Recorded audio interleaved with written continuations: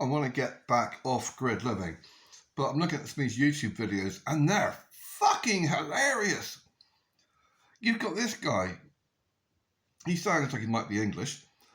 This is the first video I've watched. I've downloaded fucking hundreds. 105 in total. And it's hilarious. We don't know if we can afford to do this, man. Right. His hat cost more than my entire water supply in my last house that I owned. Because that hat is a brand name hat, it's worth about £250. My entire water supply consisted of a hole in the ground, which was already there. I had a big fucking chunky, I think it's like a 4-inch diameter double pipe going down into it, hooked up to a £100 pump, and another pipe that took it from the storage tank on the pump to the house. That was it. He's got computers and filtration, the 5 micron here, the 1 micron here, the pressure gauges and vanes and electricity and battery operated and computers and what the fuck? It's not like he's getting water from the sewage works or from the ocean. He's getting water from a tank that's catching rainwater. Rainwater. It's already fucking clean-ish, pretty much, unless you're in a coal bucket area. All you'd have to do is collect it into your big tank and take out from maybe 6 inches off the bottom of the tank. So you've got crap at the bottom sits, crap at the top sits, middle bit, drinkies. If you want, stick it through a sock or a t-shirt. But I mean, the thousands he has spent, it's just one little bit of it. He spent a good £10,000 on all this computerized filtration, blah, blah, blah, blah, blah. This is the spoiled brats mentality. With a big bang. Karma, sorry, karma. This is the spoiled brat kind of mentality where people, they want to do this thing. I'm going to guess he's got a woman who doesn't have any money, got pregnant by him, and therefore, let's live off grid. So that way you won't find any other women prettier and thinner than me, and or anyone else who can influence you away from me. Believe me, it sounds like a really sexist thing to say, but it's also a really common thing that happens to me twice. Anyway, yeah, the thousands that he has spent on all the computer setup, and I shit you not, it's like computerized. Rewind your fucking piece of crap here. It's like a computerized system that he's got for his water supply. So we've got and like extra systems and electronics and pressure gauges, and it's quite simple. Water flows downhill. It ain't rocket science. You put your water storage tank up higher than the tap where it's going to come out. That's it. Yeah, this is what you call over-complicating things. People who spend money just for the sake of spending money. Even though he's using technology, this is still proof of dumbing down. Rather than just getting, it's literally, he's just getting water from rainwater in a tank, and then he's got this submersible pump to pump it through loads of different pipes and filters, all digitized, so you can have drinking water, which is probably cost him about 10 grand with all the technology.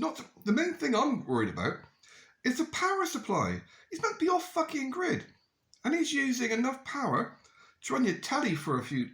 He's using a lot of electric. Water pumps, the one setup he's got there is using 3 minimum 3 pumps. One to get it out of the tank, and one to circulate it, and one to get it into the filters, and then another one to get it into the house or the shack or whatever he's living in. This is called dumbing down. He's just doing things without thinking how it works. He's just thinking, what's the most expensive way I can do it? As opposed to thinking, what's the cheapest, most efficient way of doing it? Which is, you got your big water tank, which you can get down, DIY shop for 20 quid, brand new.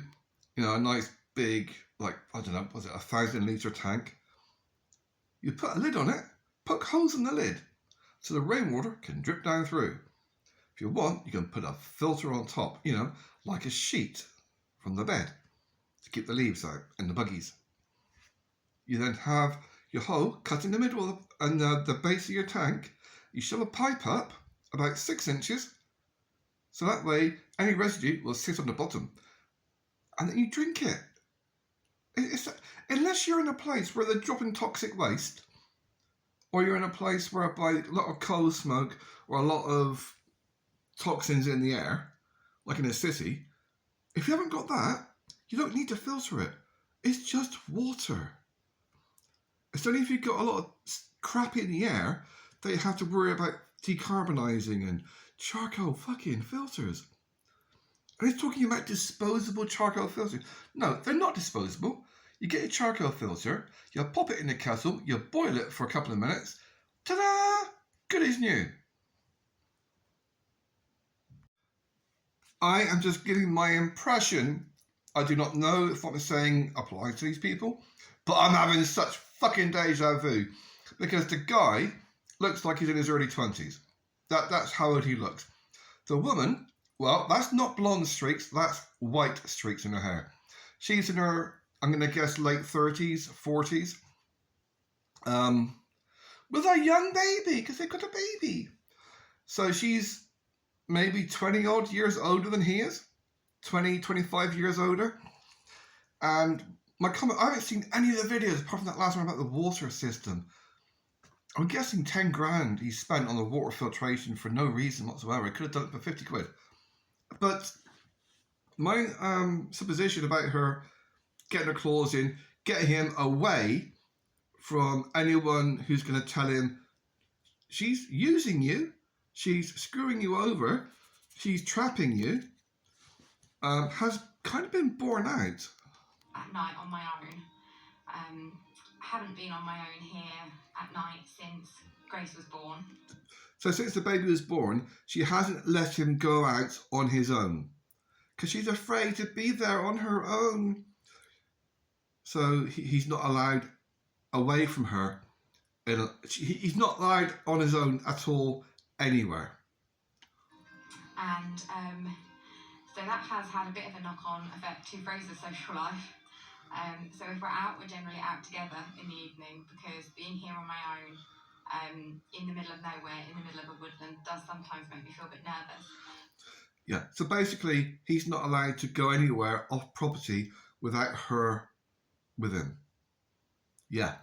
My own personal thing, the first time I had this, the first time I was 16, 17, she was in her mid-20s. The second time when it was really, really, I think she may have gotten pregnant, I don't know.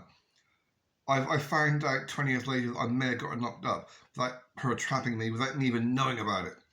The second time I would have been 22, 23, and the woman was 40. So a similar situation to this. And within a week, I was on the fucking run for armed robbery. I spent nearly 20 years on the fucking run because of that person. Yeah, I'm getting really fucking deja vu vibes with this person. It's amazing how common it is that women do this. You notice how she says it as well. She will not make eye contact with the camera. She will do it. She's talking about, oh, we've got some dogs and we did the water supply, but I'm trapping the husbands who can't ever leave, and stares at the ground. Stares up at the, oh, no, I just won't make eye contact so you can see my lack of soul. Oh, it's such a hard life with the water supply. We can't wash the car as often as we'd like to. Yeah, this is not the off-grid that is in my mind. In my mind, it's a case of you don't wash the fucking car because you have a limited water supply. But you don't have, but you have to keep on top of the firewood. That's where we have the electric, pneumatic log splitter that cost about 15,000 fucking pounds. The fire that we have is our only source of heat. Are you fucking insane? A petrol-operated electric pneumatic log splitter. I don't know if you can see it on my thumb. There's never-ending. You can see the scars on my thumb. That is what you get from chopping wood in the snow. Yeah, because you're trying to do kindling. That's what you get, because you slice your thumbs open because your hands are shaking from the snow and ice, because you can't wear gloves because you just can't grip anything. And it doesn't matter how much wood you do during the summer, you always need more in the winter, especially if you're surrounded by evergreen woods, which they are, because you've got to season it for at least a fucking year, otherwise it burns your house down. A log splitter. If they were, oh, what a lovely massive engagement ring you've got. Whilst you're doing your logs. Anyway, yeah, massive fucking engagement ring.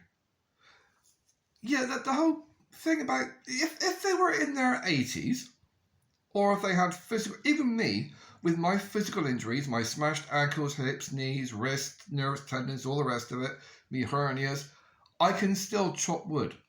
I might not be able to chop it very fast, but I would still be able to chop wood. The fact that they're younger than me, and they're using a fucking log splitter?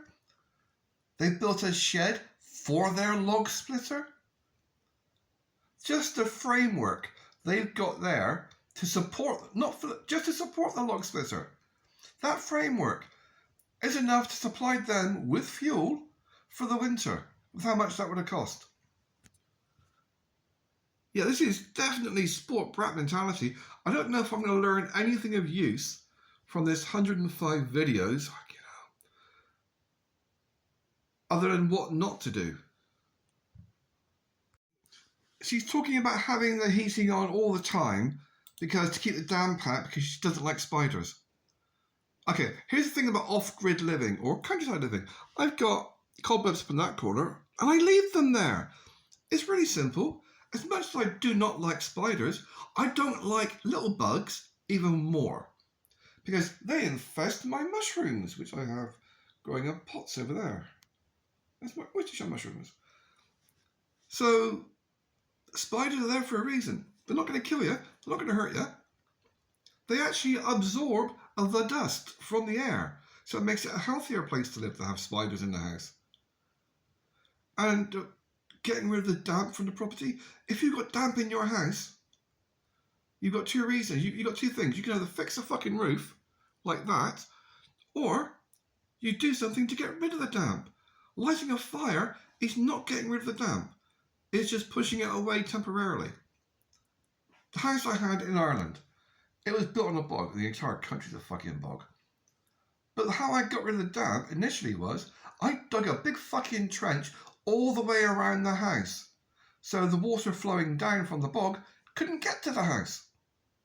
And then I planted a fuck ton of willow trees all the way around it and built me an external wall made out of living wood.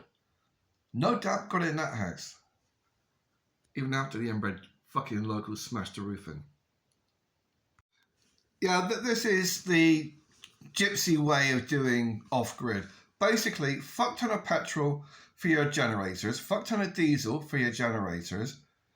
You only get a bit of wood when it's nice weather. They only get firewood in July. I think you said June and July. Oh, yeah, that's when you start going out with a chainsaw and getting firewood. Really? Are you fucking insane? If you're living off-grid and you go for a walk, you pick up a piece of wood and bring it back with you. Or if you've got dogs, here, fetch, carry it fucking home. One of my German shepherds used to bring home entire fucking trees. He loved his wood. He was quite good at making kindling as well. But he didn't really like me putting it in the fire. He tried it anyway. But they've got tons of fucking gas. If you give a shit about your kids, why would you have such a massive explosive device next to their fucking bedroom? The only reason I've got gas in my house is that I've got no choice because I don't own it. It's a rental shitty place. That's why it's damp. Believe me, I'm not going to waste my money keeping their fucking property up. Yeah, they've got all their gas bottles stored next to the fucking house. For the sake of an extra £5 to get a longer pipe, put the gas bottle, I don't know, behind some concrete blocks. So if it does blow up, it's not going to kill you. So they've got petrol generators for electric, they've got gas bottles for heating, they've got the fire running as well, apparently from August. Fucking August? It's the coldest time of the year right now. It's February the 21st, 2025. Coldest time of the year. My heating's not on. It's now 7:15 in the evening. My heating's not on. It's hardly a fucking gale. I'm pissing down outside. But I'm in a house, so I don't need to have the heating on. Yeah, these people, I don't know where the hell they're getting their money from. I'm assuming he's got money from somewhere because she's fucking burning through it. All the gas bottles. I mean, what the... I don't know. I don't understand the mentality. It's like they've got this idea, got a bank loan or got money from someone or somewhere, and then just done something. Oh yeah, no, now we're going to do this. And now, no thought, no plan. Oh, we'll get a caravan and we'll go and do this. We're going to do that. First thing, get your location sorted out and secured. Renting is pointless. Absolutely fucking pointless. Because whatever you invest to make the place better, they will increase your rent. You do anything permanent, they'll evict you and sell it. So you buy a place, like in Wales, for like 30 grand, you can buy yourself 5 acres of shitty woodland. Get yourself a caravan, put it on site.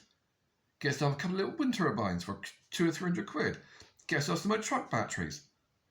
For the sake of £1,000, you've got your own electric supply. You get yourself a nice bank of batteries, they'll be constantly charging up all the time there's wind for the times when there aren't any wind. Yeah, these people, they've got no concept of what the hell they're doing. But they must have a fuck ton of money from somewhere. She's a feminist. In other words, she does fuck all, sticks her tit in the baby's face, and he does everything else. To normal life is the skills that you pick up. This is mostly Fraser, as he is the one that tends to run the logistics side of things. In other words, he does everything, and I got to look after the baby. It's a full-time job being a mummy. Yeah, so she does fuck all other than blob around the place, and yeah, he does everything. Yeah, I'm having a lot of fucking connection with this story. Oh yeah, a lot of fucking things are ringing true here. They've rewilded a field. So they took a field that they could have used for growing food. You know, polytunnels, growing food. But instead of doing that, they've planted wildflowers and trees, which have no fucking use to them whatsoever, and we've mulched them. What the fuck is point is mulching your trees? Unless you're going to use that mulch for something else. We've mulched the trees we planted and grew, and we can see all the bugs are coming back. I thought you did like spiders. And the shrews and the mice to eat your food and shit on your stuff and give you diseases. And we've got all these snakes, and you do know they can fucking kill your baby. You know, it's venomous, it can kill the baby. Oh, but it's our nature, it's lovely, we planted trees that we can mulch. How about planting trees that give you apples, pears, plums? I spent more money on the trees in my garden back in Ireland than I spent on the fucking roof and the double glazing. I miss my trees. Yeah, this is real spoilt brat. We've got this lovely solid oak barn. Solid oak. I didn't do it, but he did it with his dad, and I watched.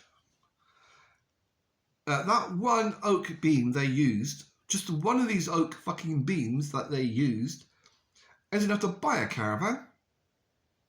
It was a, I think, 14-inch square and something like 30-foot long oak heart log.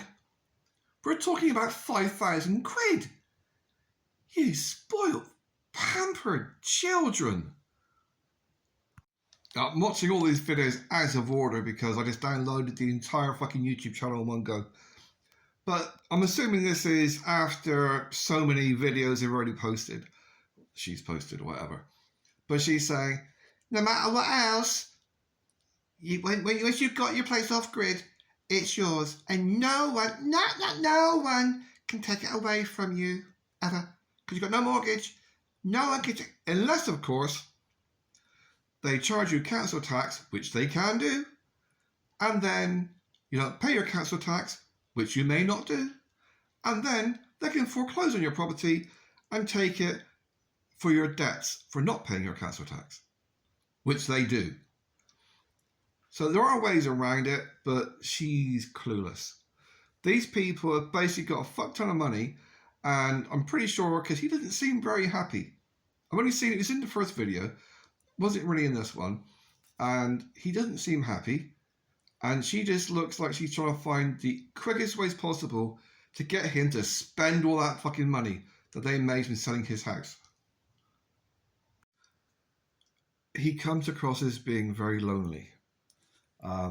He also comes across as being... Okay, he's not Brain of Britain. Level knife, hold it up, screw it, and then do it two hands holding it because it's long. He's not... You're not going to see him on one of these, TV quiz shows. So with my third hand, I'll screw it. And you notice that it doesn't even occur to him to get his wife to help? Does it even enter his mind? This is the third video, and first one was just him. Second one was just her, and a couple of clips of him. He was actually in it. This one, they were both in it to start with, but there was a very noticeable gap between them. And the video where she was talking about how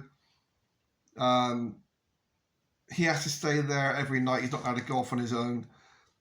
They've got an agreement that he has to stay on site at night when she's there. Why the hell would you need an agreement to stay with your wife? Isn't it kind of like the whole point is that if it's your wife, you're sleeping with her, living with her? If it's your place, shouldn't you actually be? I mean, it comes across that they're together for financial reasons or because it's staying together for the baby. Not staying together because they want to be together.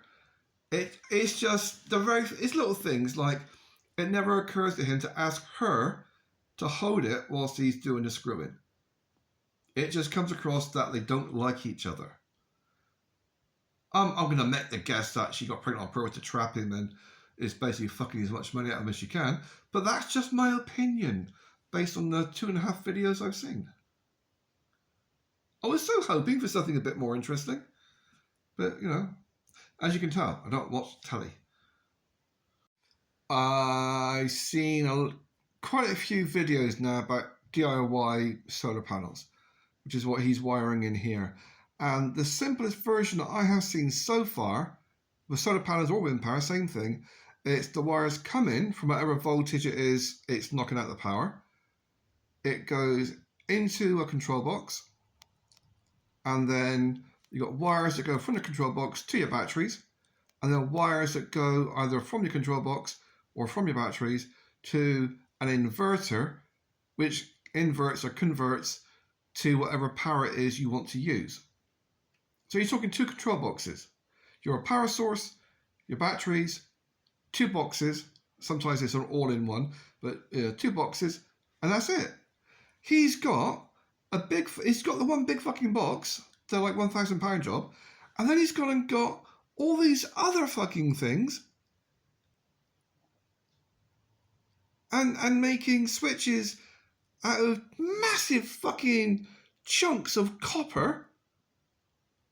Okay, I'll give you an idea. The house electric, like your power shower, your cooker, your immersion heater, that's the biggest stuff you're going to get.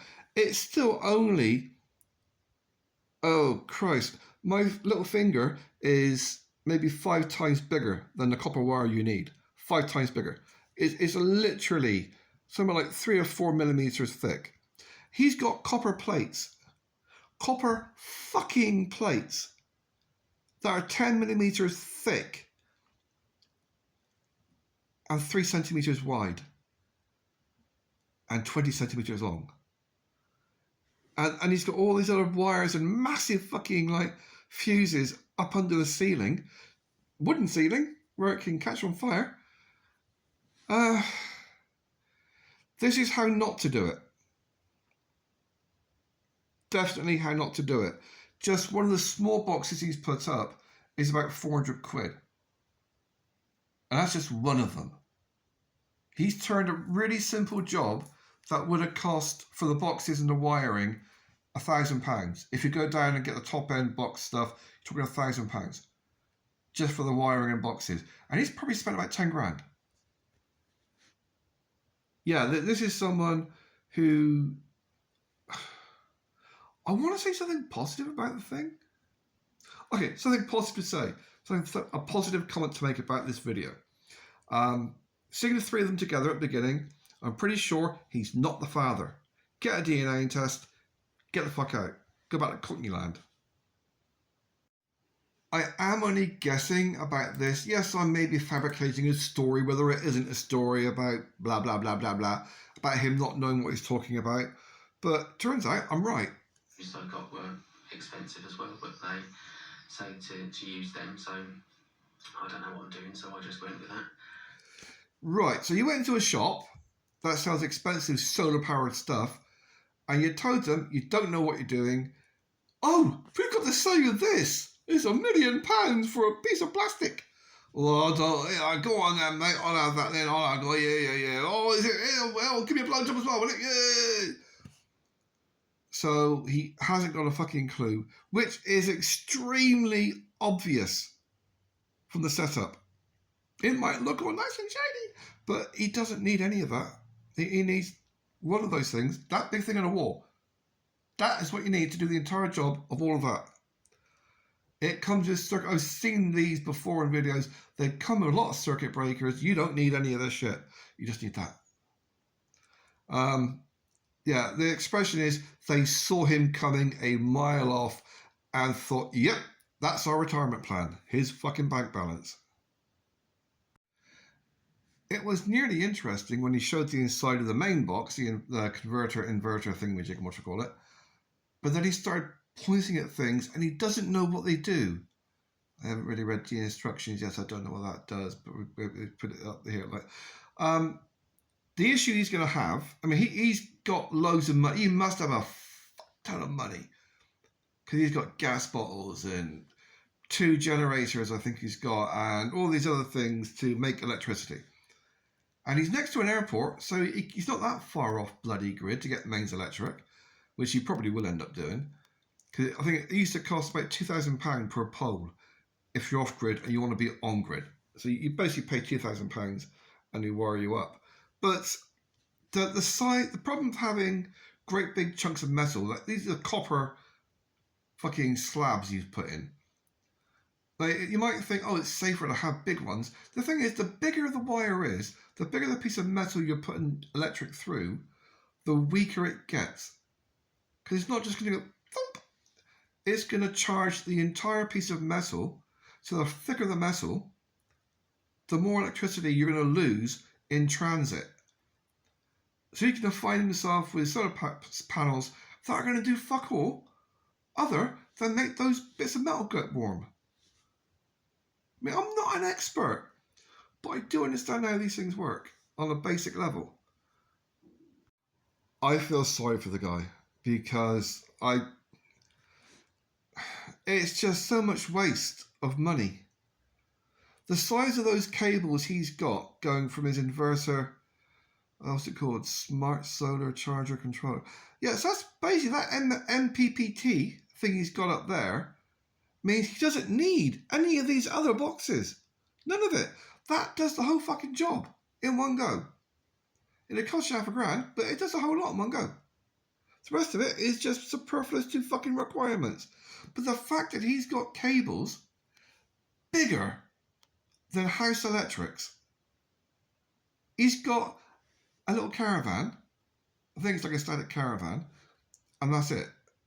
He's not got an industrial power plant to fucking power. And yet those cables are larger than a house electrics. He's going to lose so much energy when he's actually trying to run stuff. just having it on. He's going to lose half his solar panels just in keeping the bloody... Maybe I'm wrong. Maybe there's some kind of like supercharger he's got we haven't seen yet. I don't know. Maybe. I don't know. Yeah, it's a very common thing. He's following a bit of a format, actually. Halfway to 2/3 through, you get the opposite of reality. Yeah, this country's not any good for stuff like this. You can't buy anything. You can't get anything. You can't get anything. You can't get anything. America is wonderful. They seem to be able to go down to any place you want and get anything you want everywhere at any time. America is so great. Really? It fucking isn't. He looks wasted. I'm pretty sure their budget's going on weed. Because his eyes, he is so fucking stoned.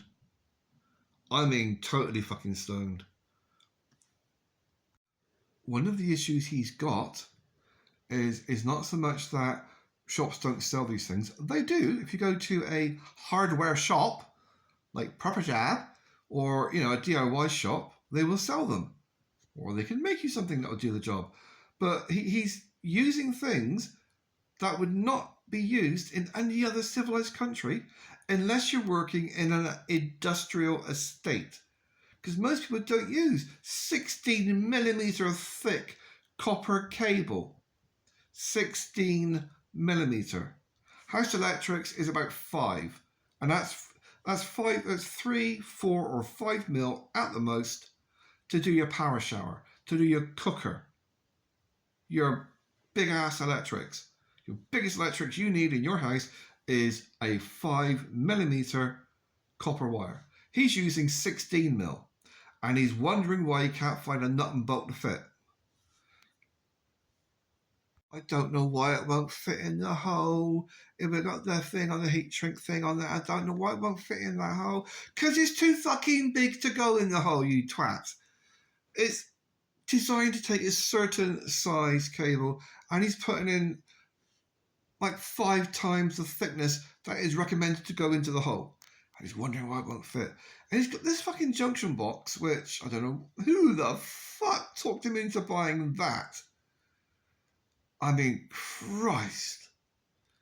The fact that he's got something with that much ampage that's going to be going through it, yeah, all those big pieces of metal is going to have a current going all the way fucking through it.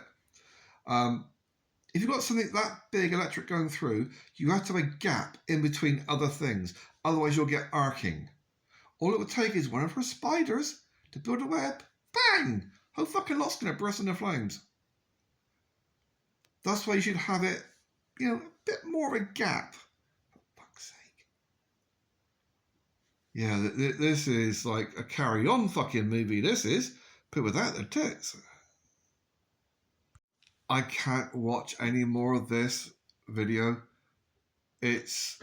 From your batteries, my batteries going to this. It's just so many... 125 fuse. My brain doesn't quite accept the size of the chunks of metal he's got for the... The thing is, the fuse is designed to blow if you get more than that thickness of electricity going through it. Is there a little bit of wire inside there? That's 125.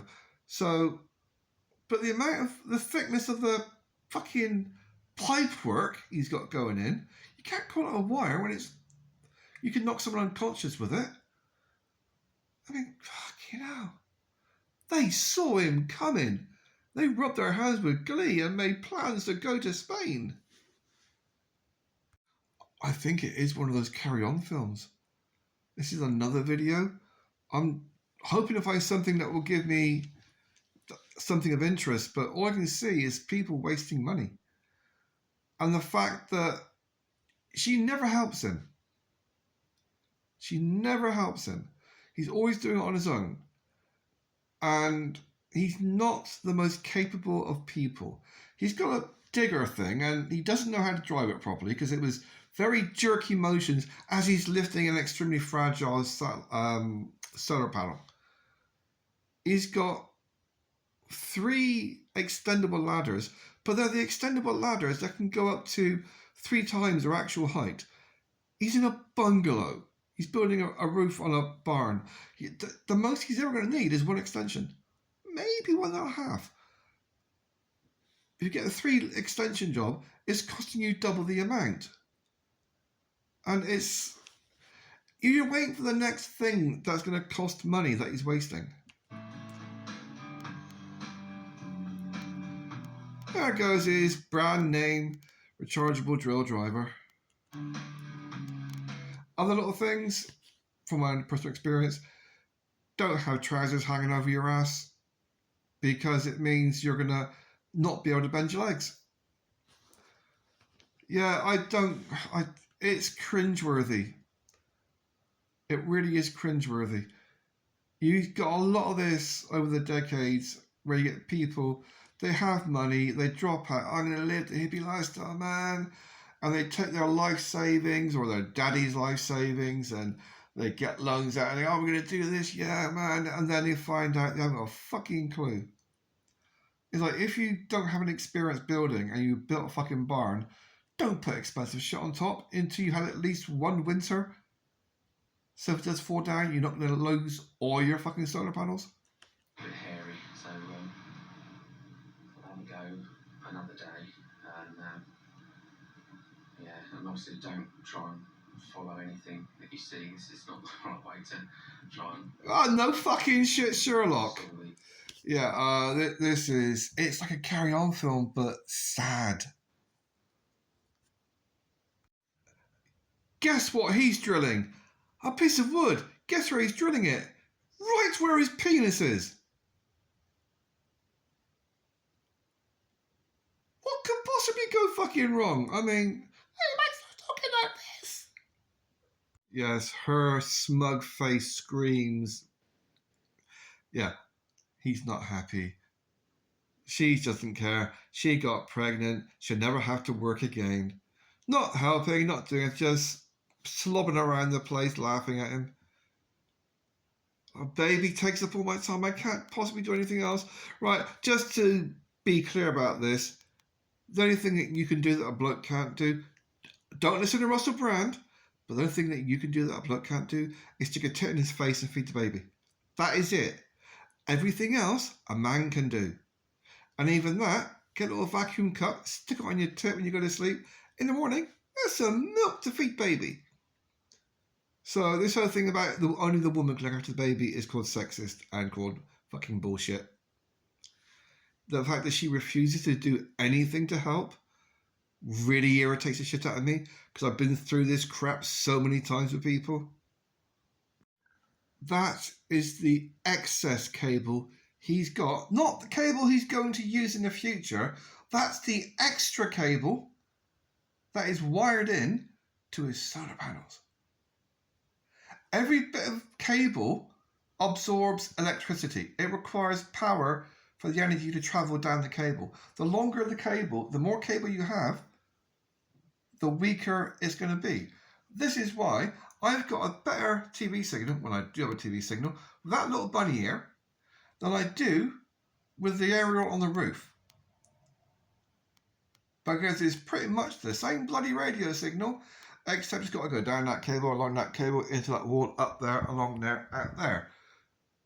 Whereas that, same job. So all this cable, he's going to have fuck all power. It's not so much an idiot's guide to doing DIY and off-grid living and solar panels. It's more a case of, it's a guide by an idiot. Sorry, guy, I don't know who you are. Maybe you're actually a Mensa and you're just acting, pretending, doing it for clicks. I don't know. Yeah, they don't do videos together. It's just either her or him.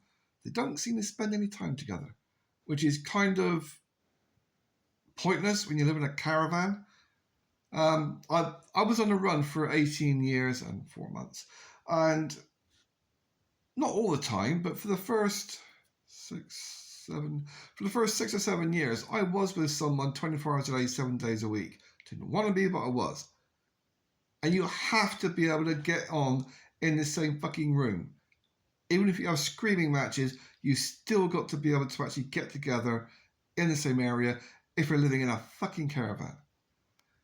But she's talking about how when Fraser bought this place for us, even though she hadn't even met him at that point, he was 23, 15 years ago. So in 15 years, all they've actually done is put a wall around it and got a caravan. That's all they've done. They got their electric generator, they got their gas bottles, they've now got solar panels, but it took 15 years and all they got done was a wall, a caravan, and some gas bottles. No water supply, no electric supply, apart from a diesel petrol generator. So no water supply, just a big bucket to catch rainwater. Are you fucking insane? Priorities. Location. Secure your place you're going to be staying. It doesn't matter if you're doing an op in fucking Afghanistan or if you're looking to get a house. First thing, you secure your accommodation. Second thing, you secure your water supply. Third thing, you secure your food supply. Then you do your luxuries like a toilet, electricity. The fact that they didn't even have a water supply shows just how clueless these people are. The earth sits on fresh water, for the most part. You drill down deep enough, you'll find it. Or somebody else's and nick it. Either way, you need a water supply. You can't just rely on rainwater. I don't know if she seems to realise it, but the information she's giving out. I remember when Fraser bought this place. He had to get out a mortgage to buy it. You had to get a mortgage to buy a fucking field. Jeez. They were talking about he had a house and he sold it so he could go off grid. And it's all him. His money, his loan, his mortgage, his house, but it's all hers. His debts, her possessions. His stress, his work, but she owns it. This is something I really need to remember for if I were to get around to getting off grid again and getting this kind of solar panel, whatever. These all seem to require an internet access before you can use these things, like your inverter to go. The whole fucking point for me for being off grid is that I don't need to have, they're both on screen at the same time. It's like I don't need to have internet access. That's the whole fucking point. So if you can't use it without internet access, what is the fucking point in being off grid? Because, there's always ways around these things, but if I'm on a fucking island up north of Scotland, I'm going to have to get a satellite phone and buy a laptop to be able to hook it all up to do it. It's a scam. That's all it is. It is just a scam. Because these things are preset to do a very simple thing. Take in a certain amount of power. If it's too much, it shuts down. If it's not enough, it compensates from the batteries. And then it converts it into a different type of electric, AC-DC, DC-AC. Does it need internet access to do that? The only way it needs internet access is to upload your details and then sell them on. Cookies. I'm still going through these videos. I'm up to like number 6 or something. They're not in order, but fuck it. But it's a case of it's what not to do that I'm learning, not what to do. It's things like he's got these are batteries. He's not using like truck batteries or whatever. He's talking about, it's hard with no money. It's so hard with no money. Basically, he's a tree surgeon. So it's a well-paid job for 3 months of the year. I didn't do official tree surgery. Basically, the insurance was like £5,000 a year. But I was trained and qualified to do dangerous felling. That's basically felling in built-up areas and on steep slopes. I used to do tree topping, and I've done all sorts over the years. But it is kind of well-paid jobs. She's supposedly a teacher. I'm guessing it's a primary school teacher. Actually, doesn't really know how much. Anyway, the thing is, these batteries, and the looks of them, are the £5,000 each type batteries. I don't know how much of a mortgage they've got, but she's definitely talked about him having mortgages. Not her. She hasn't got any debts. She's making money as a teacher. He's the one with all the debts. And I'm guessing it's her telling him, you got to go and get the most expensive batteries on the planet. Yeah, it doesn't matter how expensive the batteries, they all wear out after a while. And the thing is, he's gone for the expensive things, and he obviously doesn't know what he's doing. He's more concerned about the fact that he's taking screws out of them, which he shouldn't do, and there's paint inside the screws. Oh, you fucking muppet. So, you've got to have a screwdriver with a really good fit. Otherwise... Because he's trying to take what he calls the handles on the side of the batteries. Those handles are actually earths. Now, I'm not an electrician, but I do have some life experience. And these are basically more like a computer than a car battery. They have batteries inside them. They do have photocells, and they've got lithium batteries inside them with circuits, but they're more akin to a computer than an actual battery. Which is why they've got a big... That is not a handle. That is a fucking earth on the side of that. That is how you earth the things. And he's taking it off. Yeah. It might be a bit of a pessimistic thought, but I do wonder if she's got life insurance on him. It's amazing how many times couples, it's the men that have the life insurance policies on them, but not on their wives. Don't do that, you might kill me. But you want 3 on me? But if you love your children, the child's not even the same colour as me. Oh, you're a rapist. What? Oh, I've been really lucky. I've been smacking them really hard to get them in grip, and I've only had to drill out 2 of the fucking screws. You had to drill the screws out of your multi-thousand-pound batteries. This is a guy who was trying to drill a hole in a piece of wood into his penis.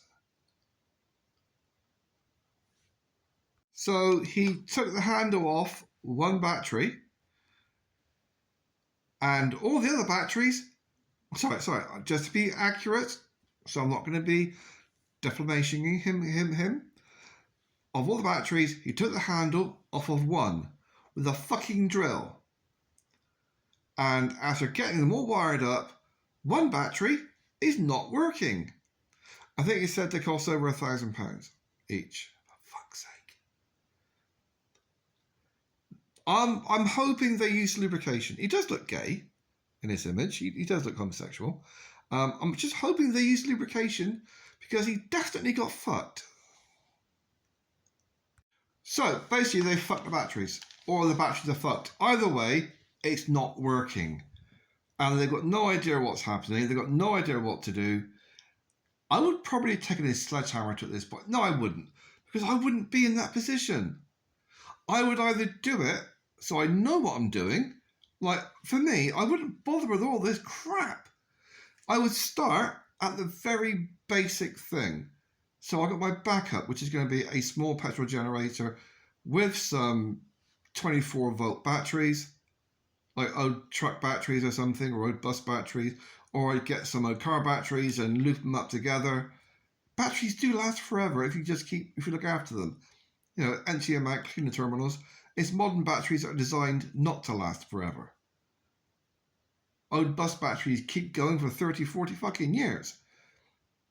I get a little wind turbine, hook it up, see how that works. Maybe get another one.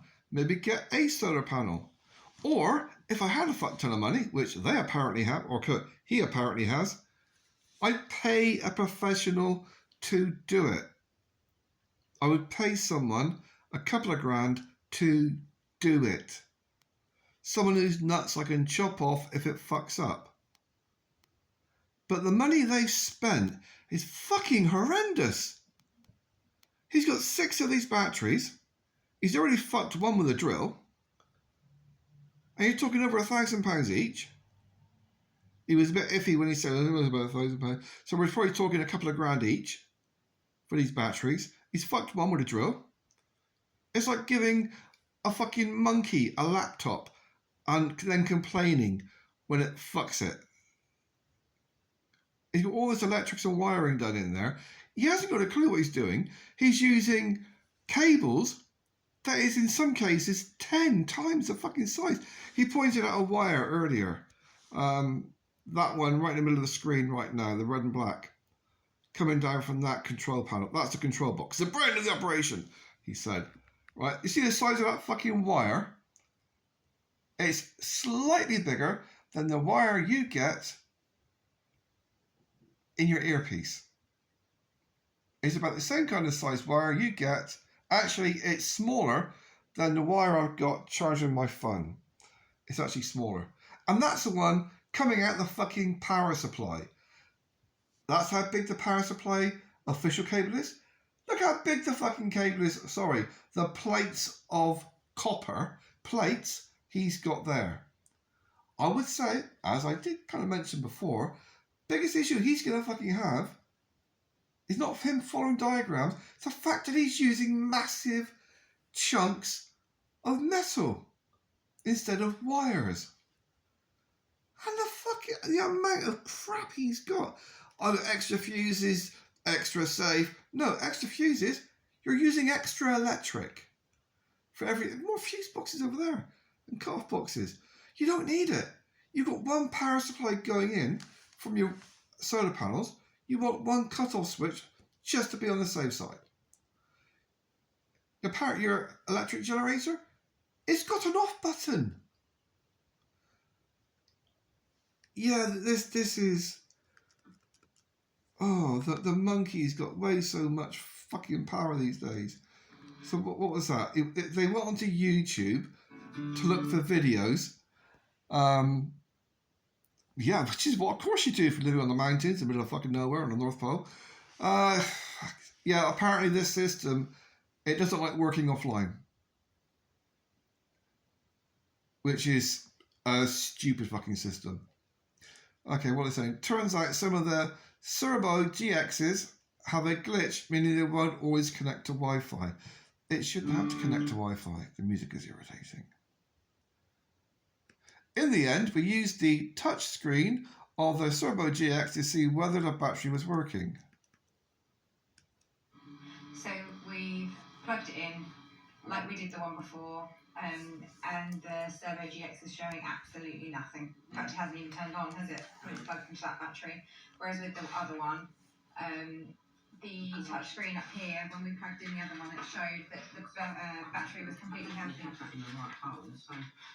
So I think our next stop then is we've got to put an Ethernet cable. Ethernet. Fucking Ethernet. Ethernet. The thing is, he's actually showing on video, this is what happened with the Irish off-grid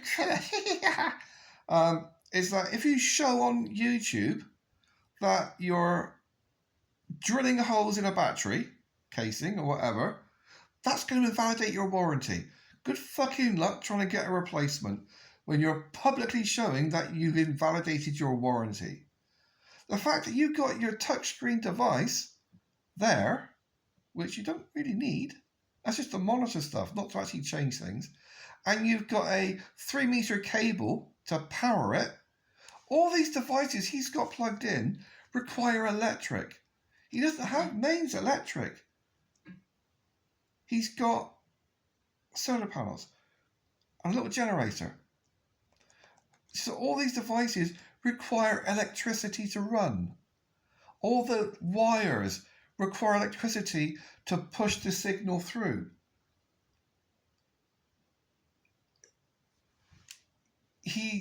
I'm not an electrician. I'm not an engineer, but I do understand that I see electric like water. I don't mix them sometimes, but it flows. If you've got a river of a certain width, only a certain amount of electric can go through it at a time. The wider the river, the more electric is going to flow through it. If you haven't got enough to go through, it's not going to reach the fucking end. He's wondering why the brain of the operation that is having trouble connecting to the internet. Well, it is connecting to the internet via Wi-Fi. Now, Wi-Fi is an electronic signal. Wiring conducts electricity, which generates an electronic signal. Therefore, if you surround your Wi-Fi device with a fuck ton of electrical signals, you're going to weaken the Wi-Fi signal reaching it. It's got a bit of a glitch and we've made them aware of it. I set the battery back and they said it's fine. Maybe they just put the handle back on. That could be what it was. He drilled the handle off and then put it back on to send it off. Maybe it was a different battery. Maybe the battery that he took the handle off with a drill was fine. It was a different battery. But going from the amount of growth on his face, I'm guessing it's been about a month. I shouldn't laugh. It's just, I've never been that way inclined whereby I just chuck money for the sake of it. Okay, that's wrong. I have done impulse buying. I've done things on feeling and I've spent money. I've not done it because somebody convinced me to do it. I've done it because it just... A good example, motorbike. I could have got a nearly identical bike to what I've got right now for half the price. For about £2,000, I spent £4. But I just had a feeling she was the right bike for me. It was a cunt I bought it from that I had issues with. Fucking jibbo cunt. But the bike itself is fine. But I would never, if I was in a position whereby money's an issue. I've got no issues with money. I got more than I'm allowed to have on welfare in savings, but I don't have issues with money. So if I want to go and buy myself an Airstyle, I'll buy an Airstyle, which is why I've now got 25 gallons of vodka and ale of varying degrees of different flavours. Anyway, but they're complaining about money and trying to make ends meet, and yet they're wasting so much money. If you're going to spend a fuck ton of money, like 10 grand, they've easily spent 6 batteries, even if it is only £1,000 each, and I'm pretty sure they're more than that. That's still 6,000. And the electrics they've put up here, just a copper cable, you're talking a fucking thatcher. You're talking at least £10,000. Then you've got the solar panels. With that kind of an expense, 10, 20 grand or whatever it is, I would pay someone to do it. Or at the very least, hire someone to tell me how to do it whilst I'm doing it.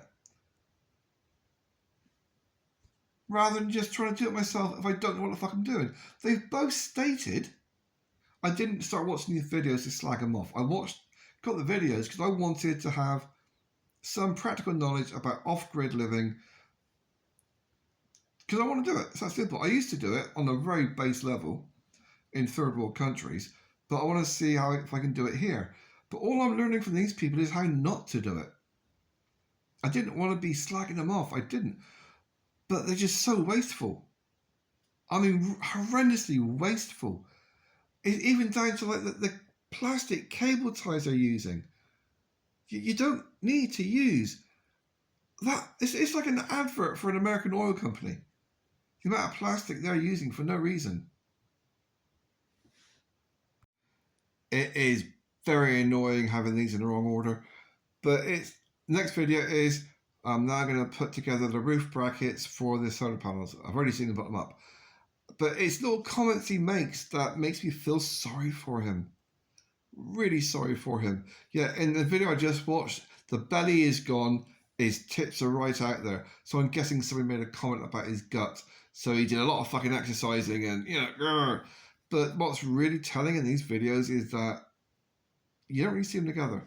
And he makes a comment about... short bits are really quite useful, rather than in the long run, especially when you work on your own. So all it is just Yeah, he keeps dropping the little comments, especially when you have to work on your own. And there's no one to help me. I think he's getting smashed and dropping them. That's their perimeter fence, their wall. I am wondering if they are jippos. Because it does look like a traveller compound. I'm looking at the straw. Haven't seen the horses yet. That is the impression I'm getting. I mean, yeah, I want to live in a secure location, but the thing about having a walled compound, all somebody needs is a ladder. Yeah, I'm going to skip this video because that's just installing off-grid power system. Next.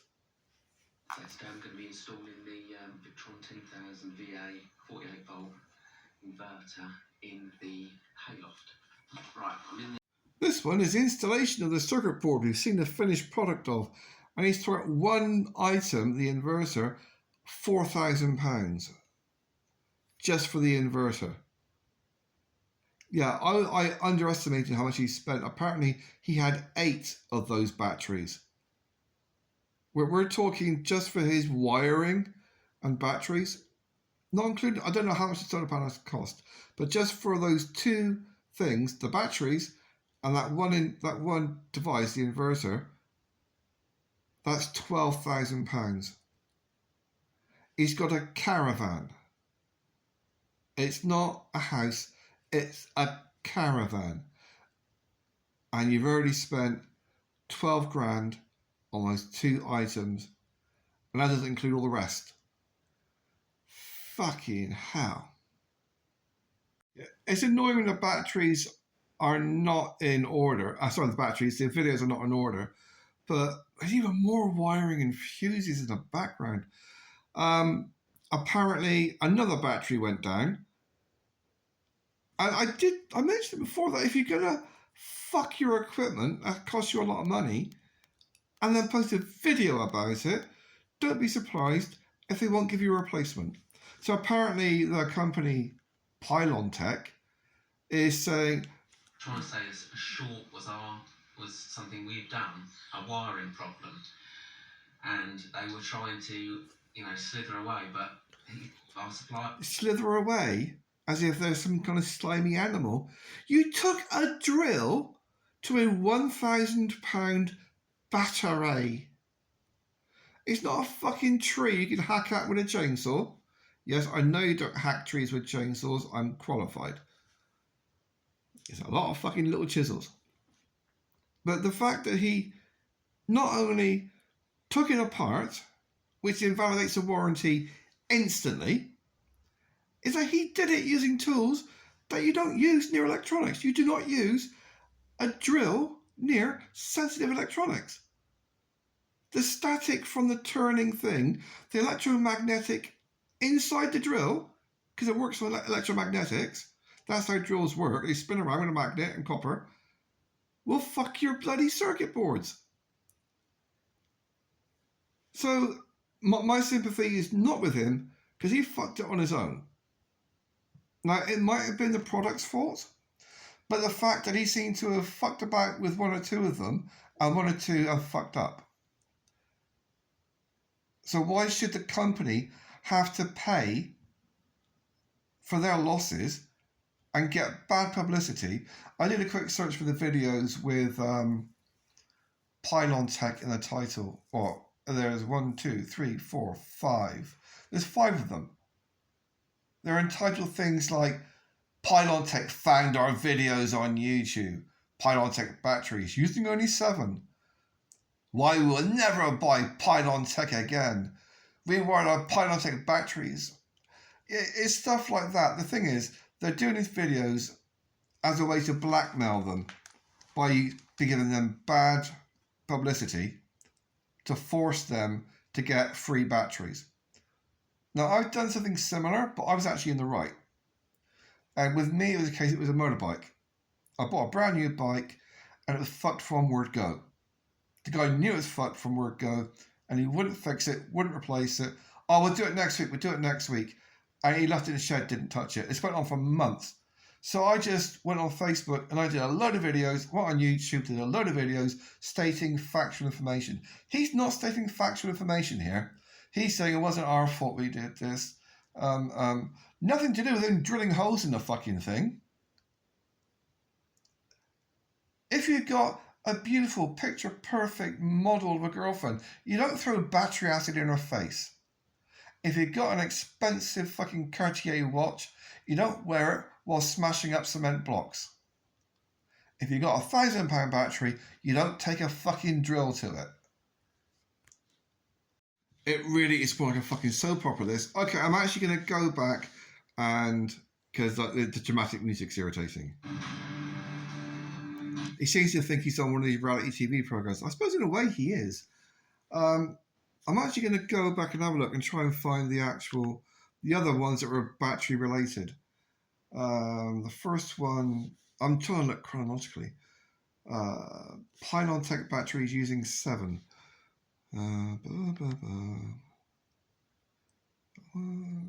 Yep.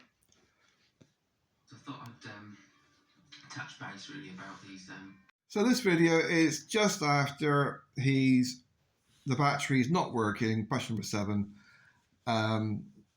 or one of 8. I think I had 8 to start with. I don't know, but one's not working, and they don't have any in stock. But they said they'll replace it, or that they'll try and fix it for me, and which is the legal thing with products, that they don't automatically give you a brand new one or a refund.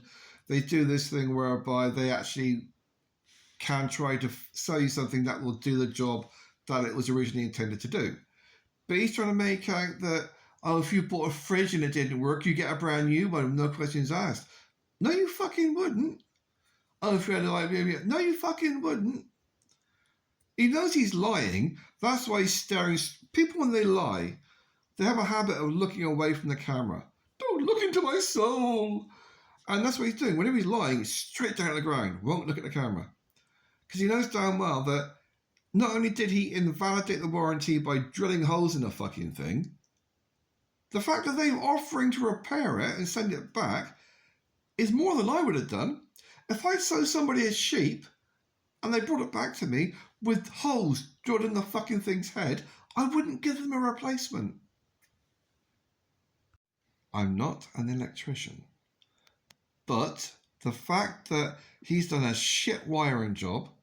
See, the wiring job he's done could be perfect. But the wire he has used is not. He's used a complete and utter wrong gauge thickness of wire. He complained in one of the little videos about how you couldn't get the connections to fit because England doesn't have these connections. You can probably buy them in a corner shop in America. Well, fuck off to America, and you twat. The thing is, he's using cables that he's been told to buy by some fuckwit rubbing his hands together in glee. Oh, you admit I wish I were the best cables on the planet. And he's complaining that they don't fit. You have to melt them to get them into the fucking hole because your wiring is shit.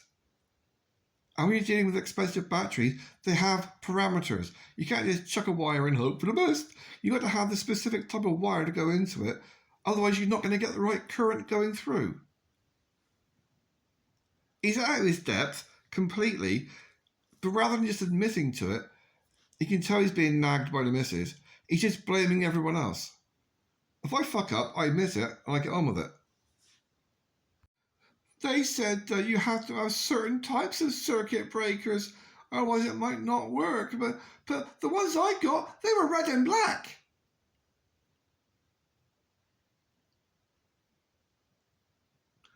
Yeah, and the circuit breakers he's put in, which you're not supposed to put in, have massive great slabs of copper. Slabs of copper. Not wire. So basically, they're complaining to him. So I don't want it back now anyway. So, no. In other words, they're not giving it to you back because you took a drill to it and your wiring was done by a fucking caveman. He's talking like a stereotype. He might not be, but people that do forestry work are generally stoners. It's just par for the course. I never was, but most of them are. He's talking like a drug addict, like you. But if I buy something, I expect to get it brand new. If it breaks, I expect to get it replaced brand new straight away. And she say, "Thank you, sir. Yes, sir. No, sir. Thank you, sir." Fuck off. No, that's not how the world works. He's talking like some druggie living on a planet. Yeah, man, this is how shit happens. They're not the ones I wanted. I was willing to spend more money. I wanted battle-born batteries because in America they look. Yeah, he keeps going about America, how wonderful it is, how perfect it is, how everything's so much cheaper, so much better. It isn't. That's called propaganda. And he's saying, well, these batteries were cheap, but I thought I'd get them anyway. Okay, if you think £1,000 and they're actually about 2,000 to 3,000 is cheap, you need your fucking bollocks trained by a professional. Yeah, I started off watching this thinking, oh, it might be okay. That was about 3 hours ago. I'm now about 6 videos in. I doubt very much I'm going to get through many more videos. I'm just getting too pissed off with them because she's obviously some conniving skank who's fucked him, trapped him to get him in debt so she can get everything. They come across as a couple of stoner jippos. I mean, real fucking stoner jippos. And it's like, oh, I fucked it because I got this delicate, fragile thing and beat it with a fucking lump hammer, and now they won't give me another one. It's like a toddler having a tantrum. You've had something fragile, you broke it, and now you're upset because they won't give you another one to break. I just noticed that the shitty music in the background has gotten to be very, very Midwestern, is the expression. You know, I'm gonna fuck my mother, I'm gonna fuck my daughter, I'm gonna fuck my sister because she sucks it too. That kind of, you know. Look up on YouTube, we'll put the link in the description. Ding, ding, ding, ding, ding, ding. He actually looks like he's about to burst into tears. Well, they gave his money back for the first battery that he fucked, but they're having issues fixing the second one. The thing is, it may have been the batteries that were bad. I don't know. But what I do know is that if you go on YouTube and you post a video of you drilling holes in a fucking battery, don't be surprised if they say fuck you to getting a refund. And trying to blackmail them by posting videos online is just going to get you sued. That's why whenever I post my fuck you videos, I stay to the facts, not fiction. Sometime after that last video, we have this one. I don't know the time frame, how weeks, months, or years later it is, but if you are complaining to a company that the batteries they've sent are not working properly, maybe you shouldn't put up, we are not qualified electricians, just off-gridders learning as we go. That's a bit of a saying, we can't get a refund because we fucked it on purpose. If you put up, we are qualified electricians, there's more chance you get a refund. But saying you're a monkey with a claw hammer doesn't help. There's a lot less wires on the board than there were just now. He's still got the wrong size fucking wires. Although some of them do look a lot smaller. That's most of the problem he's got, is he got so much electric just to light up his fucking LED display. God, it's a fucking horrendous job. I mean, I've done some spaghetti. I rewired my own house. No qualifications whatsoever. But I did it from the fuse box, big ass fuse going in, and this is the old round fuses, not flick switch fuses. And I redid the whole thing, power shower the lot. But I did the power shower and the cooker on the same fuse, which is perfectly fine and safe, just so long as you don't use a shower and a cooker at the same time. Because you've got X amount of amps going through it, so it can do one or the other, just not both. But that is just, it looks tidy, but he's used the wrong stuff to do it. Yeah, he hasn't got a clue what he's doing. In some ways, it reminds me of something I did when I did my first plumbing attempt. I put in stop taps everywhere. See, if you're doing plumbing for other people, you don't really bother with stop taps because you want it to break so they can pay you to come and fix it. But if you're doing it yourself, you want stop taps all over the fucking place. I had it set up so that, because a stop tap's only £1, like saying it's 75p, and a little bit of extra work, that's it. But if you do that, it means you can turn off the water supply and take out a radiator without having to drain the entire system. Get a leak, turn the taps off, ta-da! No issues. But what he's done, he's put off switches everywhere. He's put circuit breakers everywhere. And you can see that he's gone into a shop. I don't know what I'm doing. Oh, come over here, sir. We know, we recognize a gentleman of distinction. We can really fuck your bank account. I've been looking at the prices of some of these solar panels, and if he got them new, and they were the ones he had did look brand new. He commented about it, and he's got, I think, 12. And if you got them brand new, at like say £5,000 each, you know, so 5,000 times 12 is £60,000. The batteries were 10 grand. His control, the one control box was 4, and that's if he's being honest about the price. He's so far spent roughly £80,000 for a power supply, just for the solar power supply, for a caravan. A fucking caravan. I shit you not. If all you've got is a caravan, 2 of those 50 quid Chinese wind turbines will do the job. 2 of them will do the fucking job. It will charge up your car batteries. You can have 24 volt system, 12 volt car batteries. Put 2 together, that's 24 volt system. That'll give you enough power for a shower. She hasn't got to wank when she's in the shower. It's just, my brain is frying at the waste. That's what does my head in the most about these people. Is just the absolute fucking waste. He's probably one of these people that went into a bank. Care for a loan, sir? Loan, sir? Would you like a loan, sir? Easy repayments. Will only charge you 5% interest for the first 2 minutes, and after that it's going to be 50% interest. Got some property you want to put on the deed? Well, you'll never lose it. We never take you. Oh, you're evicted. Fuck off. He's also saying, this is before he tried threatening the, whatever the fuck company was called for the batteries. So he's actually showing that he's fucking up the wiring on purpose. This is before they said, we've seen your videos. We're not giving you a refund. Well, fix it. Bring it, because you destroyed it yourself. He's showing here a fuse. Yeah, it's a fucking fuse. And he's saying, oh, I put the different fuse in on purpose because I didn't want the fuse blowing. Okay, if you've got a fuse, it's there for a reason. A fuse has a job. The job is that if you get too much power going through, it pops to stop the devices getting damaged. That's why you have fuses. That's the whole point of a fuse. You get a fuse in a kettle. If the kettle overheats, the fuse will pop. If it doesn't pop, the kettle burns down. So does your house. It's the same with a fuse for these things. If it's got a fuse of a certain size, it stops a power surge from damaging the battery. But he's actually saying he put in a larger battery than before because he didn't want it popping for no reason.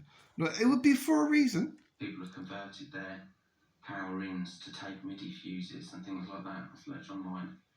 But it's a lot of faffing, it's a lot of modifying, and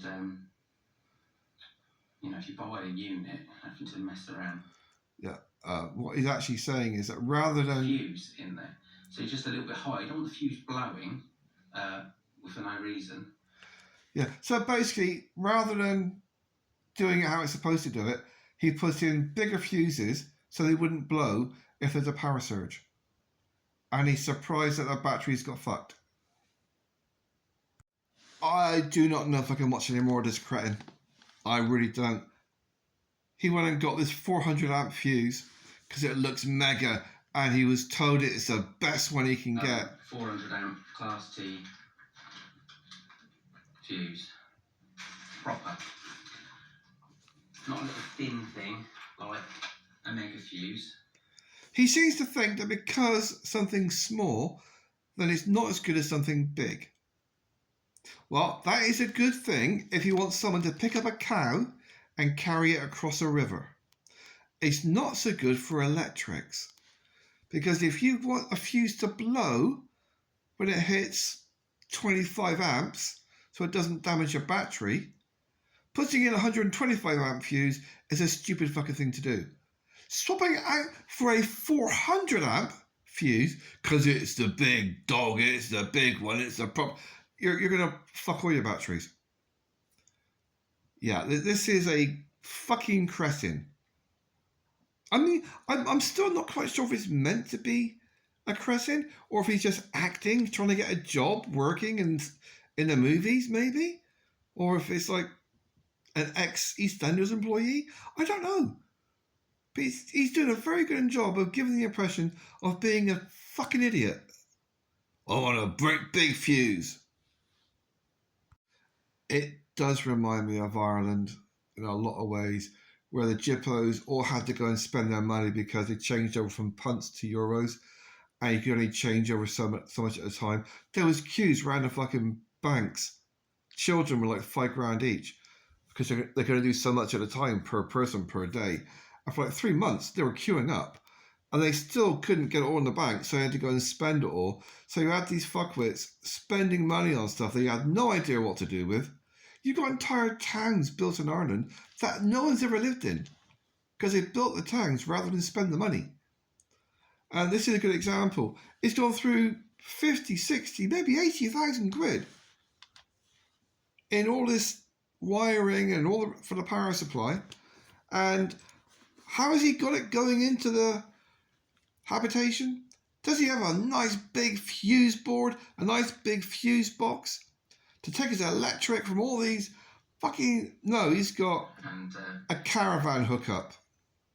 A fucking 2 plugs that you have in a caravan. How fucking gypsy of you. Danger! It's got a 230 watts. A caravan hookup. That's what he's got from his, what could quite possibly be £100,000 worth of power supply. A caravan hookup. Not even a dump, just a 2-plug caravan hookup. Fuck me with a spatula.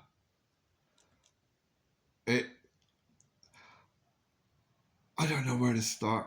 I just... Yes, because bending a 6mm power cable in half is always a good fucking idea. Wire is not that bendy. You bend it more than twice, it breaks. You keep wrapping it around, it snaps. It's that simple. It's metal inside the rubber and the plastic. Fuck's sake. Oh, and also wrapping all the cables together nice and tight like that. Electric is hot. The thicker the cable, the more the heat. You put lots of cable together, they will overheat. And that's going outside because that's daylight. Oh my God, he's a cretin. And we'll show you the generator. It's plugged in. This knows, it knows it's switched on. I think you get about 6 seconds before. Yeah, so his house fuse box is basically a caravan hookup. Oh, for God's sake. As mentioned before, if you're going to fuck about with expensive stuff and fuck it up, don't post it on YouTube. And don't admit you don't know what you're doing. These fuses for these Pylon-Tech batteries. And I'm dreading it really because I don't really know what I'm doing. And oh, fuck's sake. Yeah, this is...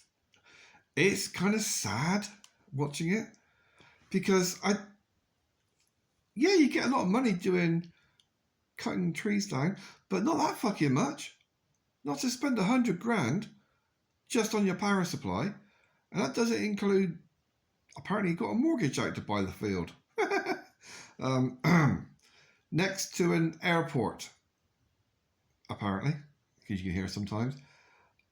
If I were to, I own property in another country, but various reasons I don't live there. But if I were to buy somewhere else again, I sure as I wouldn't pay money to live next to an airport.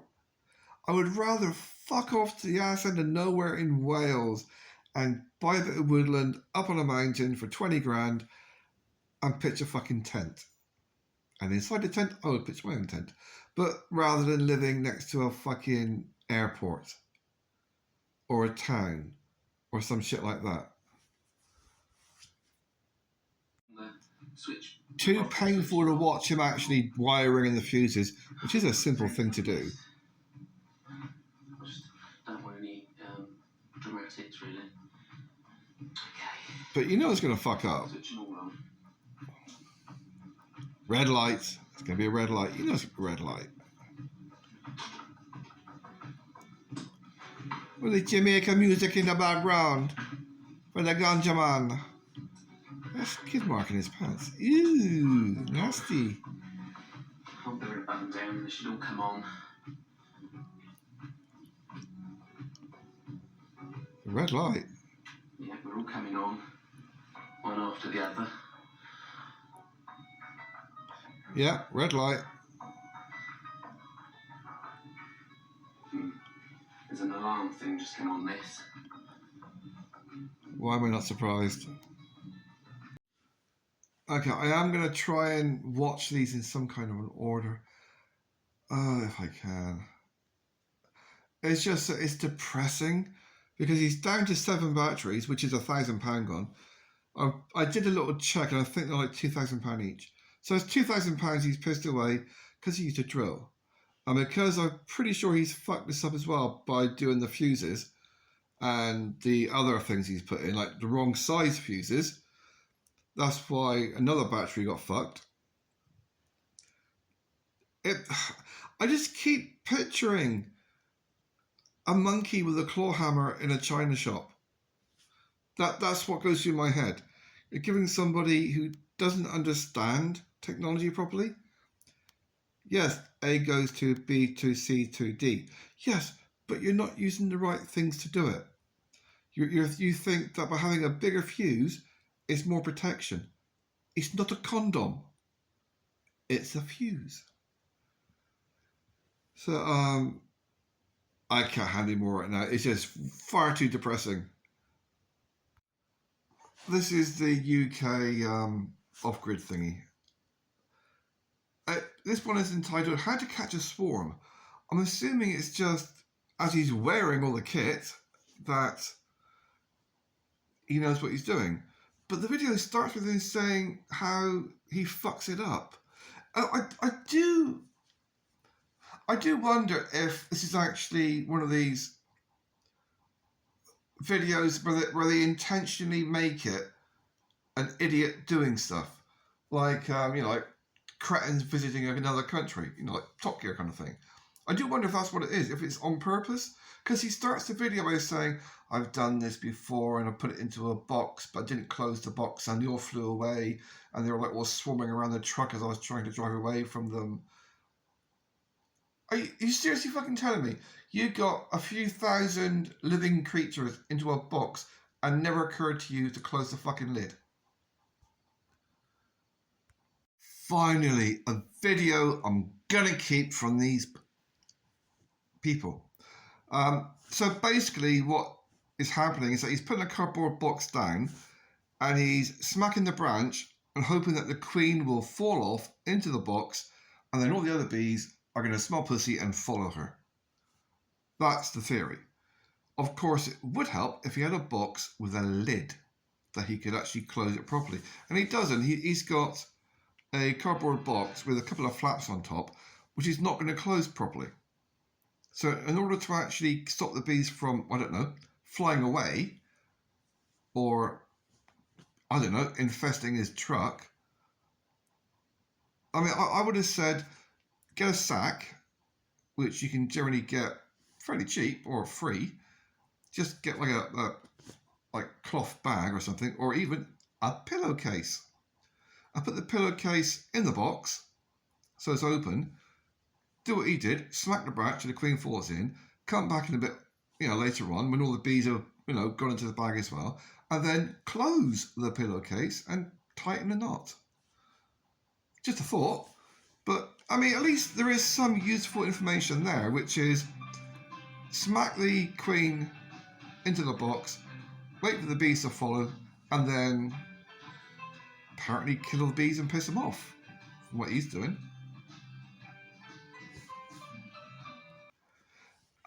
Just to re-emphasize the fact the guy's an idiot, after he's done all that, then he starts spraying smoke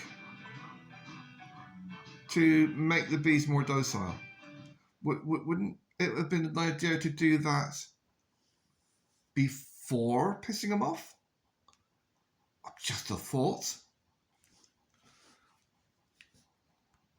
The last video was kind of pointless because we got our setup for a workshop as well. So they spent basically £100,000 on solar panels for a workshop which doesn't seem to have anything in it apart from a log splitter. It's got an axe. And they don't even have a water supply. I don't understand. Unless he works in the airport, cutting down, he cuts down trees. And I'm going to guess he's a primary school teacher. I'm just guessing. Maybe she's a science major. I don't think so. But unless there's some other reason, I can't see why they would spend money. Sorry, he would spend money to get a mortgage on a field that you could have used to grow stuff and then planted shit trees which don't do anything. We can mulch them.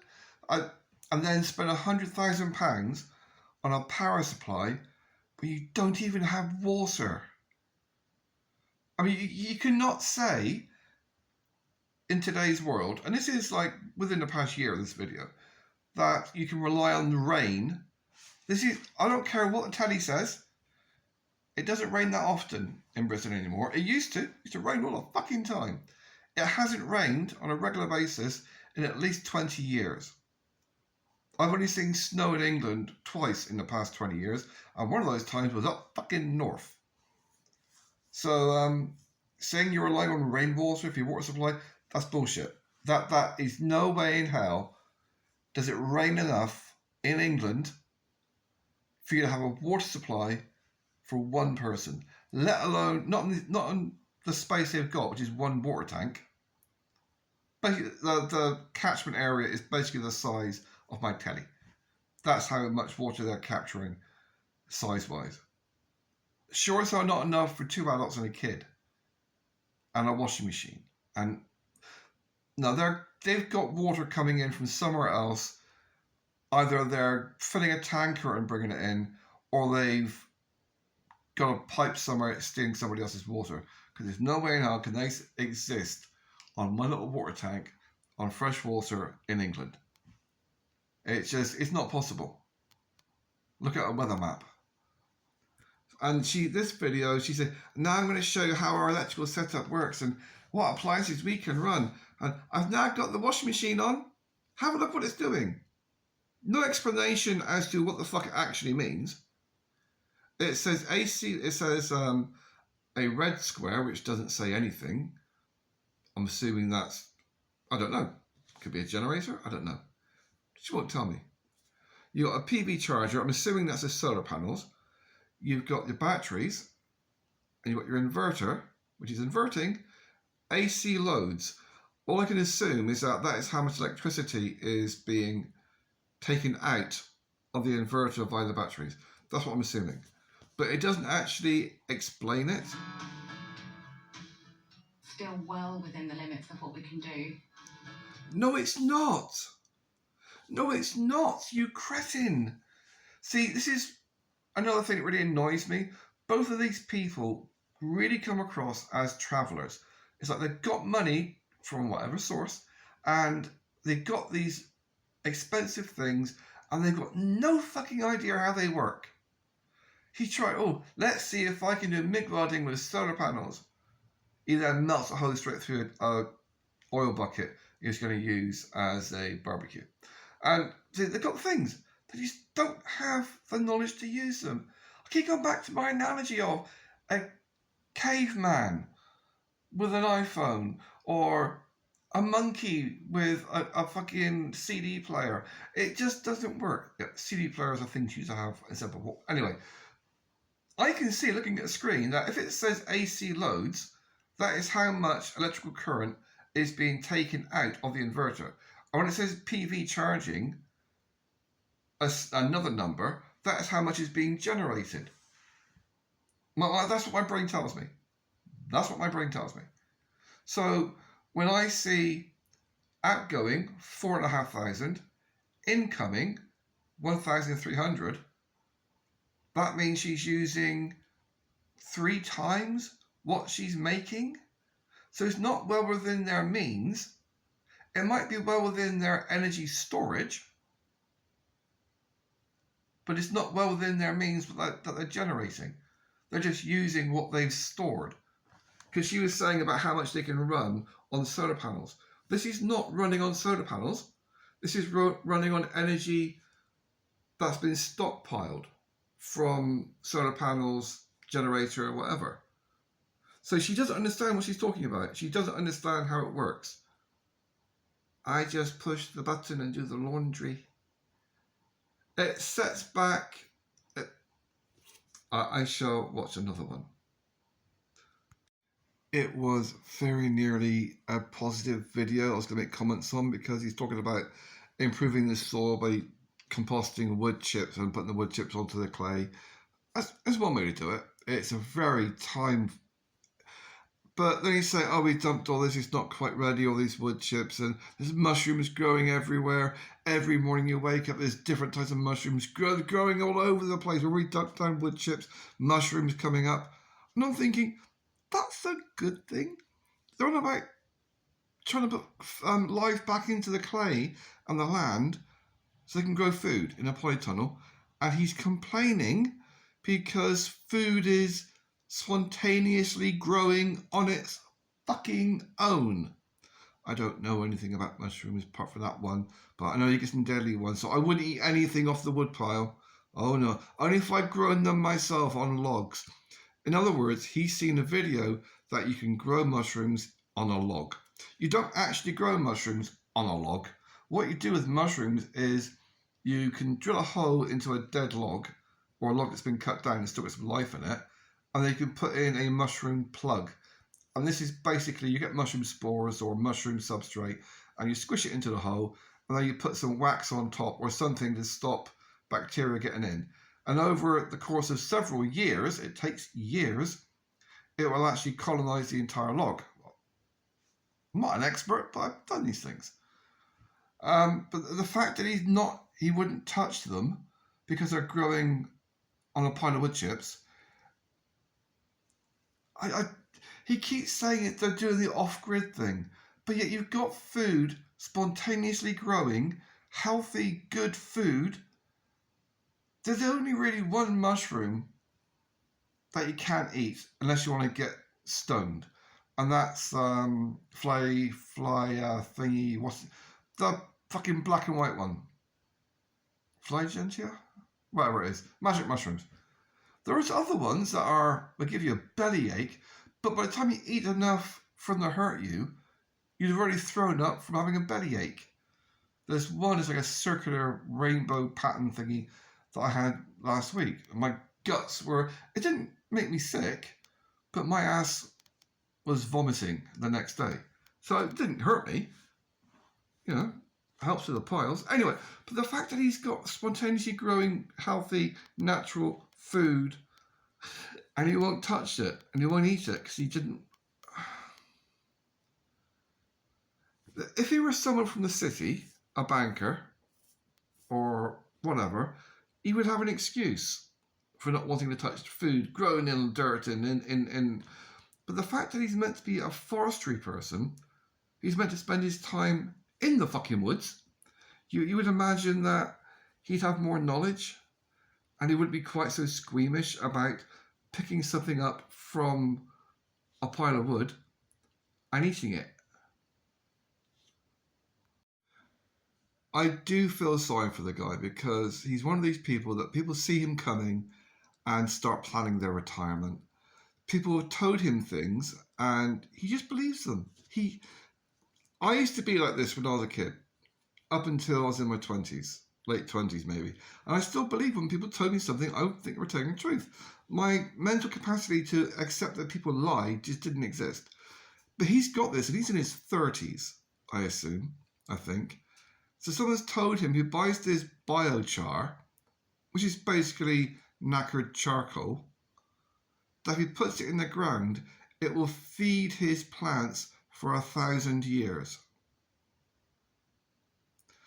For thousands of years. That's what he said. And he believes this. Someone has told him this magic black goop, if he puts it in the ground, it will feed his plants for thousands of years. There is nothing on this planet that will feed your plants for 1,000 years. Nothing. Water gets used and it gets recycled, but you lose a certain amount. The sun, it's not always there. But the fact that he thinks that this magical thing, that they saw him coming. I got some magic beans. Beanstalk, giant, golden eggs. I'm sure in one of these videos, one of them said that she's a teacher when she's not having a baby, and that he does tree felling. I'm sure that's what they said. Now, when you're doing tree felling, you don't get paid by the hour. You get paid by the job. When I used to do respacing, that's where you go into forestry and you cut out the trees around the one tree you want to leave, because you always plant 10 times more than you need. You get paid by the hectare. When you're planting trees, you get paid per tree you plant. When you're doing tree topping, you get paid per tree whose top you cut off. But the way he's working, it's not someone who does it for a living. It's someone who doesn't seem to understand how it... I'll give you a good example. He's cutting a willow tree. There's not many trees I recognise. I recognise a willow tree because it's a really, really, really useful tree. Not just for the fact that it's medicinal, like aspirin, but also that it grows really bloody fast. But the way he's cutting it down, he's cutting off a little bit there, a little bit there, a little bit there, a little bit there, a little bit there, a little bit there, a little bit there, a little bit there, a little bit there, a little bit there, a little bit there, a little bit there, a little bit there. It's essentially 3 trees, and he's taken a couple of hours, a little bit at a time. It's not a heavy fucking tree. You could cut it at the base, and he's leaving about 1.5 meters of stump behind. If he wants them to keep growing, that's a good thing to do. It's called pollarding or coppicing if it's that low. But he's not. He's digging them up with a digger. You could have cut the whole lot down in one go and then just dragged it out of the way and plant it somewhere else. With his willow, you just lay it on the ground, pour water on, and it sprouts new fucking trees. It's magic. For a guy in his mid-30s, who I think that's what they said his age is, he's not picked up very many skills with regard to how to actually do forestry, and yet that's meant to be his profession.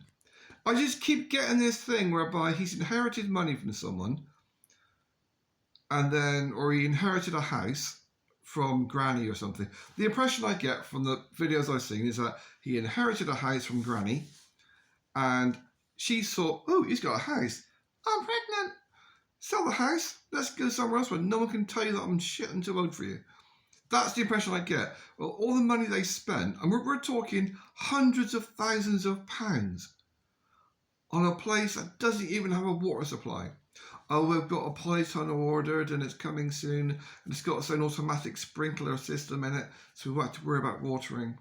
You haven't even got enough water to feed your fucking self, let alone water a polytunnel. Absolute fucking idiots. I don't know, gypsies are what the fuck they are. We've got our food, we're growing. They've got apple trees, plum trees. Perfect. I've spent thousands, a bit more on trees in my last place than I did on the actual house. What they're doing that is stupid is that they are feeding unripened apples to their baby. This is unripened. Green gauges and So Grace loves any fresh fruit has a lot of acid, which if you eat too much, actually melts your intestines and your stomach lining. It actually melts it. And the younger you are, the weaker your stomach lining. This is why you're not supposed to give children fresh fruit. You can dilute it with water. You can't give them orange juice, not until like 8, 9, 10 years old. And even then, you've got to dilute it because it will melt their stomach lining. And if it's unripened, it's even more acid that's going to melt that poor baby's fucking intestines and her stomach lining. And they, we don't mind. It looks good. The dodgiest stuff I gave to my kids when they were little was something like spaghetti bolognese, because it's just fucking hilarious watching them feed themselves with handfuls of spaghetti. They end up with it head to toe orange. But it's healthy and it's not going to kill them. These people are... and that's meant to be a teacher. She's meant to be a teacher. Yeah. These things, they are like little sweeties. No, they're not like little sweeties. See, kids don't have an off-on switch. If it goes near their mouth, they eat it. They don't care what it is. Dog shit, rocks, they don't care. They assume it's good for them, otherwise you wouldn't give it to them. This is just... it's child abuse. It is just fucking child abuse.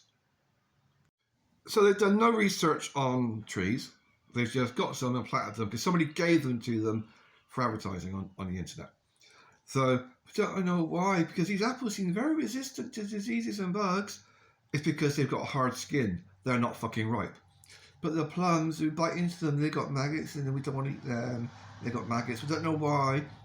Because plums are soft-skinned. And because you let them go too long. And because you planted things to encourage insects and bugs to come into the area. The fact that these trees are all overgrown and touching each other means that whatever goes on one will crawl across to the other one. You meant to have a gap in between them. And the fact that they've got grass and other things growing up all around the trees means that bugs and other things can just crawl onto it. Ooh, I can make my home in here. So that they don't know what they're doing. They've done no research. They just gone to a shop. Said, oh, I want to buy some trees. Oh, we got fucking loads we can sell you. They will also have stock that is infested with bugs, hornets, and of course canker, which is the cancer of trees, which spreads like cancer. If you leave the apples and the fruit on the trees past their ripeness, and bugs will move in and use it to make babies. That's called nature. He seems to think that by leaving the fruit on the trees until they're rotting, that bugs won't move in. He doesn't seem to understand that a bug will not move into a fruit tree, into a fruit, when it's ripe.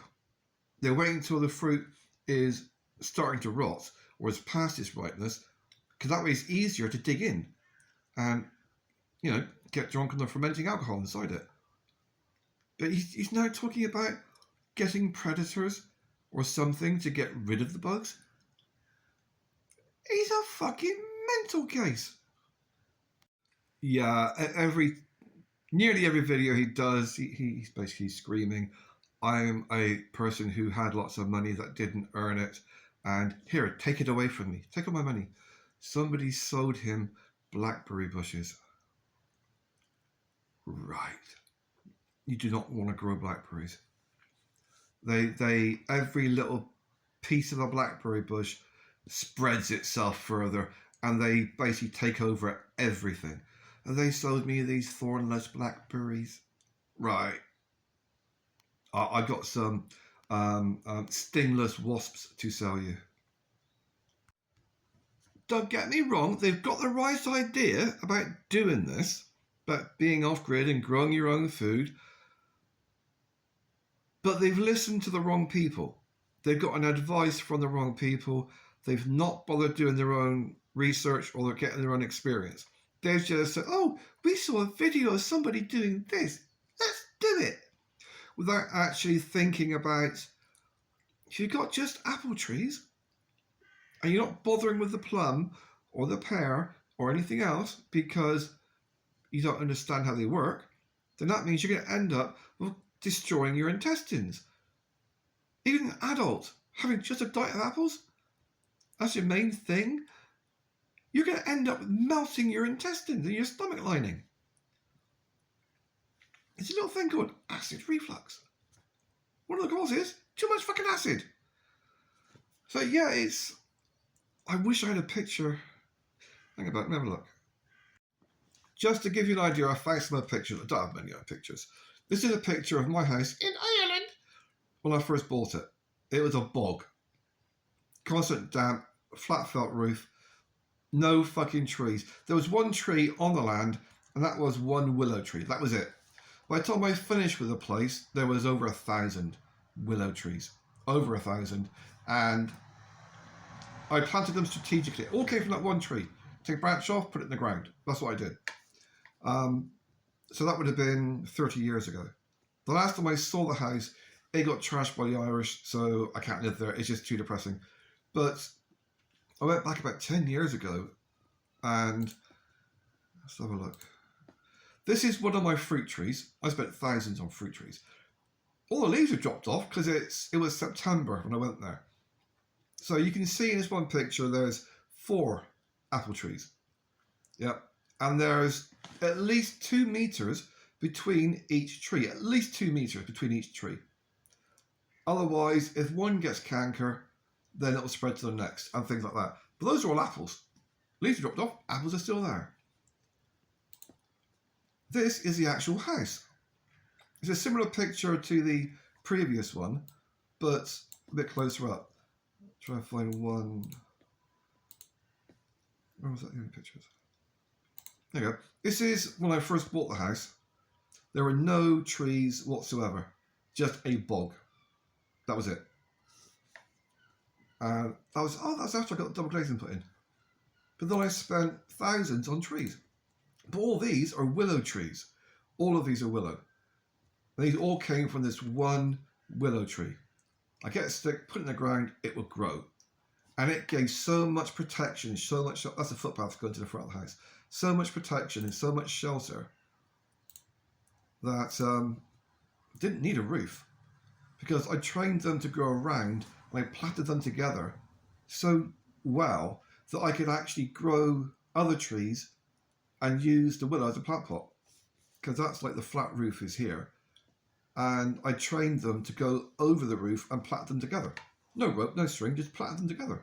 And they actually formed a brand new roof. And even when there was like horrendous storms and gales, you didn't feel it or hear it. Even after they smashed in the windows, you still couldn't hear it or feel the rain coming in. And yeah, so I'm not just talking bollocks because, you know, oh, that's not, do it like this. I have actually done this. And he's done it in a bad way. And it's just, my biggest problem is the waste. He's got so much waste. He's got evergreen trees right next to fruit trees. Evergreen trees poison the ground. They poison the air, they poison the water, they kill everything around them. And one of the reasons for this is not just the toxic nature of evergreen trees, it's the fact that their roots don't go straight down like indigenous trees, apple, fruit, nut trees. Their roots go horizontal. So they actually kill the ground around them. I still want to say something positive, but they're fucking idiots. I mean, there are hundreds of thousands that they have wasted. Okay, so this is about the borehole they've done. And he said that he's got a borehole that he's done, and it's 20 meters deep. 20 fucking meters deep. What are you going for, China? The thing you do, when you want to do a borehole, yes, you can get little bits of sticks and, oh, I can sense water. Or you can just ask a local, is there water in the area? You also want to find out whether or not there's farms or dairies in the area, because they go through a fucking lot of water.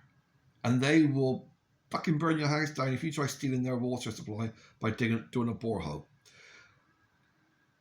One thing you can do is to get a geological survey map, and they're on the internet, they're free. and it will actually tell you where the water table can be. And it will tell you whether or not you're on a lump of rock that has no water under it, or whether you've got an area that might have a place where you can put in a borehole. But just digging a hole for the sake of it, not going to work. I mean, it could work. There is a water table it's called a table for a reason. If you've got like a lot of evergreen trees, they will lower the water table because they're drinking a lot of water. So the more trees you've got, the more water they're drinking, the lower the water table will be. So he just does stuff because he's told to do it. Or, oh, we can dig a hole, we'll get water, we'll get magic berries coming out. He doesn't seem to have any planning. Someone says, drill a hole, you'll get water. You got to actually have water there to start with. So he's not getting water, he's getting salt water. Okay, I've never heard of that.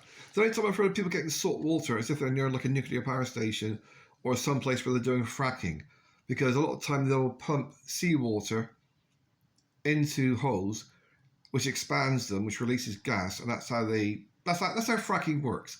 Is that you drill a hole, you pump in under high pressure seawater, and that will expand the cracks, fracking it, and that will release the gas that you can then suck up.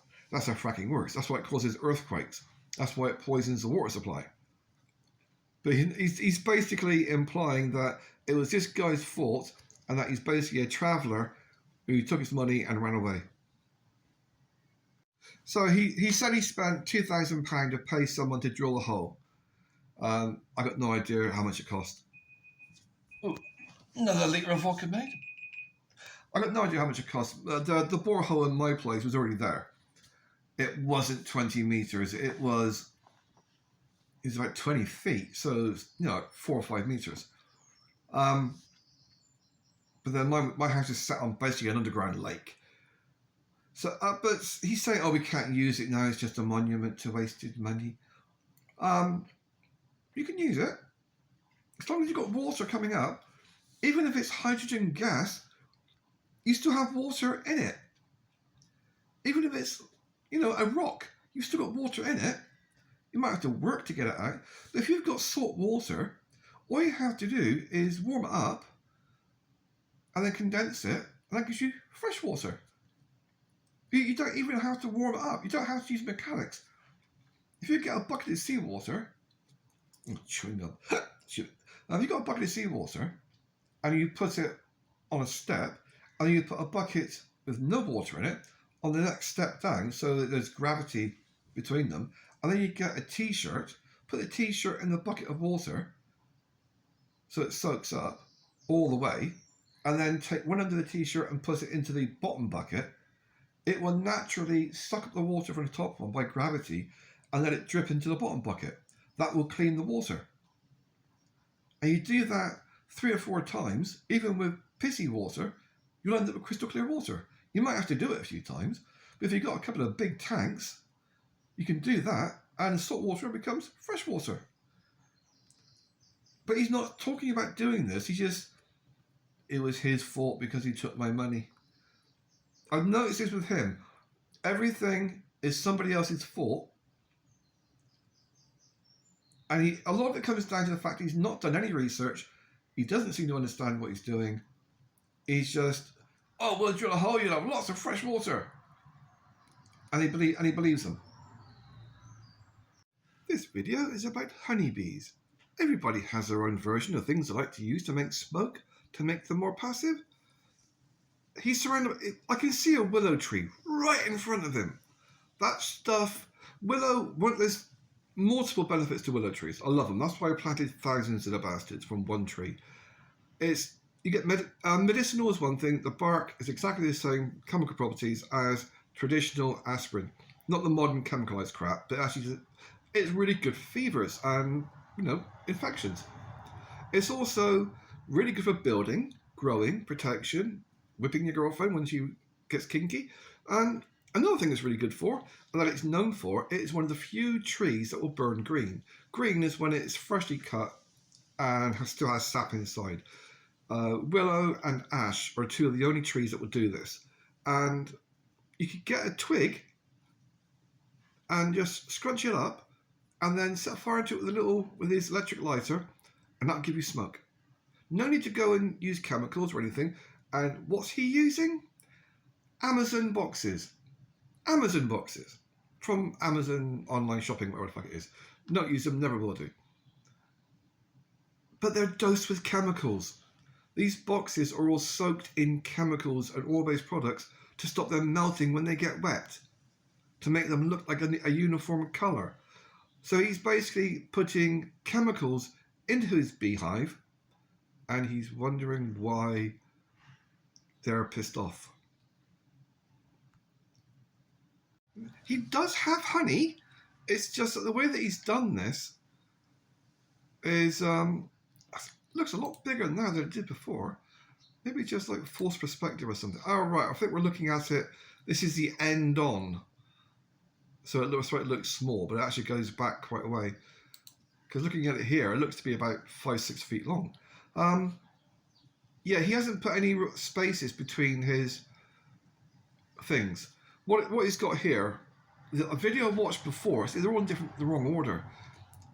But look like a more traditional beehive. What this looks like is that he's just got a V-shaped trough, plank of wood with a piece of wood hanging down for the bees to crawl on. I mean, if it works, it works. I've never seen it done that way. But because he's not given any space in between them, then you end up with great big clumps and a lot of pissed off bees. That's quite. It's not field day.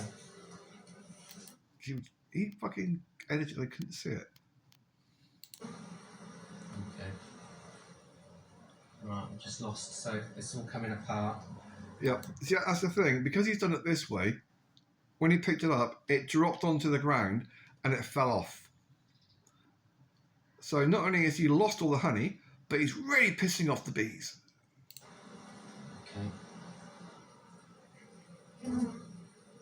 Okay. Honey that's on there. That's quite. It's not field day. Yeah, it really is like how not to do things. This is not the ideal.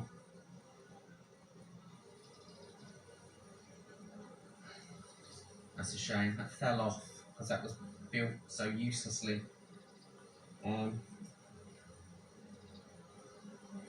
You can hear how pissed off the bees are getting. There, it's just all that thick honey along there. Then we've got all this brood in here. And it's all breaking apart. So I've got to put that back. It's a real heavy lump of honey, but it's a nuisance like that. I mean, I am going to keep this one because it shows you a different way of doing something. That's the only reason I'm keeping it. But he does stuff and then just goes and does something else. Oh, shiny butterfly. If he were to have done this in the way it's supposed to be done, with even the spacings, and perhaps with some way to catch the honey, just a thought. I don't know. I was so hoping that this would be an interesting channel where I can learn things. All I'm learning is what not to do. This video is pointless. I skipped nearly all of it. It's how much did our electricity cost? Well, they're admitting to over 20,000 to run a caravan and a log splitter with no water supply. Even if you were to just have something that would take water out of the air, which you can do. Anyway, they're saying it costs over 20,000 for solar panels and their stuff. They're lying. They're lying. Their solar panels, I actually did have a look at how much they cost. Second hand, they cost double what they claim to have paid brand new. They actually paid, just for the solar panels, 80,000 because somebody saw them fucking coming. So they actually spent at least £100,000 they spent, just from what they've said and my little bit of research on how much all this crap cost. Yeah, this is just... Even if they were to be telling the truth and that they spent over £20,000, I mean, that is still a little bit pricey to run a caravan. And the only electrical thing they keep talking about, we embrace technology. The only technology they're really talking about is a washing machine. And I think they've got a tumble dryer as well. I think. That's it. That's the only things they've really got that's using a lot of electric. So that's a lot of money when your only big electrical draw is a washing machine. And they're talking about things, well, we see the way the world's going, and I mean, yes, we can't fix any of it if it breaks, and we'll be fucked, but we'll be on our own fucked, so we don't mind. The way technology is going, everything going towards electric, and cars going towards electric, and I'm not saying that's wrong, but what I am saying is by the time that actually happens, that Trump and the Jews give up their stranglehold on oil, you'll be dead and gone, and so will your kids. We've got at least another 50 fucking years of fossil fuel cars. At least. America makes too much money out of it. So this video, complete waste of space. Although it did show both of them on screen at the same time, which is a very, very rare thing. Oh look, she's had her hair done again.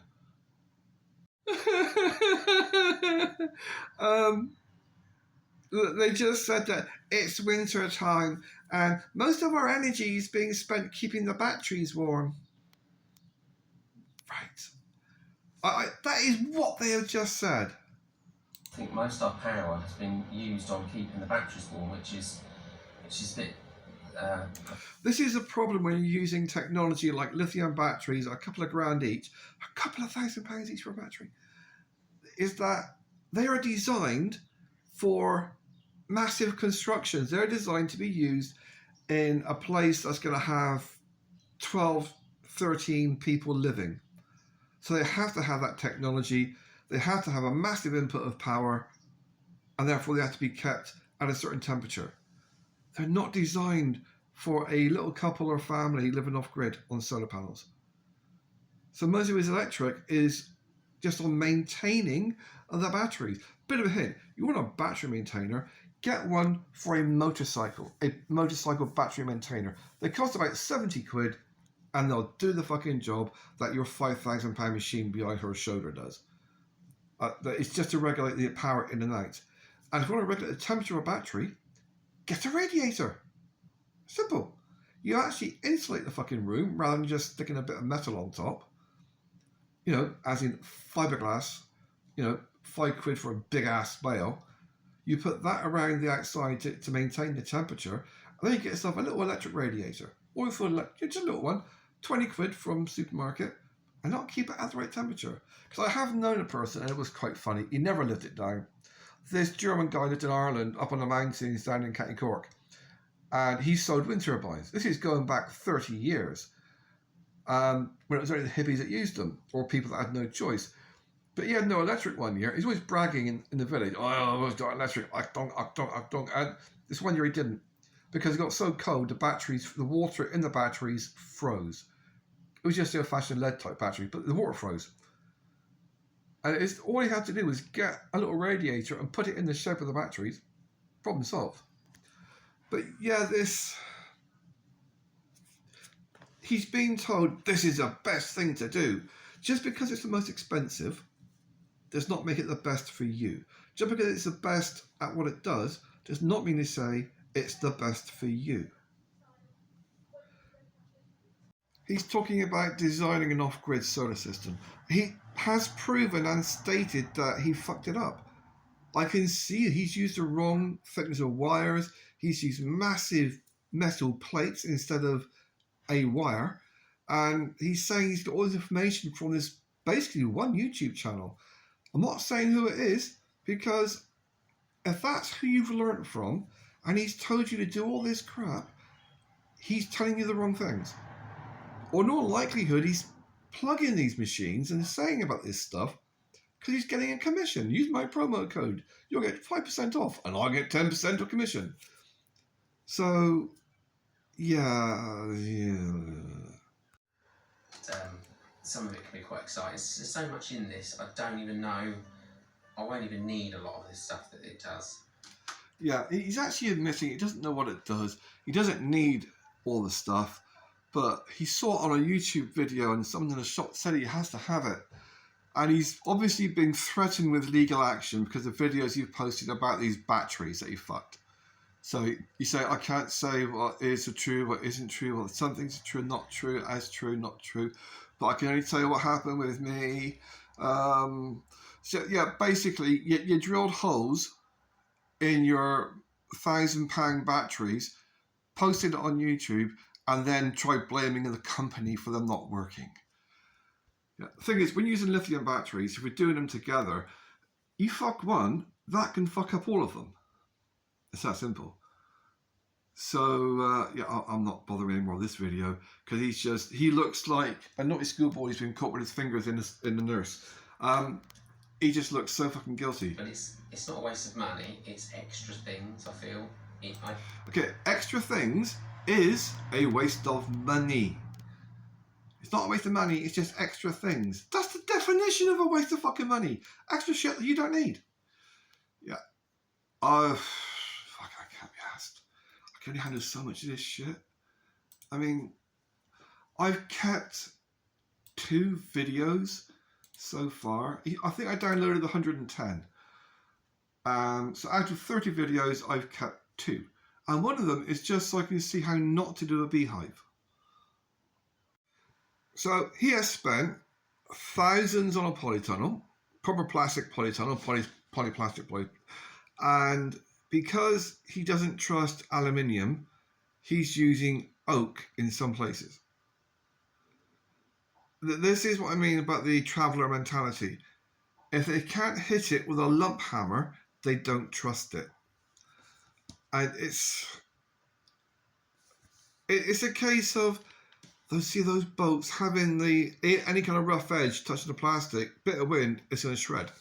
He's already put holes in it before he even used it. It's a case of he tried putting it up when it was about 14 or 15 degrees Celsius. I didn't see it. I haven't seen that video yet. I might see it later. It's a fucked up order. But he said that when he was putting it up, it was like 14, 15 degrees Celsius. The only way you can put up a polytunnel at that temperature is if you have a heat source inside the polytunnel. The way polytunnels work is you're stretching the plastic. That's how it works. You don't just plonk it on a frame. You have to put it on the frame and then wait for it to heat up, to soften, and then you stretch the plastic to fit. That's what gives it its strength. And he hasn't done that. If I were doing that and putting it up in the winter, which is what he's doing, or he has done, then I would probably build a fire inside. I'd probably just put it up loose, dug a fire pit inside, and built an oven so the flames can't hit the actual plastic, and just get a heat inside of it so you can warm it up, so you can stretch it. And he hasn't done it, and now he's blaming the people he bought it from. Oh, they must have had really tiny hands because it looked a lot bigger in the picture. So he's basically blaming everyone else because he put it up in the winter without any heat inside. Why is that doorway so fucking huge? So him doing forestry is basically... I think, I don't know if he's a traveller or not, but he does come across that way. His idea of forestry is to put on a crash helmet. It is a proper forestry type crash helmet because it's got a mesh visor in the front instead of a plastic one. He's got his ear defenders. And he's got I've never seen a chainsaw that small with an engine. Electric, yeah, but not with a petrol engine. I've never seen one that small. I used to do it for a living. And the biggest one I had was 150cc. And I couldn't use it today because my wrist got smashed up. But even then, at my peak in my early 30s, and I was really fit, it was hard going having a 150cc petrol engine carting around with a 200 fucking bar on it to cut through big ass fucking sequoias in one go. But He's clueless. I don't know if it's. I'm still not sure if he's doing the whole stupid thing to get clicks. I mean, it's working. I'm still watching the crap. But it's thinking, oh, this willow is horrible. We've got to get rid of the willow. We've got so much damp on the ground. You've got water, standing water on the ground, and you're complaining you haven't got a water supply. Dig a hole, let it fill up with the water. That way you're draining the land into the hole. Take the water, and then filter it. You don't have to go and spend thousands on a filtration system. All you got to do is get a big bucket, put a tap in the bottom, put in sand, put in bigger sand, put in gravel, put in bigger gravel, put in rocks. That's called nature's filtration. It'll filter it out. Then if you want, you can use like a rag to automatically siphon it to a second container just through gravity. And he's like, oh, we've got a wood chipper because get rid of the wood chips, because wood chips, we don't want wood chips. Wood chips aren't any good. Don't want to keep the wood chips. Well, actually, I would keep the wood chips and put them into a container. Use your solar panels that you spent and heat them up to 60 degrees Celsius for a couple of hours. That's called pasteurization, to kill off the bacteria. And then you can use it to grow mushrooms. But it doesn't like mushrooms. I tell you, if you don't like mushrooms, don't bother living off grid, because that is your staple diet. All the stuff that other plants don't eat or give off because they're dead or whatever, mushrooms will eat it and grow. I can't watch any more of this. You're watching a war movie with a soldier, he'll constantly say, don't do it like that, no, don't do it like that, no, don't hold your gun like that, no. I feel like this with forestry. I have used a chainsaw in my slippers and barefoot, but it's not very often. Very, very rare. But the official way of doing it, especially if you're doing it on a video, is that you're supposed to wear gloves in case, because it's a load of chisels. It's a chain filled with loads and loads of chisels in two different angles. And if your hand slips, you slice your fucking wrist and your flesh gets ripped out. He's not wearing gloves.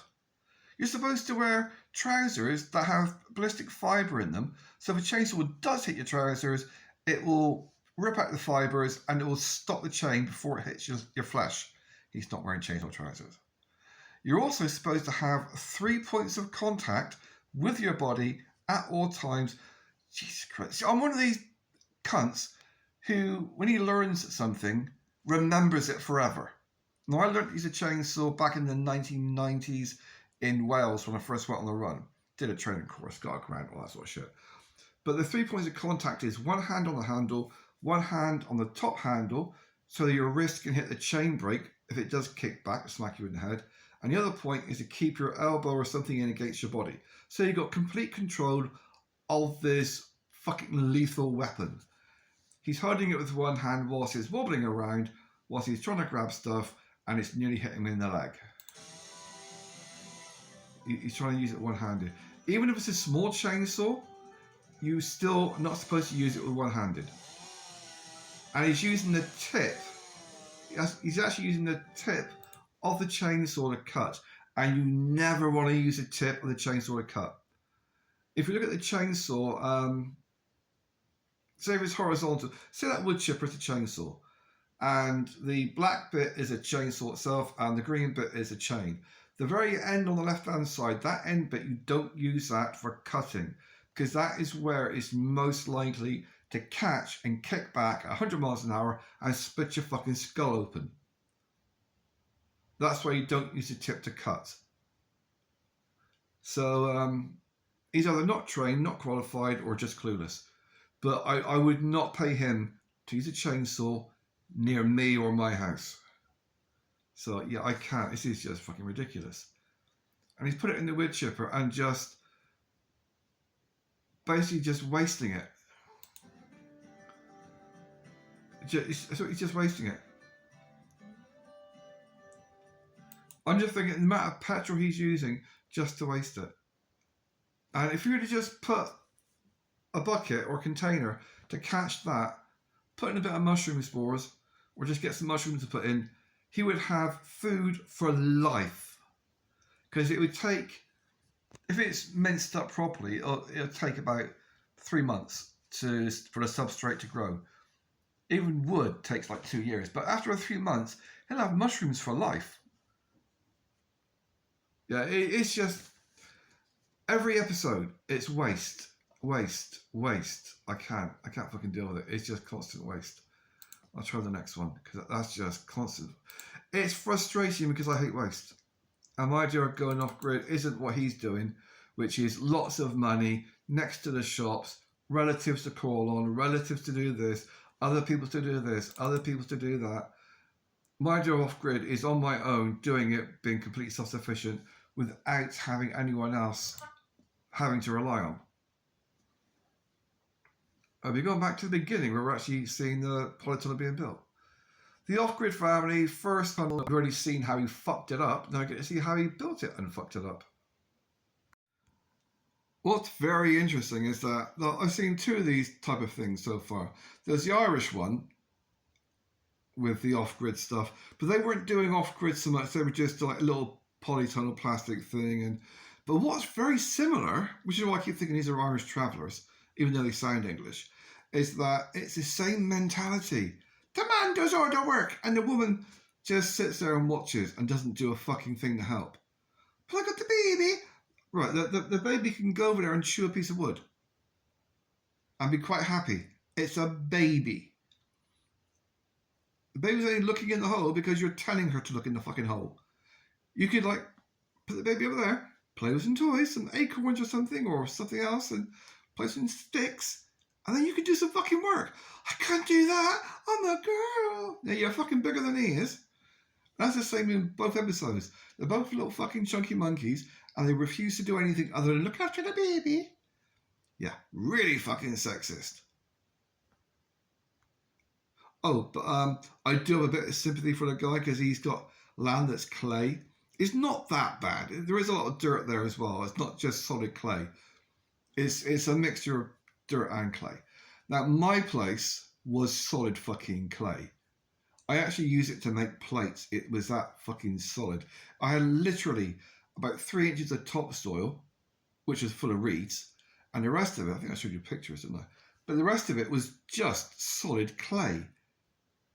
And it is, every time you put your shovel in, take the shovel out, it is stuck to the shovel.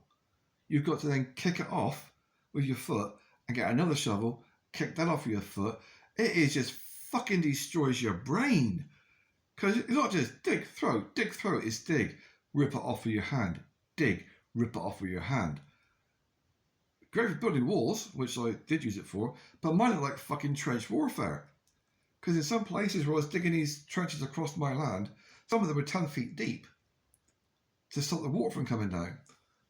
Then, of course, to make sure you don't get rats in them, using it as a fucking run, you just throw in like glass and bottles and smash up. I learned something! When you put a polytunnel, you're meant to dig a deep hole and put these big sturdy poles in as an anchor point so you can then... Yes, that's a lot of... That's not just clay, that's clay and dirt. My clay was rock solid fucking clay. So I did learn something from this video. I'm going to keep this video because I didn't know about putting in anchor plates for polytunnels. I've always just dug a hole and plonked them down in the hole. Was alert not to go near any women like he's fucking got, because all they do is sit around fucking watching you, which just makes it worse. The least you can fucking do is keep him supplied with cups of tea. He's basically just complaining because he's doing it all on his own. My dad did come down to help for a little bit, and it was nice having someone to hold the tape measure, because that's all I wanted was someone to hold the tape measure. I've got no one to help me here to hold the tape measure, because my wife's pregnant again. He really comes across as someone who's really bitter, doesn't want to be with her, and she realised it and got pregnant pretty quick and then got me to sell the house. So, yeah, he's very, very bitter against her. She never helps. She never does anything. She never even tries. She's got pregnant again. I'm pretty sure there's a bloke involved somewhere along the lines. You know, even if it's just her scraping a spunk out of your sock and shoving it up. I've had women do that. Fucking Irish cunt. I actually went out for a piss after I shagged her, and I came back in, and she was scraping the spunk off her fucking thighs and shoving it up. Fuck's sake. I'm torn between, like, thinking you're a cretin. I'm torn between that emotion and just feeling sorry for him. You can do other things when you got babies.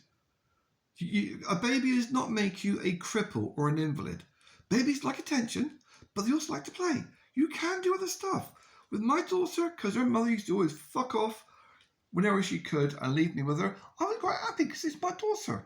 So when she's a baby, I would plonk her in the sink to splash about in the warm water whilst I'd chop veg to cook food, whilst I was like gutting a rabbit or something or doing food. If I want to go for a shit in the morning, I'd plonk her at the end of the corridor on the second floor of the farmhouse, and I'd leg it to the end of the corridor where the toilet was and squat for a shit. The door was open, she could see me, she'd look up, Daddy!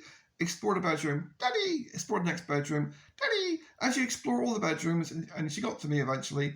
I'd finished by then, and she's crawling around. I pick her up. One time, she did look over her shoulder at the staircase, but you're Owen, and she'd turn around and come back to me.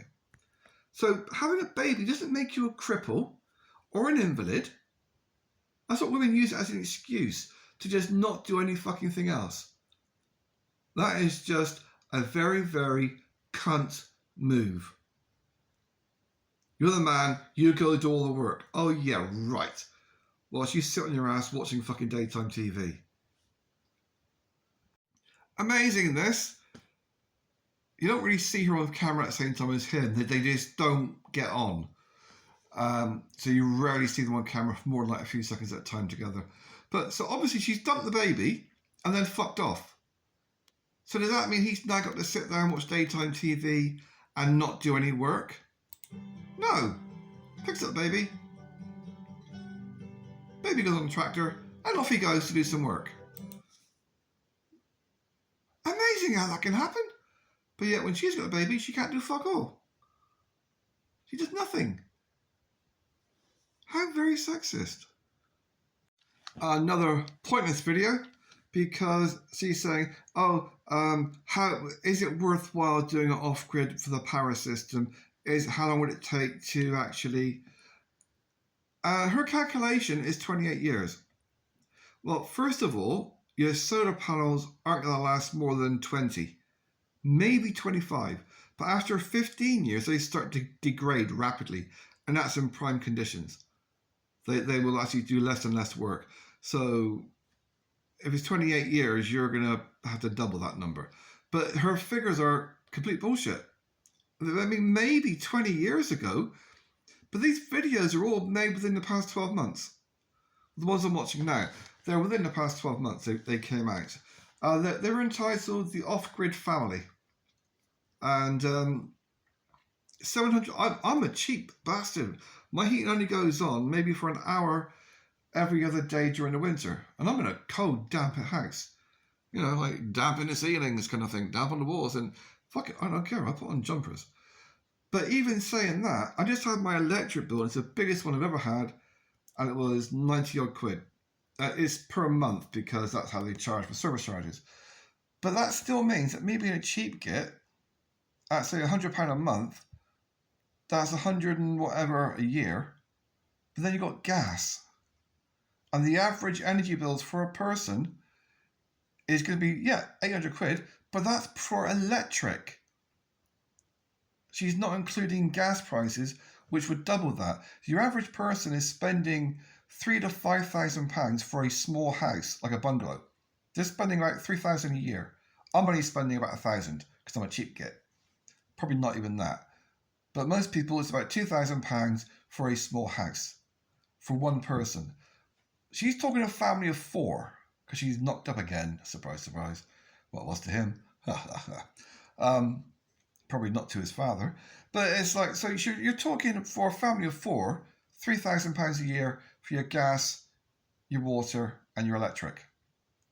Not 795.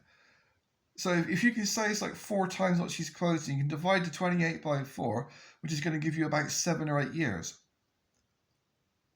Because she says 22 grand. So within 5 to 6 years, it would have paid for itself. But that's not the biggest bonus. The biggest bonus is that she's not taking into account energy prices go up at the same rate as food prices and medicine prices. All these things go up at the same rate because they're all controlled by an outside force called Jumerica. They control the price of food, the price of energy, the price of medicine. And the way they work it is a very obvious format. They double the price, then they knock off 25%, and all their media, which is all media owned by Jewish people, will say, look, we got a reduction in our energy, and ignore the fact that it's 175% more than it was 3 years previously. Because she's not taking into account the fact that energy bills are going up every year, which she should have factored into her calculation. So it's a pointless video. Absolutely pointless. Because she's a teacher, for fuck's sake. Hi, so today we're going to be looking at how our off. She's talking about the electric system they've got, and it's kind of soul destroying watching it because they're talking about they've got all these things. We know it's not the cheapest option, and they've gone for a setup that would handle a housing estate, but they're living in a caravan. They would have been better off having 3 or 4 solar panels, a wind turbine, and maybe half a dozen car batteries. For what the energy they're using, that's all they would have needed. Wind turbine, 70 quid off AliExpress.com. It's very simple technology. It works. Magnet, thingy, brushless work. One of those, 70 quid, brand new. Solar panels, you can get them second hand for 50 quid each. Car batteries, second hand from a bloody scrapyard. Or if you want to buy brand new ones, 10 quid each. She could have done the whole electrical system because all she's really got is a washing machine and their little gadgets. That's it, a washing machine and their little gadgets. That's it. Like they could have run the whole fucking lot off of 2 solar panels and a little wind turbine. I was wrong because she mentioned a date about something that happened the previous year in 2021. So that video I just watched would have been 2022 or 2023. So that was 2 years old. I assumed that the videos were recent because I downloaded them. But yeah, what's irritating is the condescending way she's talking and the fact that he's just standing there. They're on screen, so there's a gap between them. There's no affection. He just looks pissed off, and I know exactly what he's thinking. I can read his mind. He's saying to me that, "Are you taking a fucking piss?" That's what he's thinking. Because she's saying, "We put in the solar heating, we put in the solar panels, we put up the polytunnel, She did fuck all. We've seen. She did nothing. We gather rainwater. No, you fucking didn't. We did it. No, you fucking didn't. He did. So basically, they did the solar thing and went off grid and sold the house when the pandemic was going on, which was the same time that everybody was doing that who could. All of us didn't give a fuck. It was just, roads you could ride a bike on without any police. But so they basically paid over the odds for everything because of the pandemic. Yeah. So they went to a company online, and this kind of explains why they spent tens of thousands. They actually spent closer to 100,000, but they say it was only 22,000. Now you've already said you spent tens of thousands on this, tens of thousands on that. This is the reason why they spent so much money. I'm looking for things like that. Yeah, so you put your details in and they basically come up with a shopping list for you. Yeah. And then they stock all of the stuff that they're suggesting. Right, so they basically, he didn't. She did. She went online shopping. She found a place, put in all of her details, how much money she's got to spend, and they magically gave her all these electronic devices, and they just happened to sell them all. Which is why they have got an absolute fuck ton of stuff. Where is the picture? There we go. I kept wondering when I was watching the video of him putting this together, why is he had MMPTs here, MMPTs there, MMPTs, lots of it, everything's got an MMPT. From what I can gather, I just got a video somewhere I saved. I'm saving the ones that are actually interesting. Well, some guy did it with a wind turbine. A wind turbine is just a power input, same as the solar panels, power input. But it came from the solar panel to the box, to the batteries, to the solar box, then into the house electrics. That was it. 2 boxes. And you can get one box that does everything, which is that one. And they've got all these extra massive, heavy duty, like thousands of pounds each. And it's massive, heavy duty wire, which is great if you're on a housing estate, but not if you're in a caravan. Yeah, they saw them coming a mile off. They probably asked her something like, what's your budget? Whenever somebody asks you, what is your budget? You say, not a fucking lot. What have you got? As soon as you tell them what your budget is, they will double it. Oh, but if you want to be cheap, if you want to be like them nasty, if you want to be, if that's the sort of person you are, yeah, fuck that shit. They were seen coming a mile off, and that's another waste of fucking space video. I'd like to know what companies they went to get fucked over. She can't go up the ladder to the loft anymore because she's pregnant. Pregnant doesn't mean you're a fucking cripple. It just means you got fat. It doesn't stop you climbing a ladder. No, it doesn't. It might make you piss a bit more often. And it might make having a shit a bit of an adventure. Because sometimes your shit might go, Mommy, feed me. But it's not going to stop you climbing a fucking ladder. This one is the part 2 of the construction of the polytunnel. Yet again, I'm keeping it because it's showing me what not to do. For example, he's not going to do it tight because he's doing it at 14 degrees Celsius outside temperature when he should be doing it in the summer or putting heat into it so a polythene can stretch. He rips the polythene because he tries to stretch it when it's cold. He's also saying he's going to leave a few inches gap under the polythene because that way he can stretch it more in the summer.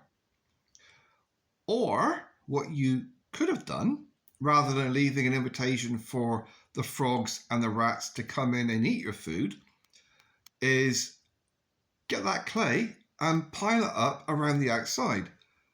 That way, you don't let the cold air in. It warms up naturally with the sunlight and it keeps out the animals. But that doesn't seem to occur to him. So it's another video I'm going to keep, but it's a case of I'm learning by his mistakes rather than learning in a positive way. This is a weed blocker he's putting down. I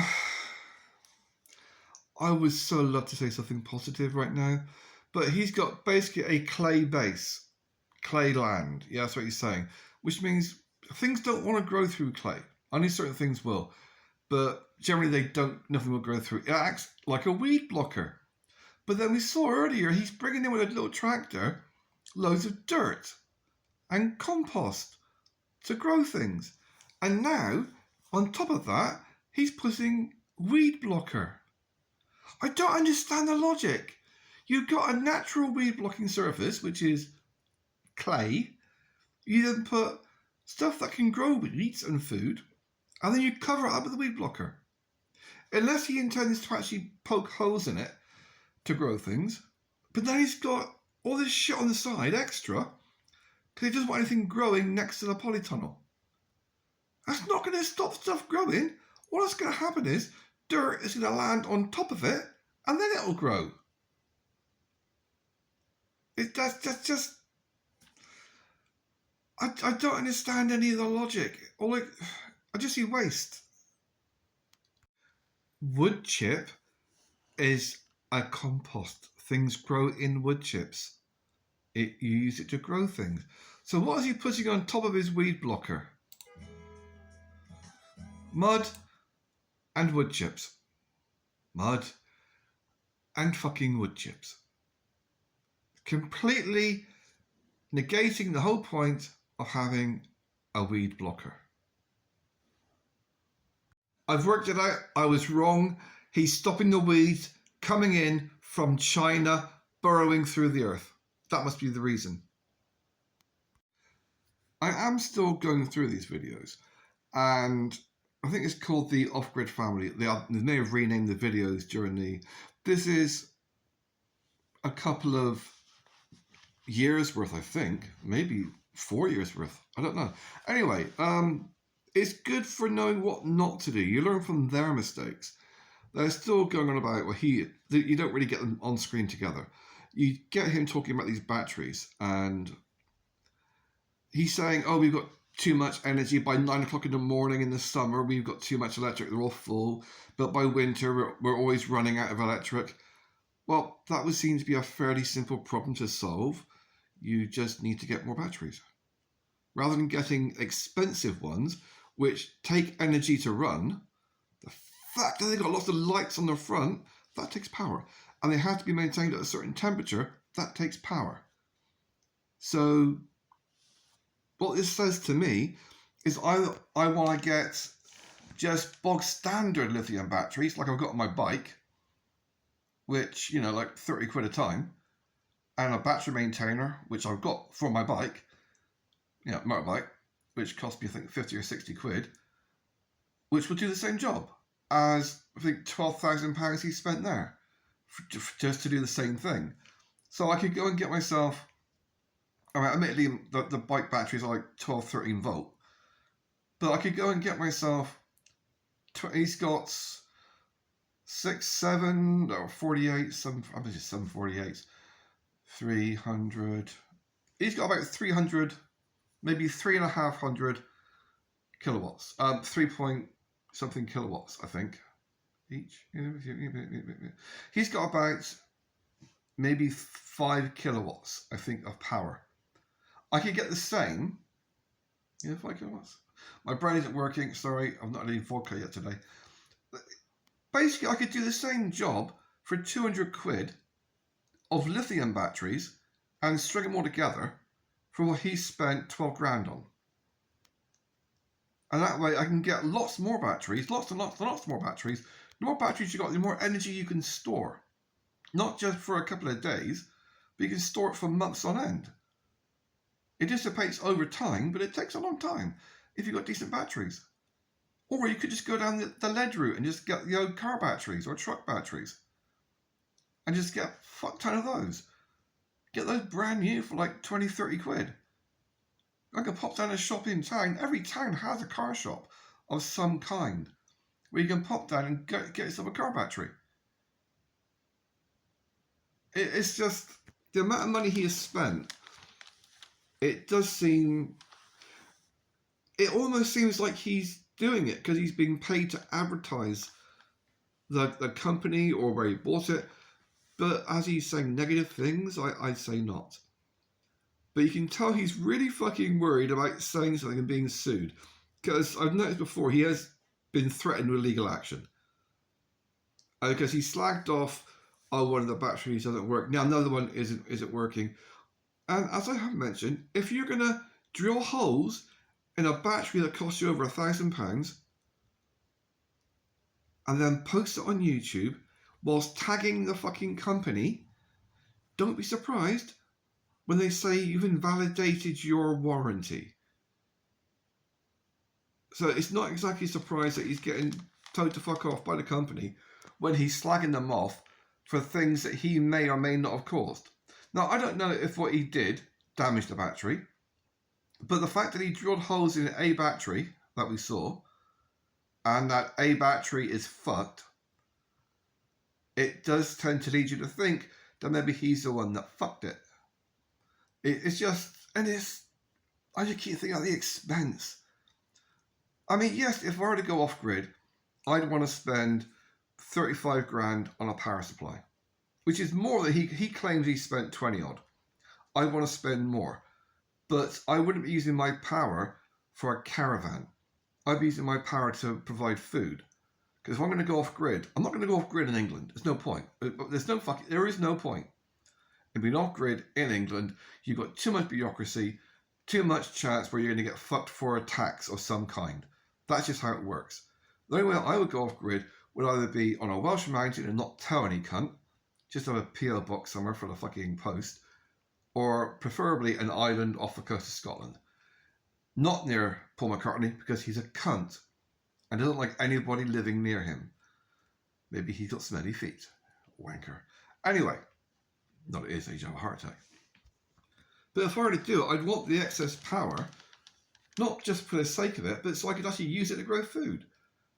If I don't have a decent water supply, I'd get myself a nice substantial swimming pool immersion heater, plonk it in a puddle in the ocean, put a pipe on top, ta-da! Fresh drinking water.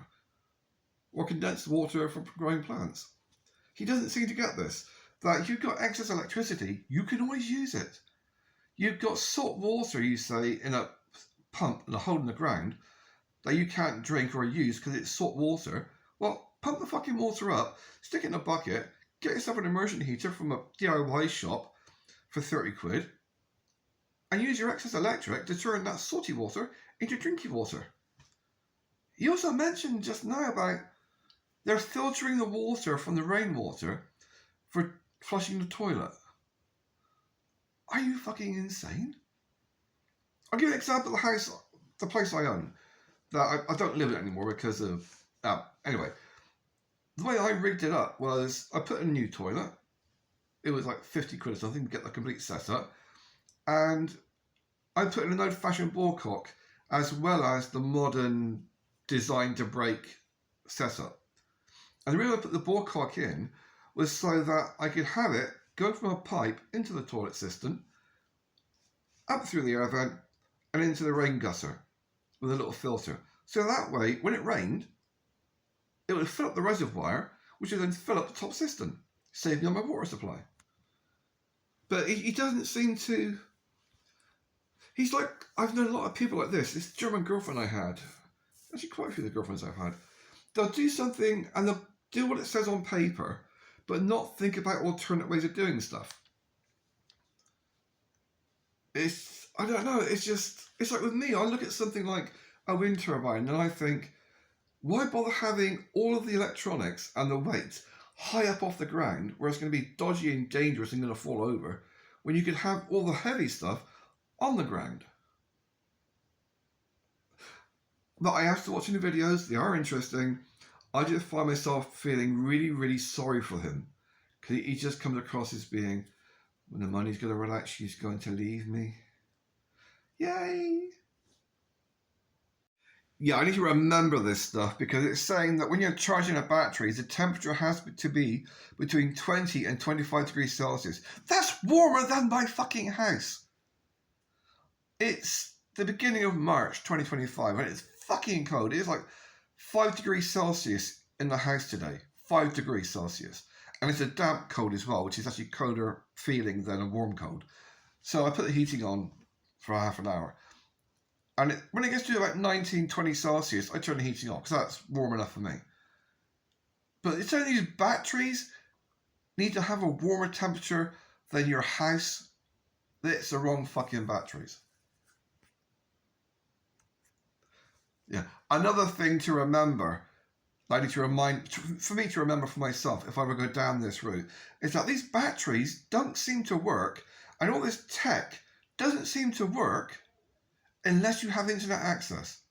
It's like all modern things, whether it's your TV, your phone, or whatever, it will force you to go online to do an update. What the update actually does is updates America, oy vey, with your personal details so they know who you are and where you are. That's what it does. But the whole point of being off-grid is that I don't want to have phone reception. I don't want to have internet reception. It'd be nice, but I don't want to be forced to have it. And there's plenty of stuff out there, I know, I've seen it, that does not force you to go onto the internet in order to update your fucking firmware on a battery. A battery should not need internet access. Otherwise, the Jews are going to boost the fucking Wi-Fi tower and blow it up. Oh no, I'm sorry. Did I just state factual information again? I must remember the name of these batteries so I never buy them. According to what he is saying, is that he's done some research online, for God's sake. I think all of his knowledge comes from people selling him stuff and the internet where it's selling him stuff. And he's saying that they said, the internet, that he should be looking to add more batteries after about 2.5 years because of degradation. Are you fucking insane? You're spending £1,000 on a battery that's only going to last 2.5 years. Are you? You're looking at spending, let's work this out, 2.5 years. You're talking about spending £400 a year. Hang about, no. Or is that just for all of them? Okay, you're spending at least £400 a year working it out on batteries. £400 a year. You'd be better off getting a fucking main line hooked up to your electric and just using mainstream fucking American supplied electric. Because it's going to be cheaper than the cost of replacing batteries. We didn't want to go for the Chinese route. Who the fuck do you think makes these things? Oh, we got for an established brand. What does Victron sound like? An English name to you? Or an American name? No. These are all made in China. We didn't want to go down the Chinese route and then have to worry about if they're going to break down tomorrow. What, like the battery did, £1,000 worth. And we didn't want to have to rate, if they're going to be around or anymore, or they get cheap stuff. But who the fuck do you think makes all these things? Yeah, this guy's clueless. Absolutely clueless. I do feel sorry for him in some ways, but he's just so fucking stupid. I've been trying to avoid saying things like that, but he is. He's just being racist. He's towing the American brainwashing line. Chinese stuff is horrible. Chinese stuff is bad. No Chinese stuff. Don't like Chinese. No. That's because you're constantly being brainwashed by a media owned by Jewish people promoting American-made products which cost 100 times the fucking amount, but they're still made in China. Fucking cretin. He's comparing his power supply. It's like comparing a Kia to a Jag. They both get you from A to B, but it's about the journey. Yes, a Kia will get you there in comfort. It will do the fucking job. And a Jag will do the same, but it'll cost you 1,000 times the fucking price. Same job, but cost you 1,000 times more. Not really a good comparison. Yeah, the contrast in the videos between his and hers are hilarious. With her, we have this, we have this, we have that, we have this. And he's doing his video saying, well, when I was 22, I used my money to buy this land. He was still living at home in his 20s. I know it's a very normal thing. I moved out when I was 12. But anyway, he's saying about, I didn't get a mortgage, but I did get a personal loan. Personal loan is a mortgage, you fuckwit. It's just different wording. It's the same thing. You're taking money from somebody else in exchange for placing something of greater value up as it's a fucking mortgage. You just call it different. Personal loan.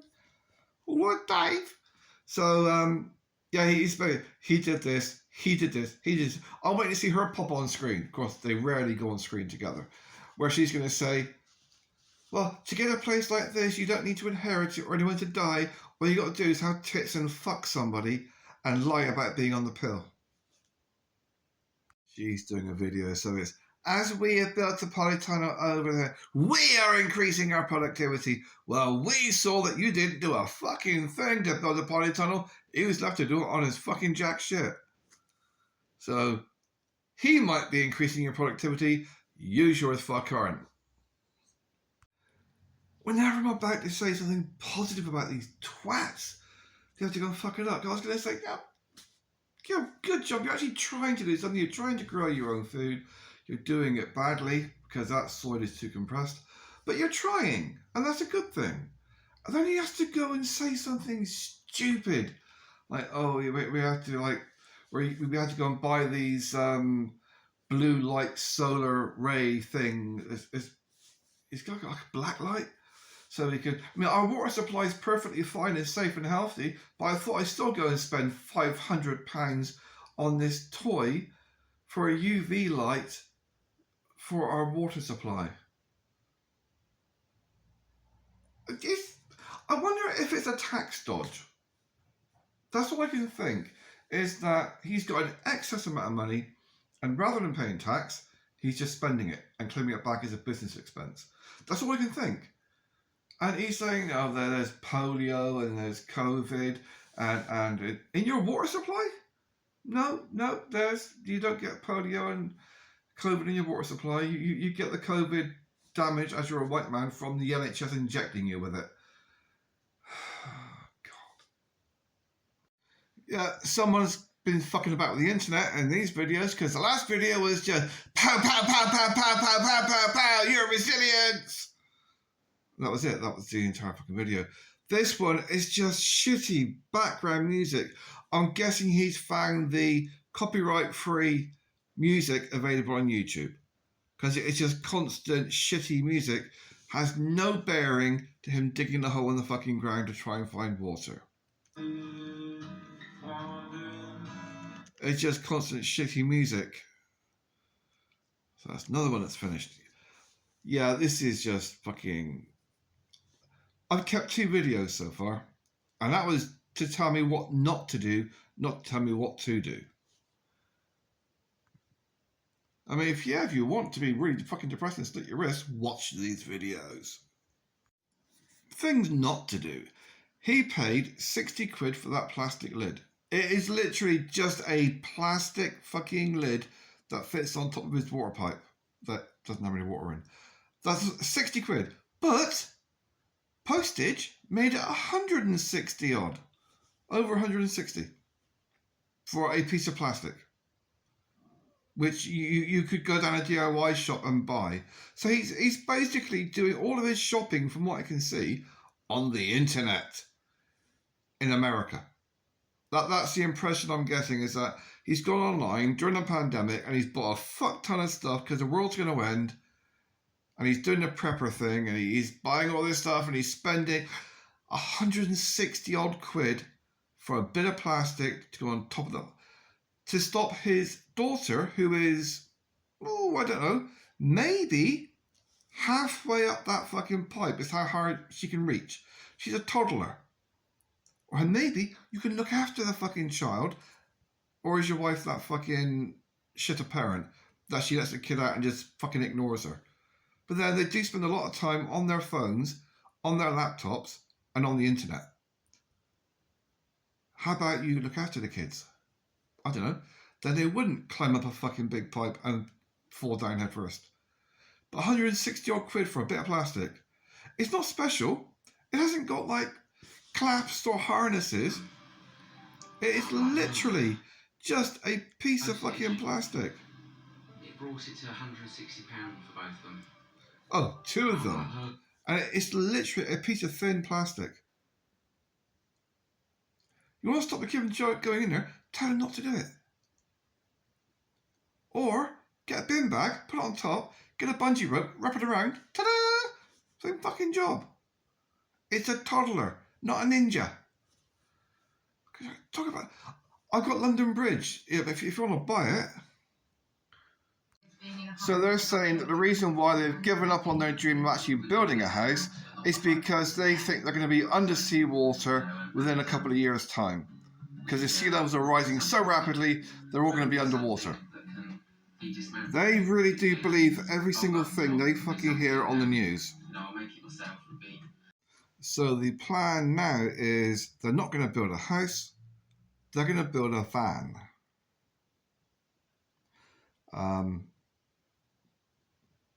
Right.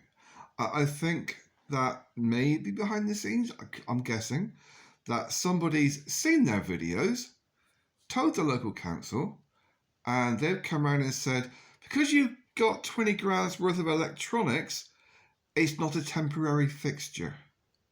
Put it on screws. And so now they're going to get rid of the caravan and all that sort of stuff and have a camper van, is essentially what they're talking about doing.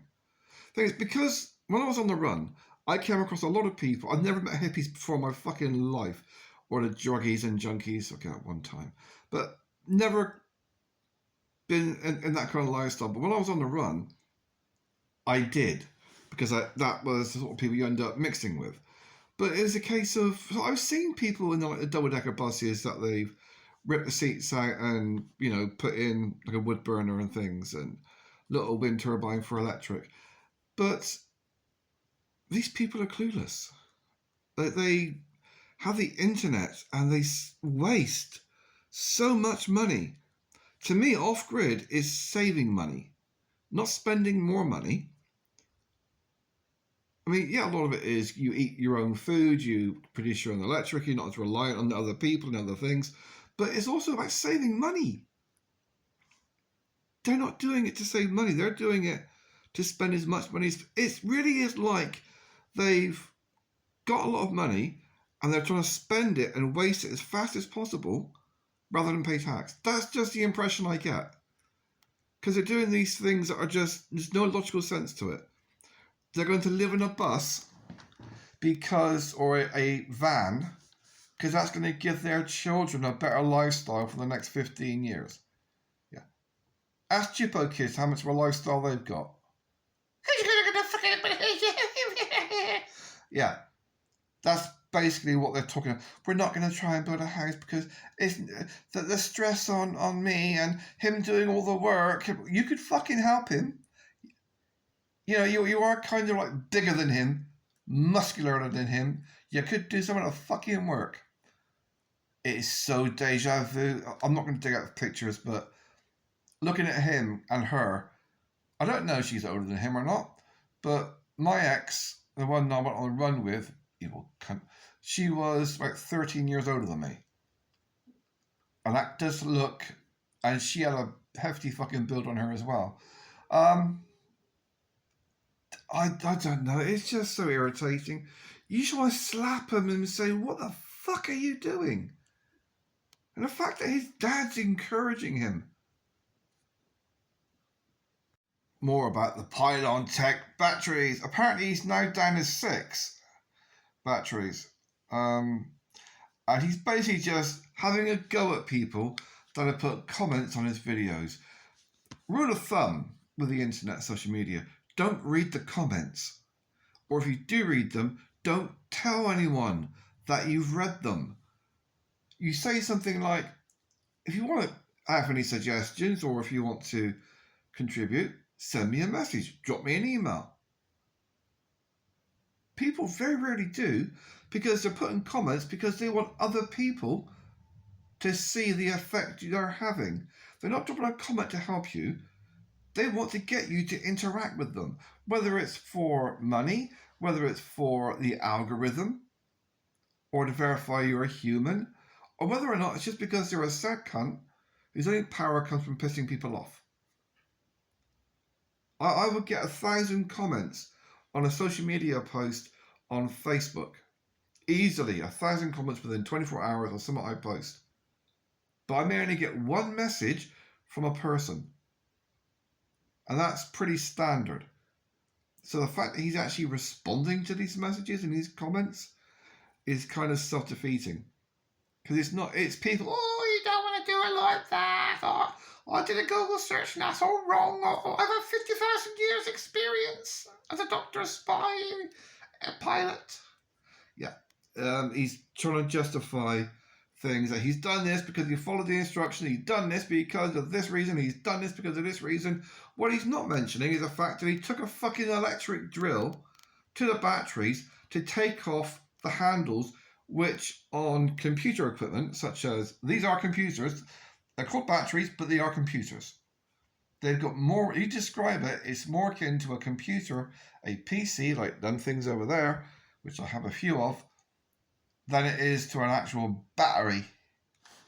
So the fact that he took a drill to it, which creates static discharge, which is going to fuck the things, especially if you remove the earth.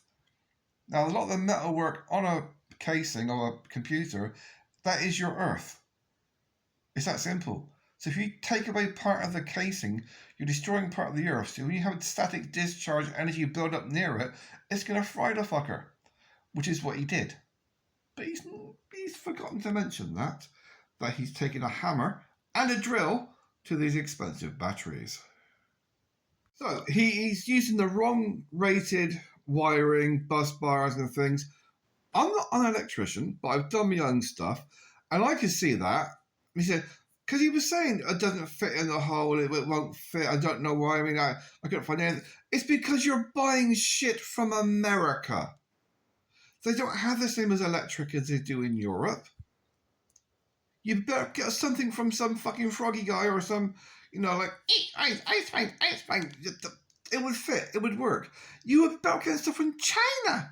It would fit, it would work. But getting it from America, they're still using shit and measurements from the 18th century. They're using Fahrenheit, for fuck's sake. This is, even their measurements are wrong. Anyway, the fact that he's buying things from America that is rated for American electricity, which uses a different ampage, a different hertz, different wattage, and different size cables. Because they're geared up to use more electric to cost more money. Because they're all about using as much energy as possible. That's why he's got shit 10 times the size it needs to. But I don't understand why this plastic doesn't work, because I've used plastic before. Plastic isn't just plastic. Plastic has different densities, different chemicals in it. Plastic isn't just grown on fucking trees. It's made from oil. And you make it into different things with different containers. He's a muppet, and that's being very polite. He's actually admitting, I knew it wouldn't work, but I did it anyway. And he spent tens of thousands on shit from America, and he's wondering why it doesn't. It's not just shit from America. He's getting shit from America suited to do an apartment block of flats, and he's doing it as if he's using a fucking caravan hookup. Because he's living in a caravan. Trailer park. Fucking static caravan. Jippo special. So he's got the electric supply going in for his Jippo special caravan. But he's got the electrical hookup for a block of flats. And he's wondering why it doesn't fucking work. He's got an inverter that is supposed to be able to deal with a block of flats. But he's only using the electric for a caravan. Which means you've got a fucking weightlifter trying to do ballet dancing with regard to the batteries. There are water supply issues. And they're saying, we've got over thousands of trees. We've all planted. No, you fucking didn't. He did. We've got two choices. We can either solve our water supply problem by joining the mains, or we have to leave. That's only two options that this woman who's doing the narration just now sees. She's got two options. They either join the mains water supply, or they're going to have to leave if they can't solve their water problem. They don't see any options. The only option that she sees to solve this is join the mains water, or dig a hole and put in a pond liner. That's not going to solve your water problem. It really fucking isn't. The thing is, she mentions all these trees they've planted. They drink a lot of water. There are things you can do, like tapping a tree. Now, you could tap a lot of these trees and siphon the water out of the trees. It'd be filtered by the tree. Some trees are toxic and poisonous, like the evergreens. There's another one, it smells really sweet. You cut into it, it's like blood when the sap comes out. It's fucking toxic. But a lot of these trees, they could just tap them and just put a pipe in and siphon the water out that way, naturally. Or they could cut the fuckers down. And the water that they're not drinking, you can drink. And they're saying, we're making it this pond at 15 foot by 20 foot, or whatever the fuck she said. And the reason for that exact measurement is because that's the only pond liner we could afford. Are you fucking insane? the priorities of living are shelter, water, food, energy. These are your priorities. Energy is not essential. Shelter, water, food. In that order, you find a safe place to live. A cardboard box or a tent or a house or an island. You then make sure you've got a water supply. So you make sure where you're living is near a good water supply. Then you can sort out food. They've been there for fucking years, living apparently, and they're only now doing something about the water supply? And it's the lowest priority. They don't seem to realise that rather than spending 20, 30, 100,000 or whatever it was so you could do the washing up and get yourself a fucking power unit, an air conditioning unit from America, because English people don't fucking bother with that sort of shit, especially if you're outdoors working all the time. So instead of spending like £5,000 on an air conditioning unit, why not spend that money on a fucking pond liner? The pond liner they're talking about getting would only cost £100. Because these things are cheap. Just a bit of thick plastic tarp, that's all it is. If you were to get yourself 3 dirt cheap 15 quid tarps, it would do the same area and do the same job. Because the 3 layers would stop the water going through. So that they put the lowest budget on the most important thing. I'm still wondering if this is just one of those programs that has been orchestrated on purpose, where they're doing the most stupid things on purpose to get people to comment. Because you get it in a lot of these programs that they'll mispronunciating something on purpose just to fuck people off, to force them to comment. Oh, you said that wrong. Haha, you commented. More money in the bank. Or the really sad aspect is that they really are this clueless. If I were to have to use a digger to do something, I'd pay someone to do it. Because otherwise, all you're going to do is waste your fucking time and then run the risk of having to pay somebody tens of thousands of pounds if you break it. He does not know what he's doing. That is quite obvious. Unless he's trying to tickle an invisible fairy. Oh, he missed a bit. Oh, no, he missed a bit. Yeah, he kept going up and down, not actually touching anything, and then bapping. And he's bapping it so hard, he was lifting the digger off the ground, which you're not supposed to do. He's off the ground.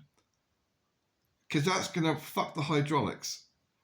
If you fuck the hydraulics and the angle gear comes out, it'll smack him in the face. And then bye-bye head.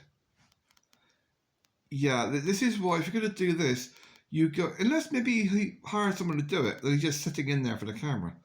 But he doesn't know what he's doing. That is very obvious. Because he's not actually...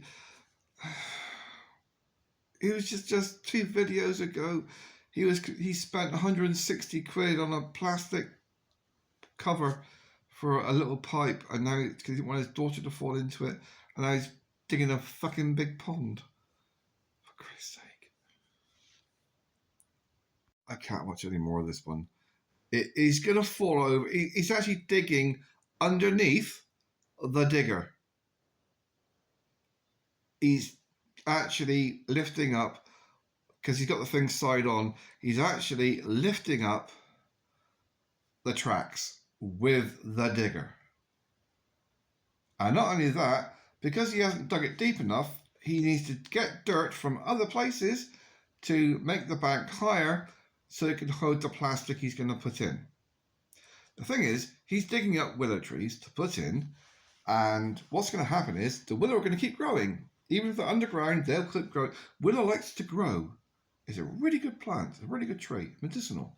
But it's going to grow, and it's going to grow through the plastic and poke a hole in it. So, tune in next week when he's leaking.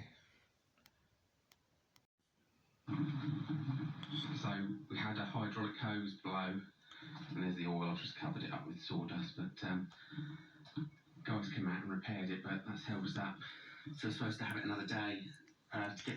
And why did it blow? Oh, that's right. You tried digging up your own vehicle whilst you're inside it. And I'm pretty sure he's aged about 10 years since the last video. His hair is pretty much nearly all fallen out from the front, and he sounds really, really homosexual. She has destroyed him. I'm pretty sure that she's the one behind it all. She's the one giving the orders and telling him what to do. And because you never see her doing shit, just talking. So I'm pretty sure she's one on the internet. Oh, look what I found in America. We can get this fuse. I don't care if it's down the corner shop for £2.50. If we get it from America, it'll be plated with iridium gold nuggets, and it'll only cost £5,000 dollar-wise. Talking about what they would do if they could do things over.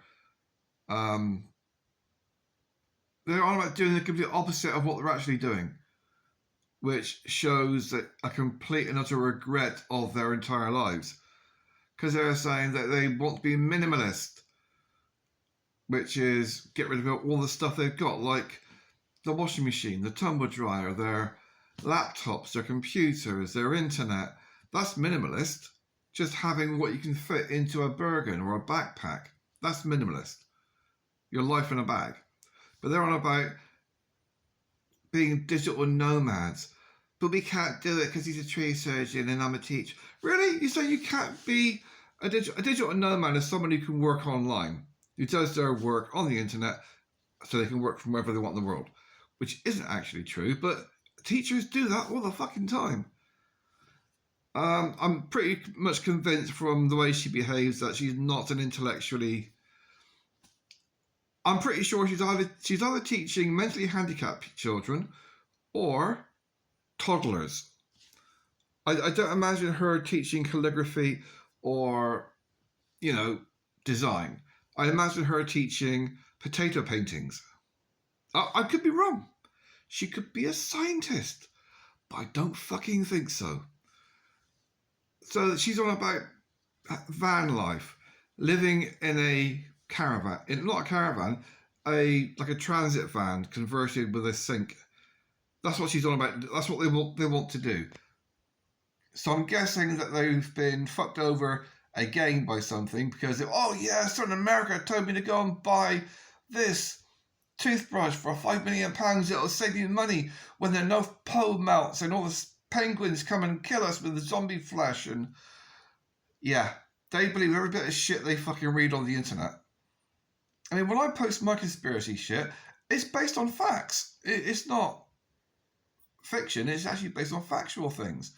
I mean, yes, I believe in global warming, but at the same time, that doesn't mean to say that we're going to be underwater in 5 years, which is what they're fucking saying.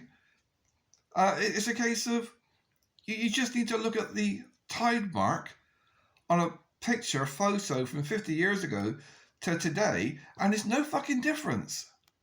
A little bit of difference, not a lot of difference. Maybe a foot difference in the past 50 years. It's not a big fucking deal, not in my lifetime. But yes, it is global warming. The planet is getting warmer. That is obvious. The fact that even 5 years ago, we still had snow in Somerset. Now, we've not had snow in 4 years. Not at all. It was a bit cold today, but it is the coldest time of the fucking year. And by a bit cold, I mean it was about 10 degrees Celsius. But they're on about, we got children, we're going to give them a life. Really? You want to raise 2 adults and 2 children? The little ones, teenagers is not so bad. They can fuck off on their own for a wander and have a wank. You got 2 little kiddies, they want constant attention and they want to be running around exploring constantly. When they're toddlers, they'll do 1,000 miles an hour on their hands and knees. And you want to live in a van. Yeah, as I said, jippos. I kind of got that impression the first video I watched. Jippos.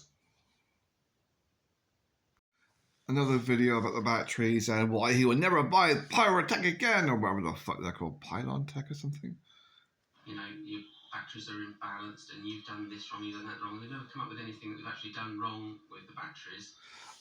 He said, people are always saying, oh, you've done this, you know. No one's ever telling us what we actually did wrong with them, though. You took a fucking drill to them. You took them apart. You hit them with a hammer. It's not a fucking nail spike. You're not trying to stick a vampire. It's technology. You're not supposed to beat the fuck out of it. So that's what you did wrong, in my opinion. When you take a drill to a £1,000 computer, don't be surprised when it fucks up. But it's everyone else's fault, not his. It's the company's fault, not his. I don't know if the company is any good. I don't know if the batteries are any good. All I know is what I've seen. And what I've seen is him drilling to get the screws out, because he couldn't get the screws out with a screwdriver. So he tried hitting them with a hammer, and then he used a drill, not a rechargeable screwdriver, he used a drill to drill out of the screws. And he's already stated that he's got the wrong types of technology hooked up to the batteries, the wrong types, the wrong ampages, the wrong wattages, the wrong types of connections, because he's got European standard electricity batteries with American standard power supply unit control thingies, inverters, whatever the fuck.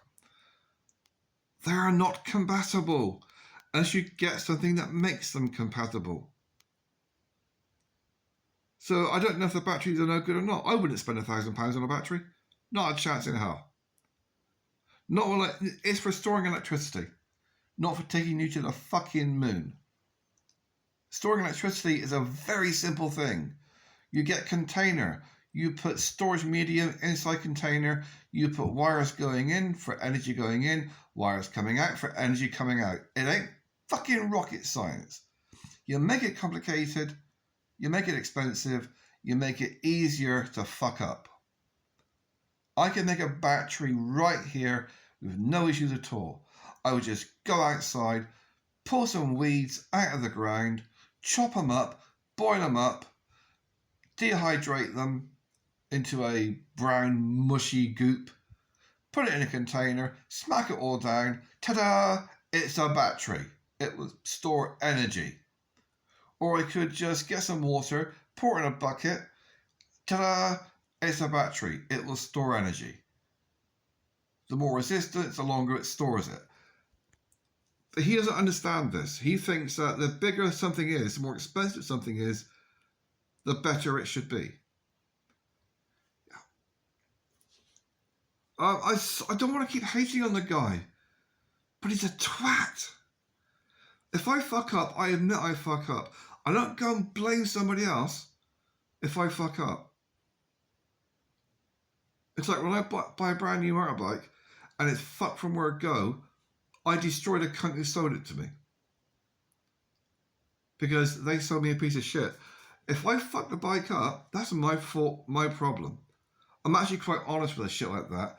I actually record myself selling bikes, so I actually explain to the person the back tyre needs doing, the brakes need doing, you've got a split on the front fairing there, and I actually explain all of it, and I actually record myself doing it, because I've got a conscience. I don't sell something like the cunt in Bridgewater did, sold me a bike, and I do 160 miles an hour on the fucking A roads. And I told him that, and he just didn't want to tell me the back tyre had a puncture. He's a cunt. Oh, Irish, of course. Rob Irish. Fucking jibbo cunt. But this person is one of those who, it's never his fault. It's not him, it's everyone else. It's not the company he bought them from, it's everyone else. He's completely ignoring the fact that he beat the fucking things with a hammer and he took a drill to them to take them apart. To make YouTube content. It's the company's fault, it's the supplier's fault, it's everyone's fault. They should have given him a brand new battery rather than trying to fix it. The thing is, he showed a video on YouTube of him damaging the battery, and yet it's still not his fault. It's everyone else is. And all he's doing in this video is why he'll never buy pylon tech again. I don't know if they're any good. I don't. I've never used them. I've never heard of them. I mean, I'm never going to buy one now because of what he said. But the fact that he's still got 6 that are running perfectly well, and another one down there, I don't know if it's working or not. He says he's down to 6, but he's wired them in wrong. He's beaten the fuck out of them. And he's got lots of shit running to it that he admitted could burn the place down because it's a wrong fucking ampage. He even did a little joke about it at the end of one of the videos, passing it. You won't burn me house down, will you? No, of course you won't. The thing is that, oh, look, it's on a fireboard. The creamy type stuff behind him is a fireboard, which means it's meant to be heat resistant. Heat resistant doesn't mean it's not going to catch on fire. It's resistant, not fireproof. Doesn't mean it's not going to melt. Heat resistant doesn't mean it's not going to fucking melt and drip down molten fucking plastic from the board. And the fact that he's got a fireboard behind some of it, but not behind the fucking rest. The actual stuff behind his head is just chipboard. The white stuff is fireboard, the rest is just chipboard, where the electrics are actually nailed to the fucking wood. And all it takes is one spider to have a little spidery wank, and you'll get arcing between all those naked metal bits. You know, all those naked metal bits. Yeah, a cobweb, that'll cause arcing. The whole thing will go bang.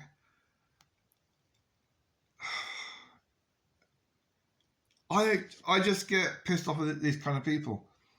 Because his comments could put the company out of business. Because of the shit he's coming out with. I mean, they sent back a thing to him saying that 2 of the common problems for what you're saying is gone wrong could be a loose connection or it could be this. They're not even taking into account the fact that one of the problems could have been you beat the fuck out of it with a hammer. Because they're probably assuming he's not that stupid. They're assuming maybe there is a loose connection that could have happened whilst it was being transported.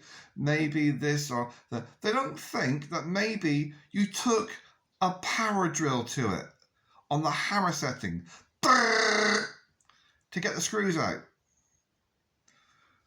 Fucking hell.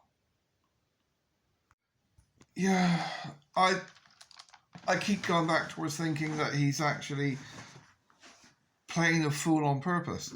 But I think he really is just stupid. Things like he's doing a lightning rod after having the solar panels up for a couple of years. He's in an area, from what I can see, that's very, very flat. Which means if you've got a metal thing on your roof, like solar panels and a metal roof, then you're going to attract lightning if you do get lightning. So he's leaving it way too fucking... It should be the first thing that goes up. The lightning rod is the cheapest thing. We couldn't afford copper. Why would you want to use copper? You don't need to have to use copper for a lightning rod. That's fucking steel spike and a bit of wire. Does the job. If you want to know how a lightning rod works, have a look at the earth in your house. The earth in your house, easiest way to find it, go to your power supply. I will show you. Fuck it. All mouth, no fucking action. La la la la la. I will show you exactly what the fuck I'm talking about. Alright. That is the earth. Yeah. And all that is, literally all it is a bit of wire attached to the metal pipework. It goes through the fucking wall, and there's a metal spike in the ground outside. That is the earth. And these are my mushrooms on the go. More mushrooms. Lots of mushrooms. More mushrooms. More mushrooms. More mushrooms. You don't need a fucking garden to grow mushrooms. You just need a bit of space. Anyway. Ooh. Vodka. Forgot about that. So, he's talking about spending hundreds or thousands again on this electrical tape. This lightning conductive tape. And then he's on about, well, if you got one, I can use this bit of metal to do it. And it's not metal that he's using. But it'll do the same job because it's higher up. No, that's not how it works. It goes to the most conductive thing. If you've got a fucking 50-foot sheet of metal and one little bit of plastic sticking up, guess where the lighting is going to go? To your fucking metal roof. What he should have, considering he's got a metal roof, is a metal spike on the end of something, like a plank of wood or something, so you can hold the piece of metal as high up as possible. And then attach a chunky wire, if you want to go for the wire route, get yourself some cooker wire and just have that going down to a metal spike in the ground. Just get like a 1 meter spike, hammer it into the ground, job done. That's it. But he's on about having one either side of the roof. So instead of having it coming down and going down thump to the fastest road possible, straight down to the ground, and he seemed to think that going into water is going to be a good thing. He actually said, oh, there'll be water down there, so that'll be great. No, it'll be sort of conduct it across the entire fucking land, because you've got a clay base. You're basically going to be sitting on a pond with electricity running through it. For fuck's sake. These are the sort of people you wonder, how do you actually tie your own Velcro? And he wants to have one of these really expensive electrical thingy cables on either side of the shed. Basically splitting the lightning, if it hits, to either side, which means it's going to get confused and go straight fucking down. It'll go for the easiest route. If it's got two routes the same, it'll go in the middle. It's that simple. It'll just hit the fucking roof. You don't want two. Look at a church steeple. It's got one big ass lightning rod on the roof, generally in the shape of a demon or a cockerel or something, and then it'll have one lead fucking thing, wire, pipe, whatever you want to call it, rod, going down the side of the steeple into the ground. Not a massive chunky electrical fucking expensive thing from America, but just like a piece of fucking lead.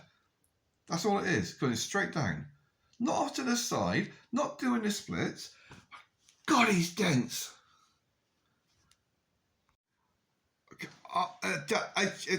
Someone has sold him a bimetallic coated aluminium to copper fixing. There must be people in America pissing themselves laughing. Got this fucking English cunt and he's buying all this shit. We're just making it up and he fucking buys it. £1,000. What did you sell him? Oh, the piece of shit I found in the fucking shed. I polished it up, didn't do it. He fucking paid me for it. You twat. I keep thinking I don't want to say bad things. I want to try and say something positive. I want to try to say something that encouraging.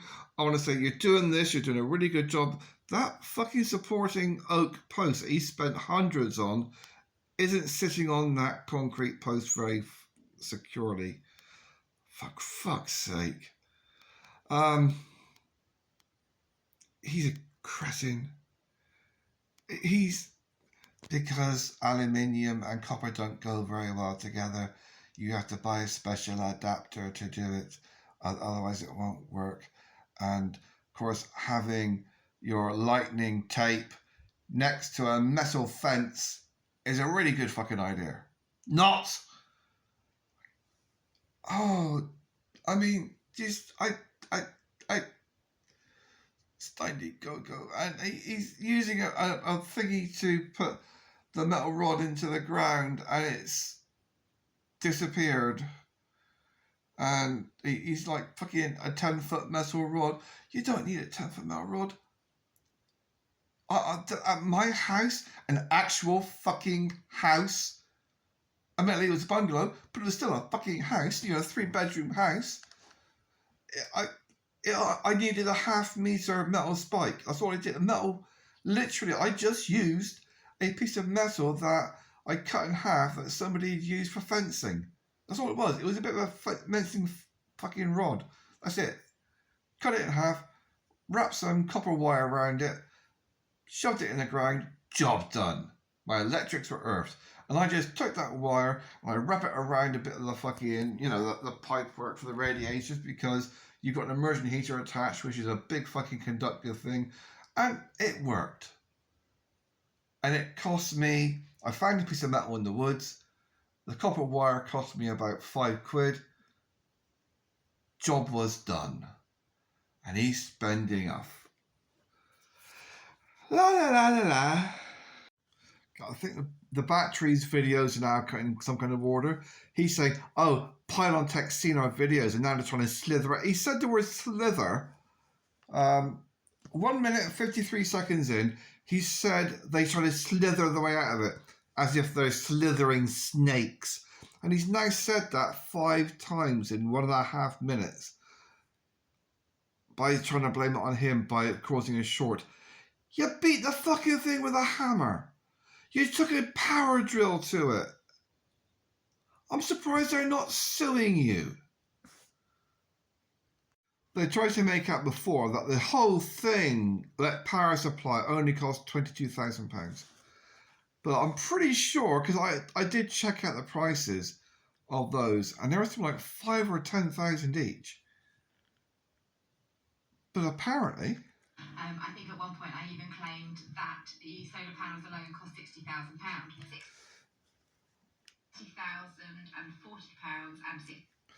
£60,040 and £60,000 for the solar panels, which is what I worked it out at.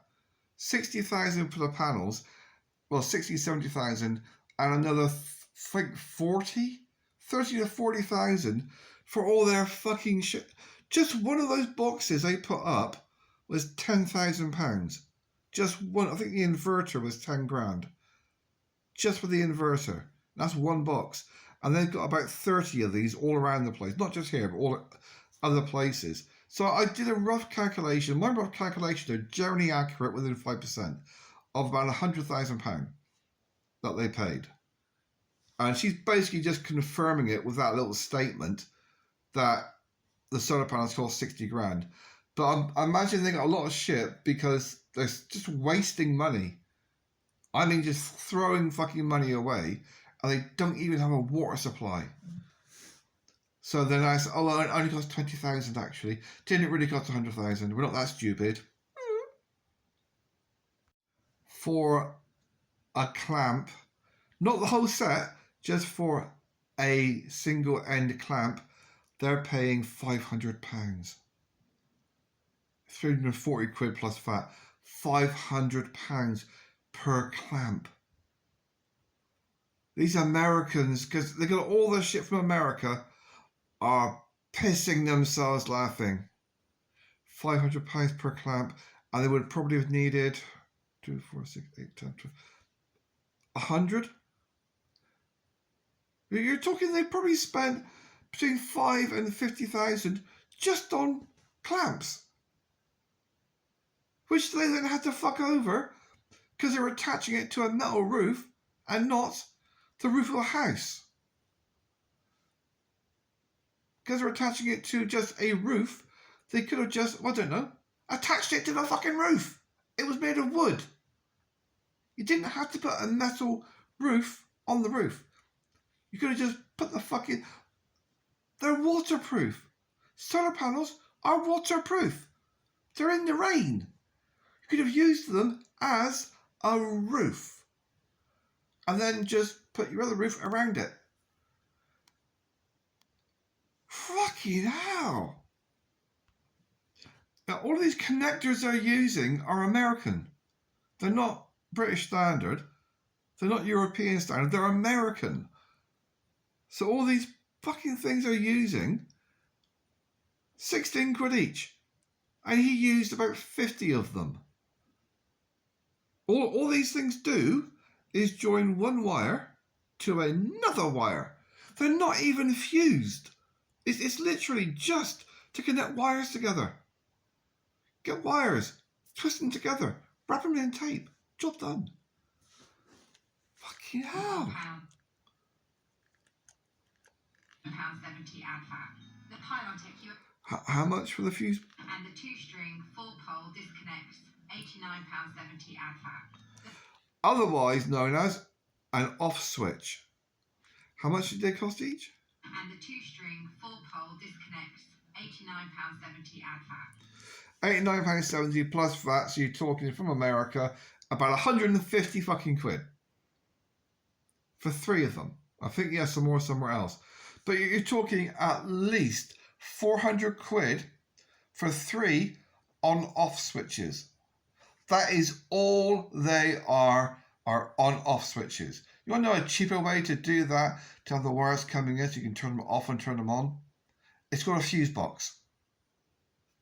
Like it's got down there. It's got a fucking fuse box. That one down there, with individual fuses, not the one he's got, because that probably cost £1 million. But you can go get one of those in a DIY shop, brand new, for 10 quid.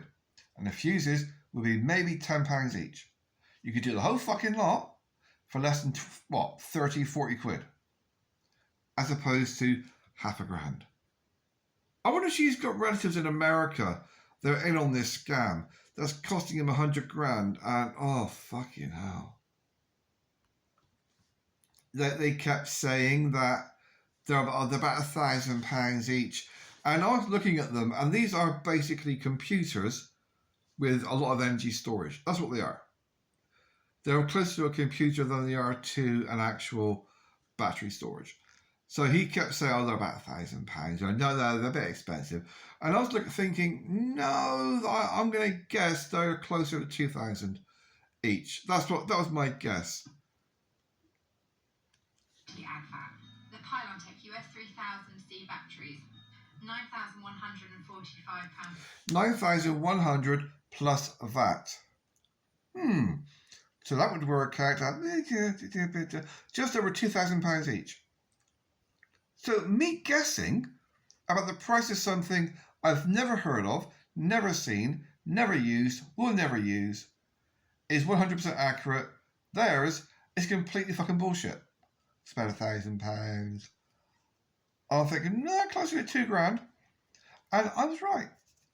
So they basically spent about 17,000 on batteries. If you're going to spend 17 grand on something, don't beat the fuck out of it with a hammer. Just for the batteries and the brackets, apparently, you had to go and buy brackets for them. When we did drill some of the brackets out, that's how much batteries cost, apparently. Subtotal, not total. Just for the batteries, £18,500. How dense are people? I've never grown up with a spoiled brat mentality. I was pretty much out on my own at age 12. I went to school, kind of, but I got my qualifications. I did my CSEs. I passed all my exams. But I was out working at age 16 because I left school when I was 16. So I did a little training course, which different stuff happened. But I did a training course for a little bit. I was working in a factory. I was working full time. But I never had this sport brat mentality of being in debt, of getting mortgages, getting loans. I've never had that. If I can't afford it, I don't buy it. And to think that these people have spent £18,500 just on batteries, and then they fucked them. 18.5 grand just for the fucking batteries. That would run my energy bill, my gas and electric, for longer than I've got left to live. It would run at the current rate. So yeah, the price goes up every year, but at the current cost of electricity and gas, that would run my gas and electric bills for the next 30 years. And that's just for their batteries that they spent on. My brain can't really accept this, because you can go down to a car shop and get a brand new car battery. We're not talking nuclear power station energy storage. They're still running out of electric. in the winter, when there's not enough sun, or if it's a cloudy day, they run out of electric. Because they've only got, I think they're 48-volt batteries, and they're down to 6. So they've only got, 3 kilowatt or 3.5 kilowatt storage. And yet you can get the same storage from car batteries or van batteries for 500 quid to do 10 times the amount. And even if they do wear out after 5 years, go and buy some more. Or top them up. Oh, fucking hell. There, she's lying about the cost of the Victron components because they've already said that one of them cost 8,000. Now apparently the whole thing still costs 6.5 grand. Plus VAT, 10 grand. From what I can see from looking at things and working things out in my little brain, my poor little biker brain, is that you have thing come from source, solar, wind. You put it through a little box which converts it into a usable thing that can go into your batteries, and then you take the energy from the batteries to an inverter that converts it to electric that you can use. So you've got two things that you need. And they're spending 10 grand, because that's before VAT. Add VAT, that's £10,000. And they're lying about the price, so it's probably closer to 15 or 20,000. And they could have done the same job for 200 quid. Oh, but it would burn out after 12 months. Yes, but for the price difference, you can get a brand new one every year for 30 fucking years.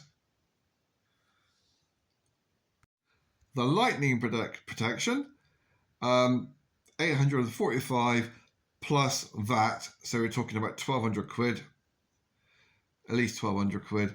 Yeah, they could have done the whole thing for 100 easily, and they spent over £1,000. Oh, and they haven't included other bits and pieces, fuses, cables, lugs, terminals. Jesus. So they can basically have the power supply of a caravan. Plugs and sockets, connectors. All these connectors are American style. That adds on an extra 2,507. So plus VAT, so it's about 2 3/4 grand. Yeah, so I'm reasonably good with mental arithmetic. Things, it's all American. None of it is rated. They wouldn't be able to sell it to anyone else. If they were to move out and try and sell the property to somebody else, they would not legally be allowed to sell it as it is. They have to sell it as scrap. Because you cannot get a rating on something that is American standard. You have to get it on CE, which is European standard. Yeah, she's using exactly the same analogy that he used in a previous video. We know it's not the cheapest, but somebody wants a Kia and someone else wants to drive a Jag. Yeah, and some people are cretins. But then she hasn't paid for anything. I bet your fucking ass her money's in the bank and his money's paying for it all. So I bet you fucking anything you like. They've got separate accounts. She's got her account because she needs her own money. Then they've got a joint account for his money. Even with the tens of thousands, they're admitting to 30,000. Well, 28,000 plus VAT, so you're talking 30. You're talking about 30-odd thousand. That's what they're admitting to. Say 30 to 40,000. Yeah, that is what they admit to spending on the electric, power supply, and yet they're not including things like the generators and the fuel for the generators and all that kind of stuff. But she's just said they're still using their electric generators for 17% of their energy, which is a bullshit number because she's got no way of working it out. She can't even tie her own Velcro, let alone do mental arithmetic. Go back to teaching potato paintings. The thing is, even if that's true, and that they pretty much a fifth of their electric is still from their petrol generator, what is the point? I mean, seriously, what is the point? Because they're spending so this money and they're still having to go and buy petrol. And it's still... My brain doesn't... I can't accept how stupid some people are. And that they seem to think they're living the off-grid lifestyle when we're not connected to utilities. But we still need a petrol station. She's going, oh no, there's a mouse in the roof. That is when you want to get the fuck out. Not because the mouse is going to start nibbling your earlobes, because mice like to eat wires. For some reason, mice really love rubber. They love to eat rubber.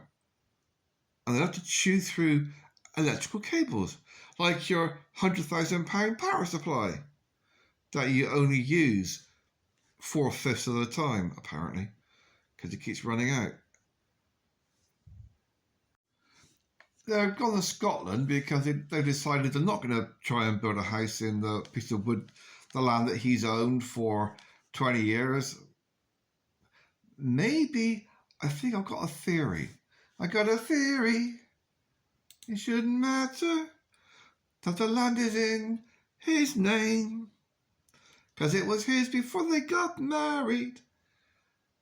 And now if they sell it and buy something else, it'll be in both of their names, which is pretty much what's happening, you see. So at the moment, where they're living is his, not hers. It's in his name, because he owned it before they got together.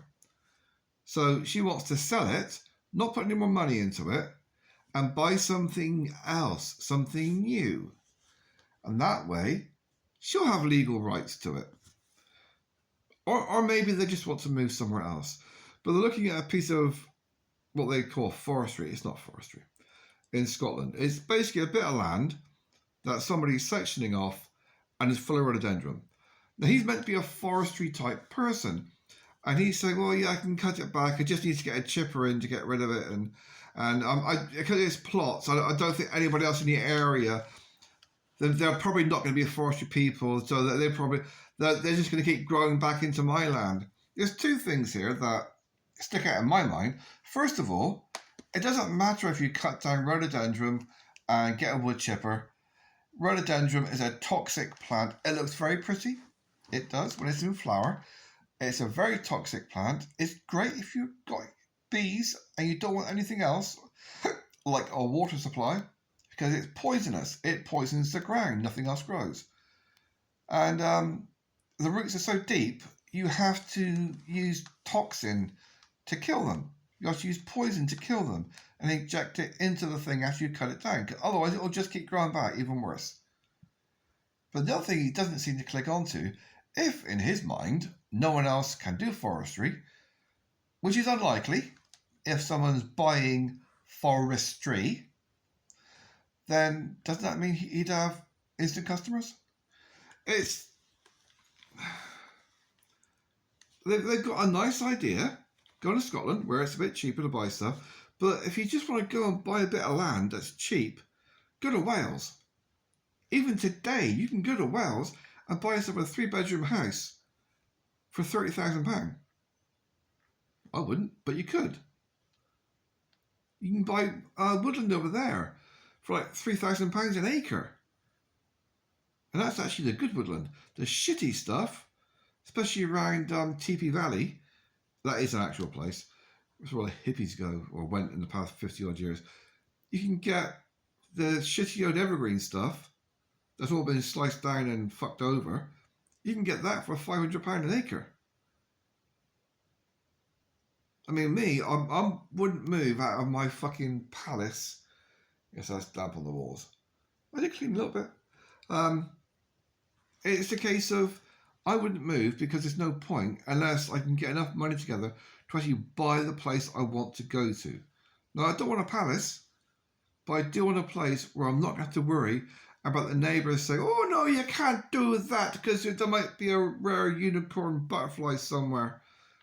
Which cunts they actually do that because they want to keep it as a green belt. They want your money, they just don't want you.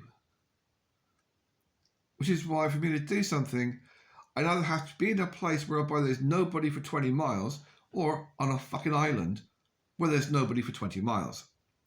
I was going to buy Planet Island at one point. I mean, it's £250,000, so I could get it.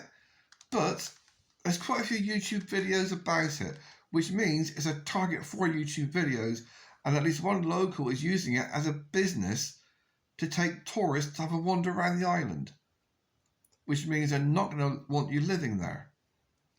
So I'd have to find somewhere where I can actually go and live that's nowhere near Paul McCartney's fucking island. He won't let anybody live anywhere near within 50 miles of him. So they got a good idea. They just need to do a bit more research about what they do actually want and the actual reasons for it. Because it seems pretty fucking obvious that when you've actually got a place and you've put a couple of $100,000 into it, you want to have serious fucking thoughts before selling it. And the reasons why you're selling it. Is it because you want to or because she's telling you to? Because it's not like you're just selling up and moving on. It's like a massive life-changing thing to go to a different country, even if it is Scotland. You never see these things in England. Oh, no. Yes, you fucking do.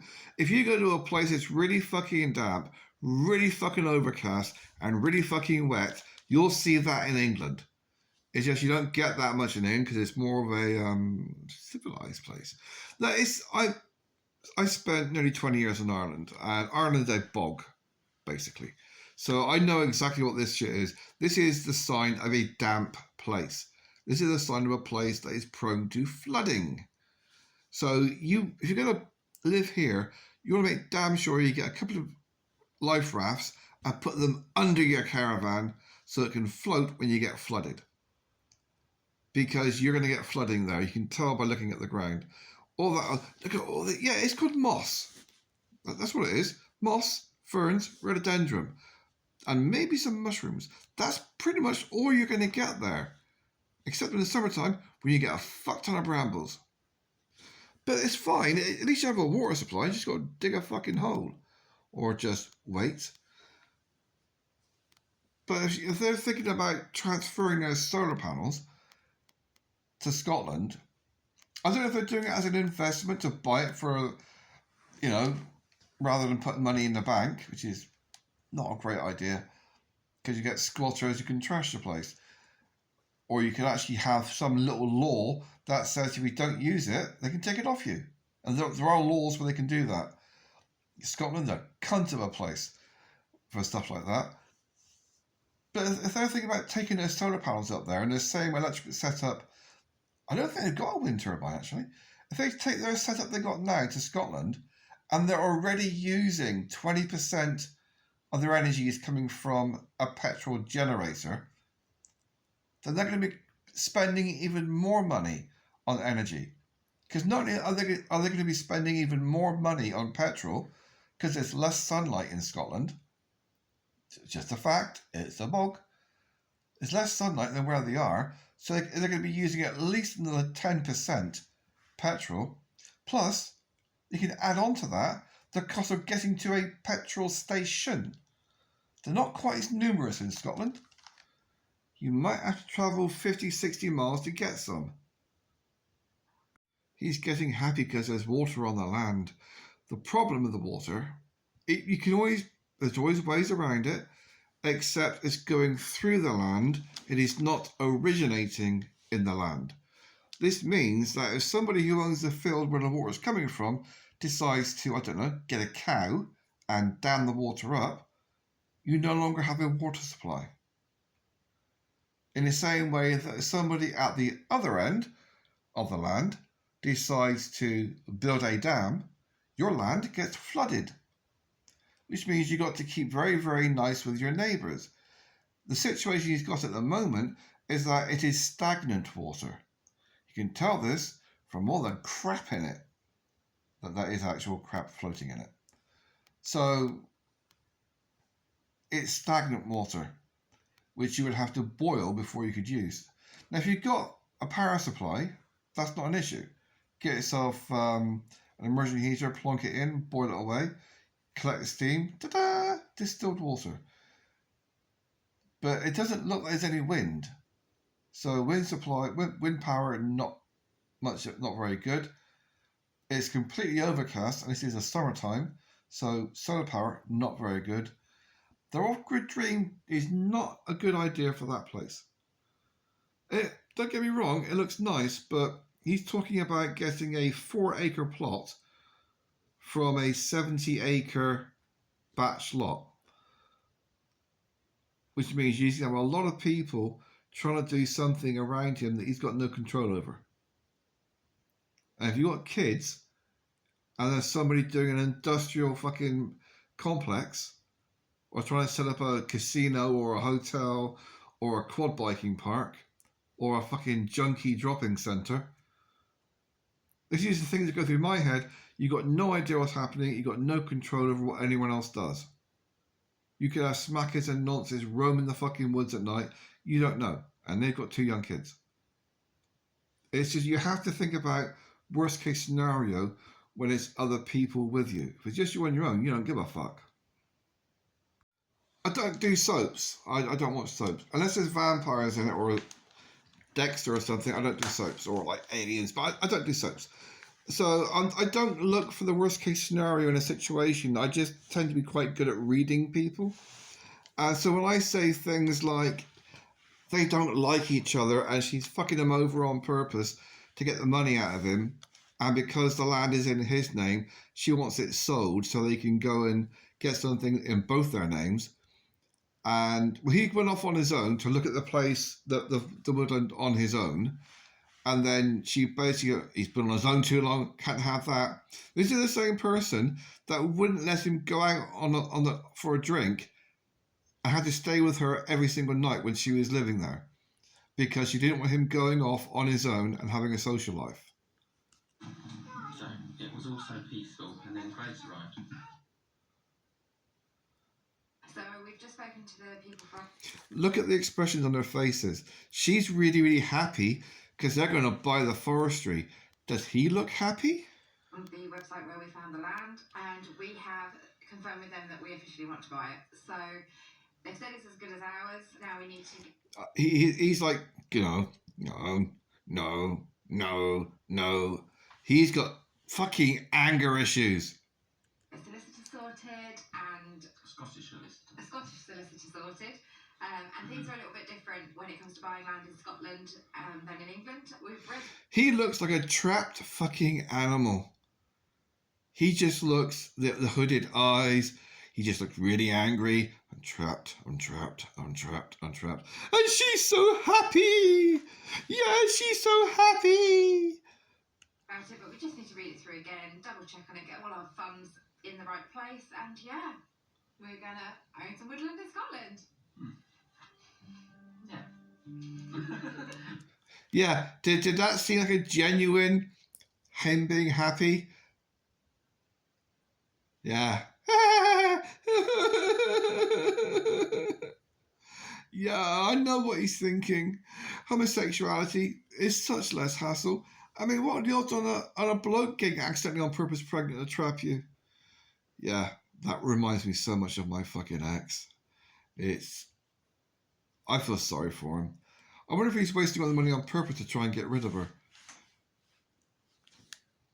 Yeah. Other things that really sort of remind me of my ex is that she refuses to have anything to do with the son, won't give him any attention, never actually makes any contact with the son. That's yours. It's called a penis. And yet with the daughter, she looks like she's scared to actually do anything. I mean, me, with a 2-year-old, which he says are both under 2 years of age, with a 2-year-old, I'd be holding her hand as she's on slippery rocks in a stream with rocks that can split her head open and she falls over. But that's just me because I cared about my children. Still do care about my children. I miss my babies, even if they are all grown up. Yeah, ass in the fucking water. For fuck's sake.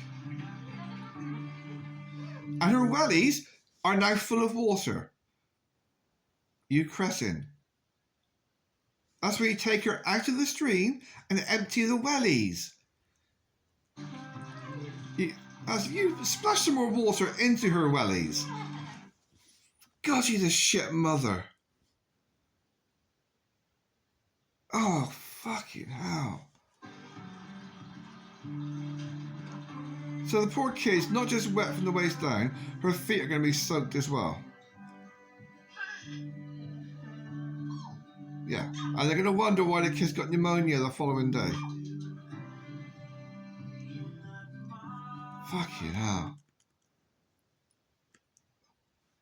Yeah, you may have noticed I'm not exactly a fan of hers. I have to admit, I am curious as to fast forward, because I think there is some kind of an order to these videos. I have got them listed by date, but they're all downloaded on the same fucking day. The most recent one is this one. How many watts does your inverter use when idle? That perhaps America has. And yeah, he's obsessed with America. That's all he... Jesus, have you got a different woman? Is that the same one? She's like twice the width. Fucking hell. Yeah, all he cares about is America. I'm going to assume that... I'm seeing. She's basically telling him, America, America, America. We live off grid on.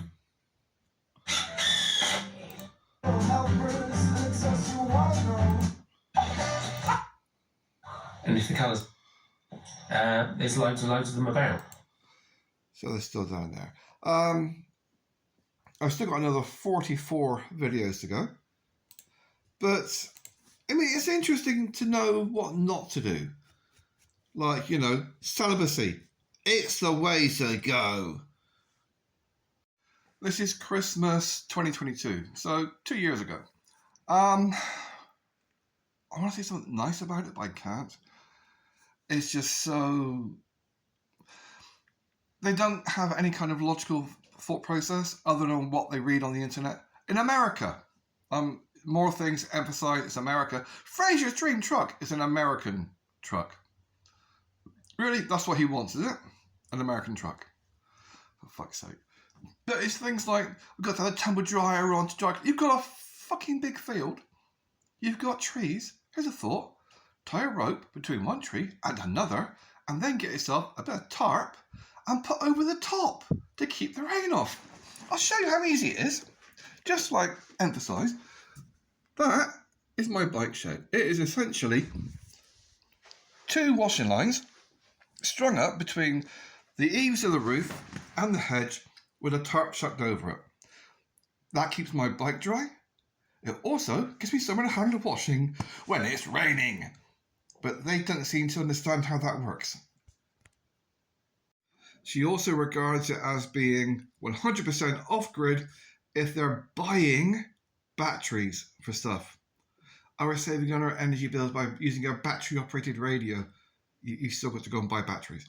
Are saving money on our energy bills by going out and using battery-operated Christmas decorations? For the children. It's not for the children.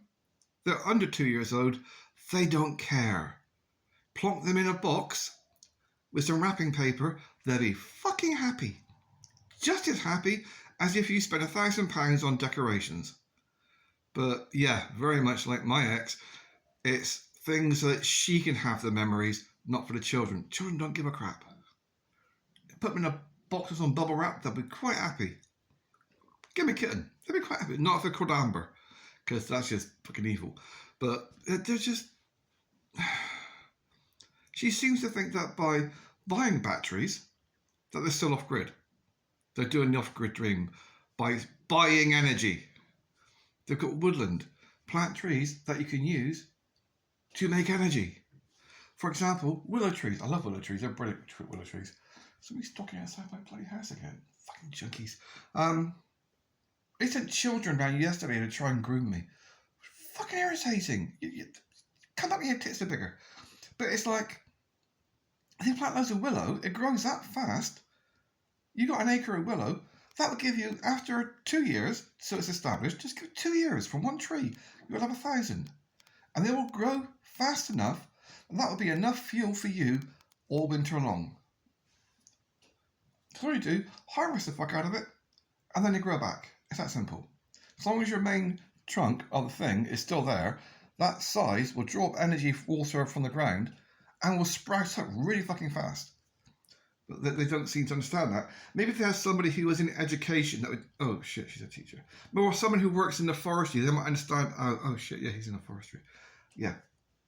Okay. Oh, well, never mind. She's saying that they're using 10% of their battery energy storage. So these 20,000 pounds worth of batteries, just for the batteries, they're draining 10% at night.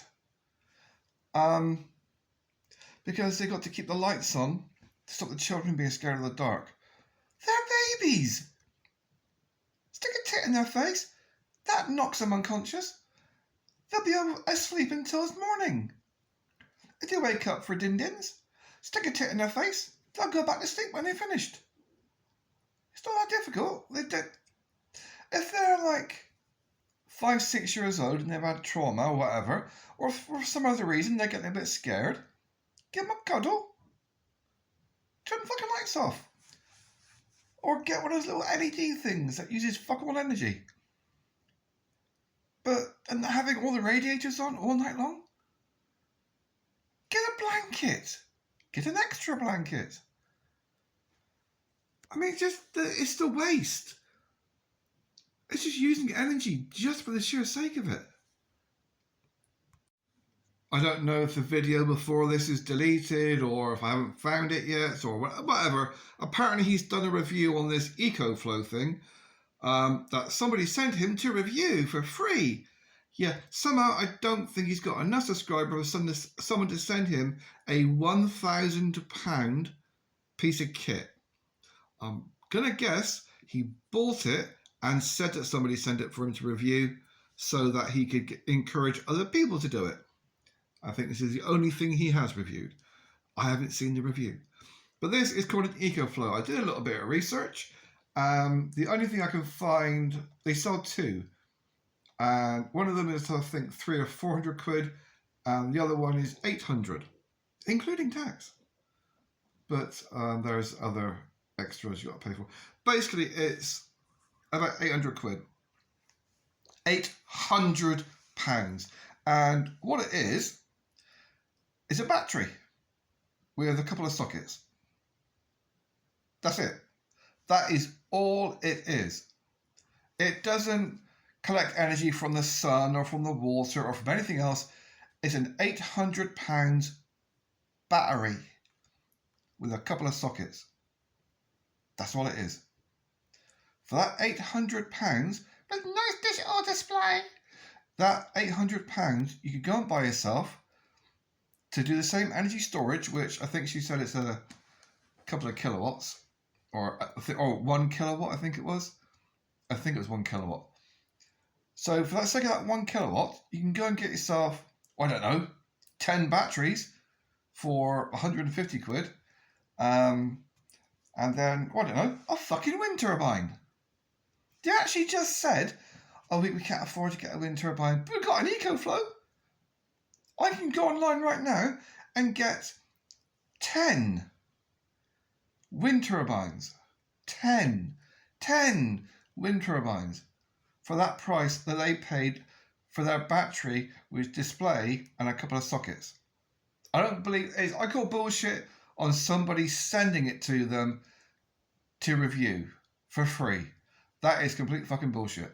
Maybe if they had a second-hand one knocking about, that wasn't worth anything, maybe. But as the website sells, it's an American website, of course, but as they actually sell second-hand ones, I can't really read the whole website because you have to click on cookies or they won't let you. And I don't click on cookies for nuts cunts like this. It's an American company, of course. But yeah, so my brain is going to the usual thing. Oh, to make sure they don't have to use their generator, they're using an £800 battery that they charged up from somewhere. I wonder where the electric came from to charge it up. Well, we are still off grid, but we went round to his dad's house and we used his electric to charge it up. because you can charge it up apparently from different sources. Basically, you plug it in and you charge up the battery, and then you can plug stuff into it to use things. So it's basically, it's a battery. It's no fucking different than the ones you can get in AliExpress or fucking Argus. That, you know, you can, like a converter from your car battery so you can plug in a kettle. That's all it is. It's exactly the fucking same. Just 100 times the price. Sorry, not 100 times the price. More like 20 times the price of the same fucking thing. Yeah, this is not off-grid when you're having to go and charge up additional batteries from somebody else's power supply. Because if they had enough power coming in from their solar panels, they wouldn't need that fucking thing, because their big £18,000 batteries would have electricity in them. And letting lithium batteries or gel batteries discharge to less than 10% means they're going to get damaged, because if they don't have a minimum charge, they can pop. It is that simple. So doing it as an experiment, let them drain as far as they can, is yet another thing to get them fucked by the company when they see the videos. Oh, Achtung, you are fucking our batteries on purpose. Fuck you, bitch, with a warranty. This is the stupidity of these people. They don't seem to understand that everything you do, every action you make, uses energy. So they've got a battery, the EcoFlow River, whatever the fuck it's called. They've got that, which has energy stored within it from wherever the fuck it came from. The neighbours, I don't know. It's got energy in it, and instead of plugging in the telly or a washing machine to run it from that battery, so it's going direct from the battery to the device, using a minimalist amount of energy for transfer, they're emptying the energy from it into their other batteries, which means you're going to lose energy as it gets transferred into it. You're then going to lose more energy as it's transferred via the wires into the house. They're going to lose at least 15-20% of that energy just transferring it. Another thing that is very, very obvious is that, I could be wrong, but the daughter looks like it might be her husband's. The son looks fuck all like him. I mean, in every aspect, completely different. Okay, he's got the vacant expression, but it's a case of, it's a common thing for women to do to make damn sure the first one is 100% the boyfriend. After that, they don't give a shit. You know, it's human, it's yours. But so they had this battery that was fully charged, but it used so much energy transferring it to the other batteries that it made no difference whatsoever to the amount of energy they had stored, because it was all wasted in the transfer process, rather than just bringing it in the house and plugging it into the TV or doing something of that nature. Another little hint, if you do have to have a chimney, I've had this before myself, that looks like a single skin, possibly a double skin, but it's probably a single skin because they're idiots. Single skin is no good because if you fall over, you burn your fucking hand. Ask my cat. Anyway, so what I did, was that the first bit of the pipe coming out your wood burner was a straight pipe, because that's on a double skin, so it's insulated. So that's where the flames are going to go up if you get a blast of wind. If you use thin chimney pipe or exhaust pipe, it will just melt. It will glow. But if you get the first bit as a cast iron, then a bit on top of that as a spiral going up, you're not losing the heat. The heat is going straight, is still staying in for as long as possible without smoke. Yeah, she looks so happy. She got to turn on the generator. So they waited for it to snow before thinking about insulating where the batteries are. See, they're thinking, oh, it's going to cost hundreds of pounds to insulate the shed. You don't have to insulate the fucking shed. All you've got to insulate are the batteries. That's it. The batteries. You don't have to insulate the entire shed, just the batteries, and it won't cost you 200 quid. I'll do it for 15. Or rather, I could tell you how to do it for 15 fucking quid. You go down to a DIY shop and you say, I want some of that there rock wool roof insulation. That's what you got to do. It needs to be rock wool or whatever the fuck it's called. It's basically the old-fashioned roof insulation. Cheap shit in this house is like 3 inches thick. My cock's thicker, I wish. But it's a case of, I don't actually. I used to use 9-inch thick because that was like, it was in my own house. I carried it on the motorbike, which is fun, a massive fucking 10-foot long roll. Anyway, I had 3 on the back one day, Jesus. Putting fucking wheelies. Anywho, you get that, it's fireproof as well. You just take that and you wrap it around the batteries. That's what you got to do. It's non-conductive. So you don't get electrocuted or lose your energy. It keeps the warmth in. And you make sure you sit it on top of it. So you're all around the batteries. Nice, happily, snuggly batteries. And they're waiting till now to think about doing something about keeping in the heat, because most of the battery power is going and keeping the batteries warm and snuggly. They're surprised because they have electric coming in when it's snowy and foggy. The solar panels don't work on whether or not it's foggy, or that they work on whether or not they have light. If you've got lots and lots of snow, doesn't matter if it's foggy or not. If you've got lots of snow, it's going to reflect the light, and therefore you're going to get more electricity than if you don't have fog and you've got a cloud, because the cloud is going to stop the light. Snow is going to reflect it and magnify it. They're finding it very confusing to accept how that works. They think it's a freak of nature. So she's saying it's another EcoFlow day. So they're using the EcoFlow power bank battery thing again. But she's not saying how they're charging it. Because their main batteries from the solar panels are not charging the batteries enough to keep them going. So what's charging up the EcoFlow? All I can think they're doing is either taking it to a neighbour, his dad probably, or using a petrol generator. But they're not telling us. Which is, you know.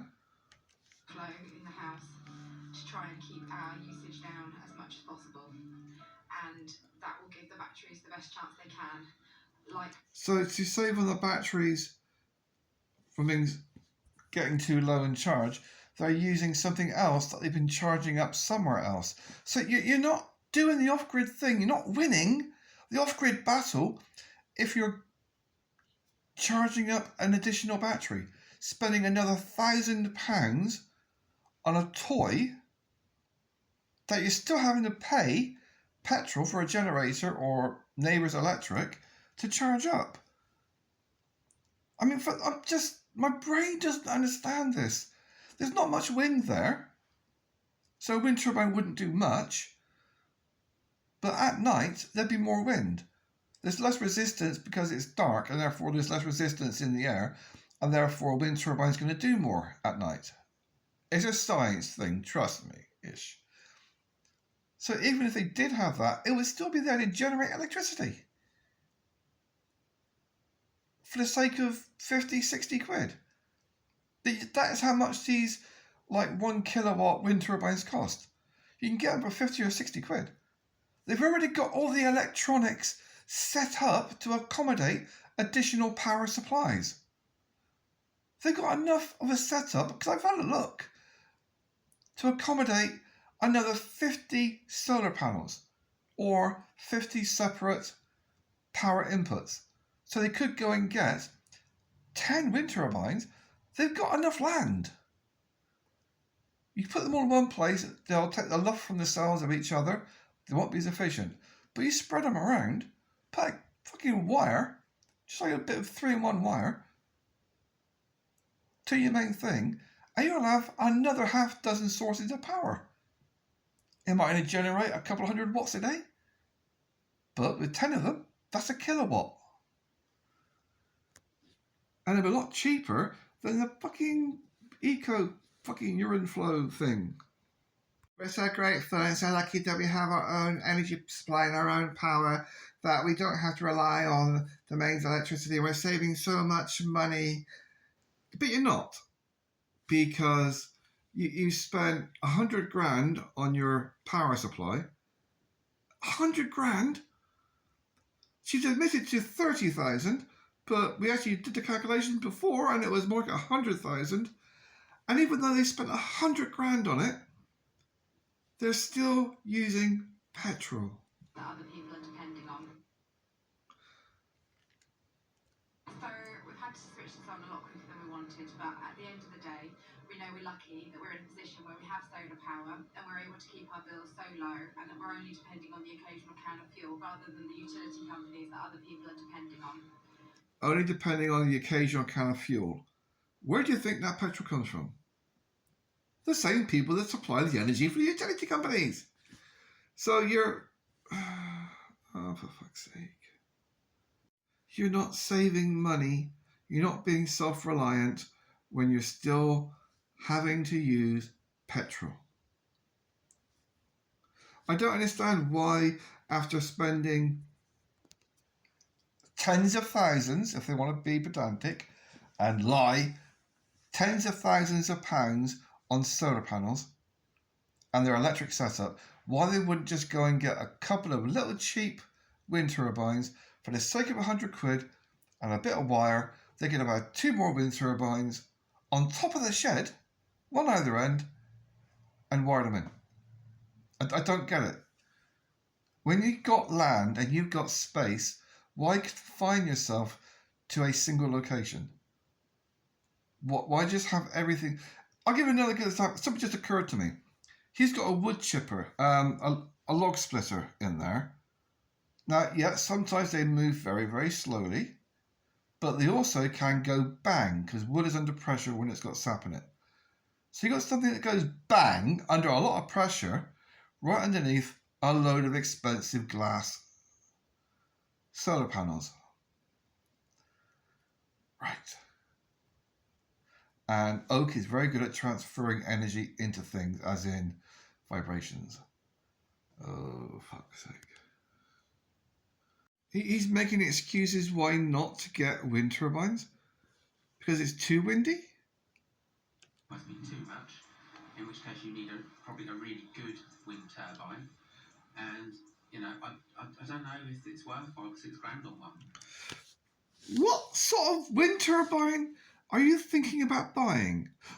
It wouldn't be any chance buying from that same person in America that sold you the solar panels and all the equipment and everything else. £5,000 for a wind turbine. I want my asshole licked out by Trump if I'm spending £5 grand. Okay, no, that's just disgusting. I would not spend £5,000 on a wind turbine.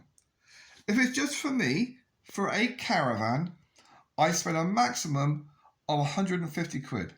And for that 150 quid, I would want 2 wind turbines. I mean, it's not as if I'm just making these fucking numbers up. Let's see if I got anything saved on me internet-y thingy which you could. Let's have a look. What have I got? Because I'm not the worst. No.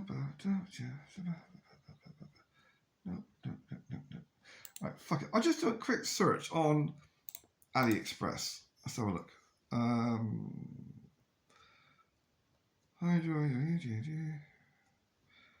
Right, wind turbine. There we go. Wind turbine. There we go. There's a 1 kilowatt for 150 quid. First one that comes up. That's a toy. That's not an actual wind turbine. It's just a toy. But, I mean, you can get them cheaper. You can get these vertical access. If he's that worried about something, about it not being windy enough, you get a vertical access one like this. That means it catches wind from all directions. Yeah, that's a 3 kilowatt job. Yeah, I'm not saying I'll do 3 kilowatts, but it's a 3 kilowatt job. I mean, if you talk about spending £5,000 for a big ass 48 volt job, This one is a big full-size thing. It's just, this is just random shit that's coming up. I mean, this one, is that a brushless? It's a 5,000 kilowatt horizontal wind turbine, blah, blah, blah. It does 96, 48 and 24 volt, 220 inverter, and it's got a built-in inverter. So you don't need any of your electrical bollocks. It's got a built-in inverter. And that's an expensive one. It's 270 quid. I mean, I admit, you're going to have to pay tax of Trump. You're going to have to pay delivery, which is not going to be cheap, because your tax is going to be 54 quid. Delivery, no idea. I can't be asked. But you could, even if you spend another 100 quid on delivery, or £200 on delivery, that's still less than half a grand. For something that could generate triple your power supply needs. I mean, this is not a small one, this is a big fucker. See, it gives you like the rated wind speed, yeah, and how much it actually makes. And those ratings have to actually be accurate. And a lot of people are trying to debunk these fucking things by actually putting a generator on it to actually spin it around manually. And yeah, they're actually honest about the ratings. So yeah, how big is this thing? That's a fairly big one. And yet it's still only, well, with delivery, tax, all the rest of it, less than half a grand. And that's for they're out of stock at 96. That's a 48 volt one. You know, I mean, a 12 volt's probably, so I think it's just like the cable size, I think. But I mean, it's just, and he's talking about spending £5,000 on a wind turbine. Is it gold plated? This guy, somebody tells him, oh, you want something, you want to go and get the most expensive titanium, aluminium, fucking gold plated. Oh, yeah, I got one just in my shed for you. It came from grind up bones of orcs. He's just so fucking clueless.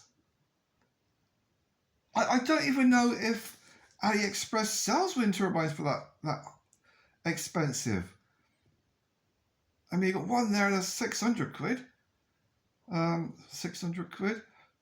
So there's two that are 600. That's about it.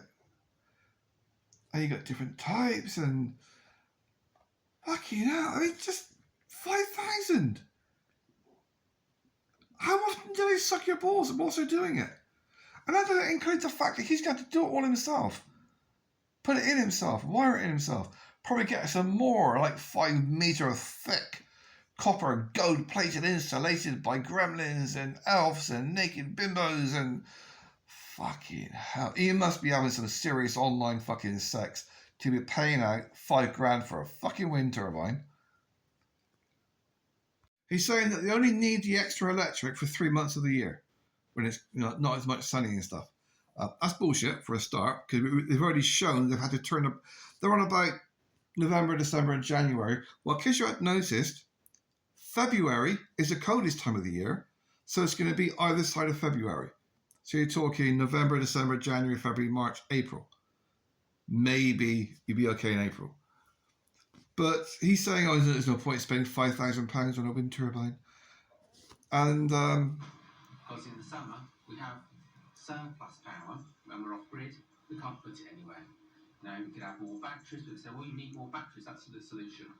Not over £1,000 a pop, it isn't. Yeah, see, he's still hovering around £1,000 a pop. Well, we've already established from the wife they're £2,000 each, not £1,000 each. And the thing is, you don't have to use those batteries. You can pop down the garage or a scrapyard, they do still have them, and just go and get some old car batteries. You've got the electronics he's got in that fucking shed, the attic up there. He's got additional places where you can have input and output.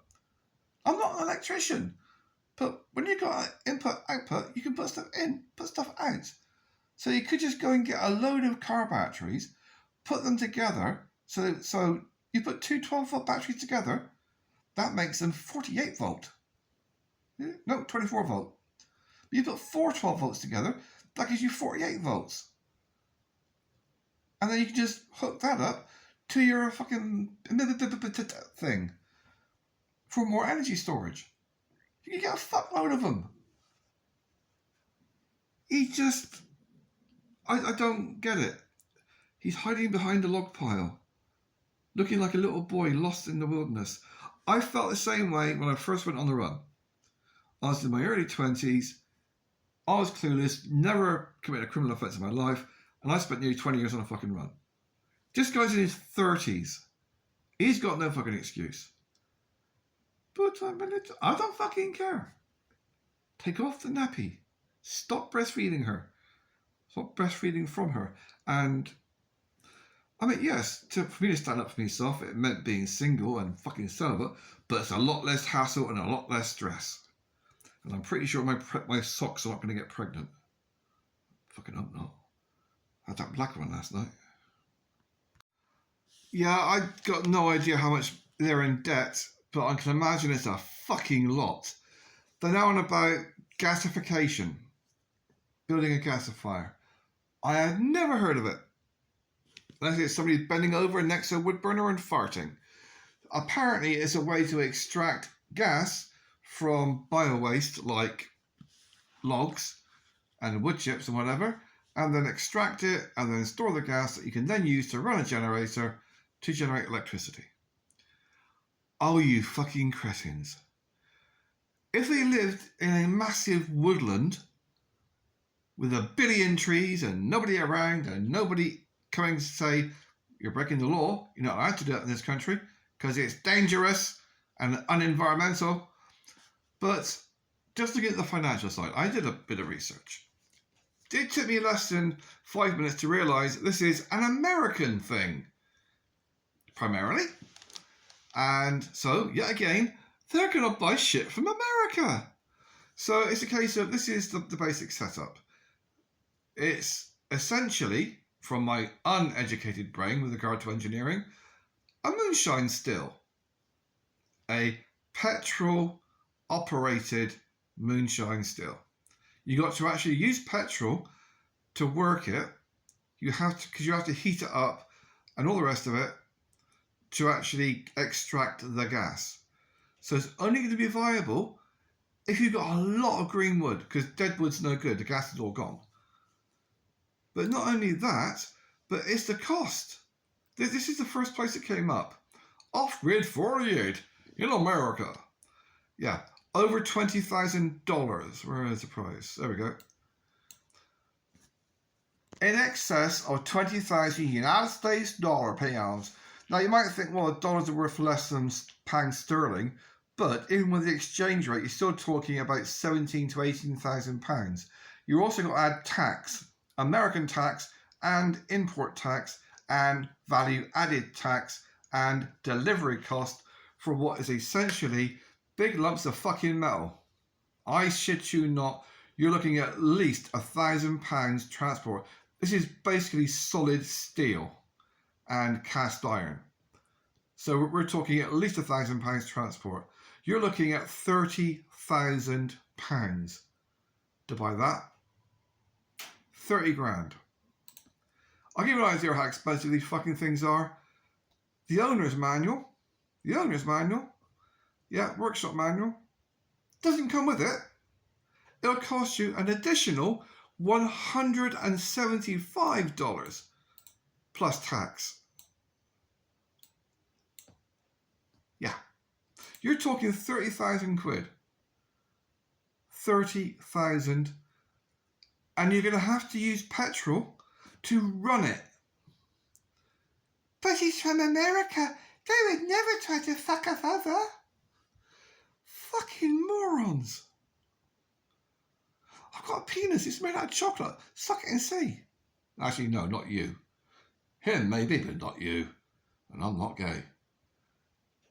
This video, he's actually been selling the eco thingy EcoFlow, and he's now giving a review on it, and he hasn't got a clue what he's talking about. He's just literally reading what is in the instruction manual. He doesn't understand how electricity works. He seems to think that by charging it up from the car battery, the car, is that it's not costing him anything because the engine's running anyway whilst we're driving around. Yeah, the car is using petrol, and that the more electricity you are taking from the car to put into the little box, the more revolutions per minute the engine has to complete to generate electricity. That's how electricity is generated. It's from this thing spinning around really, really fast, generating electric, like a wind turbine, but using petrol. So you're not saving money with the EcoFlow thingy. You're actually spending more money. Because instead of spending X amount of petrol on a generator to make electricity, you're running an entire fucking car to make electric to store into the box. I mean, it's a great idea if you're a long distance lorry driver and somebody else is paying for your diesel.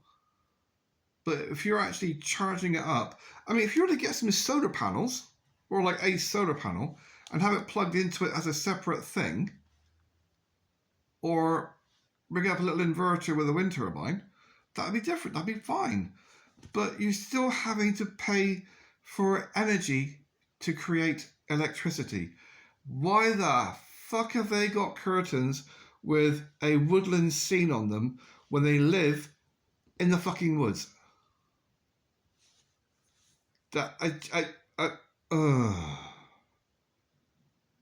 He either does not know how much it cost, or he's been told not to say how much it cost. Then he's got it for free. I told you how much it cost. 800 quid. He very briefly mentions it's expensive, but if you drop it, it's going to break, and so nobody makes it a mess anymore.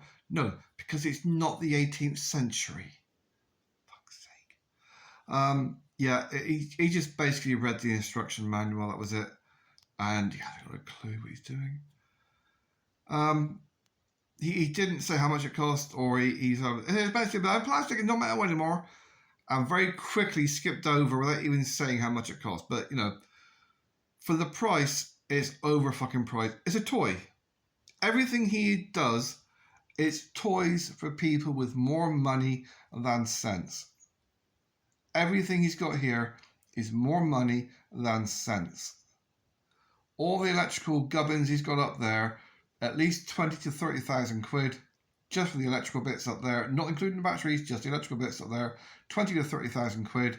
He could have done it for 1,000. Easily, with brand name stuff. Another 1,000 on top, you could have paid someone to do it. The batteries, you could have got exactly the same job done using lithium batteries, actual lithium batteries, for £1,000 to do the entire lot and give him double the storage capacity.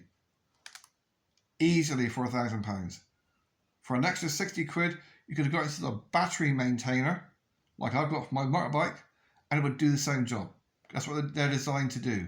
They're designed to be plugged in and left running 24 hours a day, 7 days a week, for 3 months of the year, when the fucking middle-aged, born-again bikers aren't riding their bikes.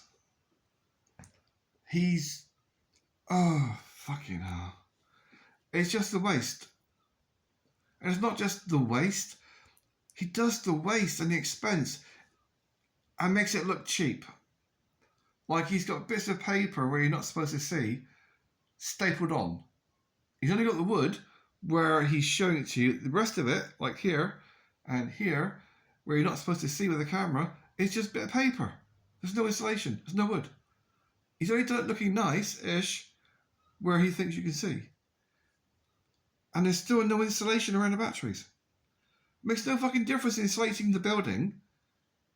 You're insulating a large area. You only need to insulate that area with the batteries. That's it, the batteries. Build a box around them.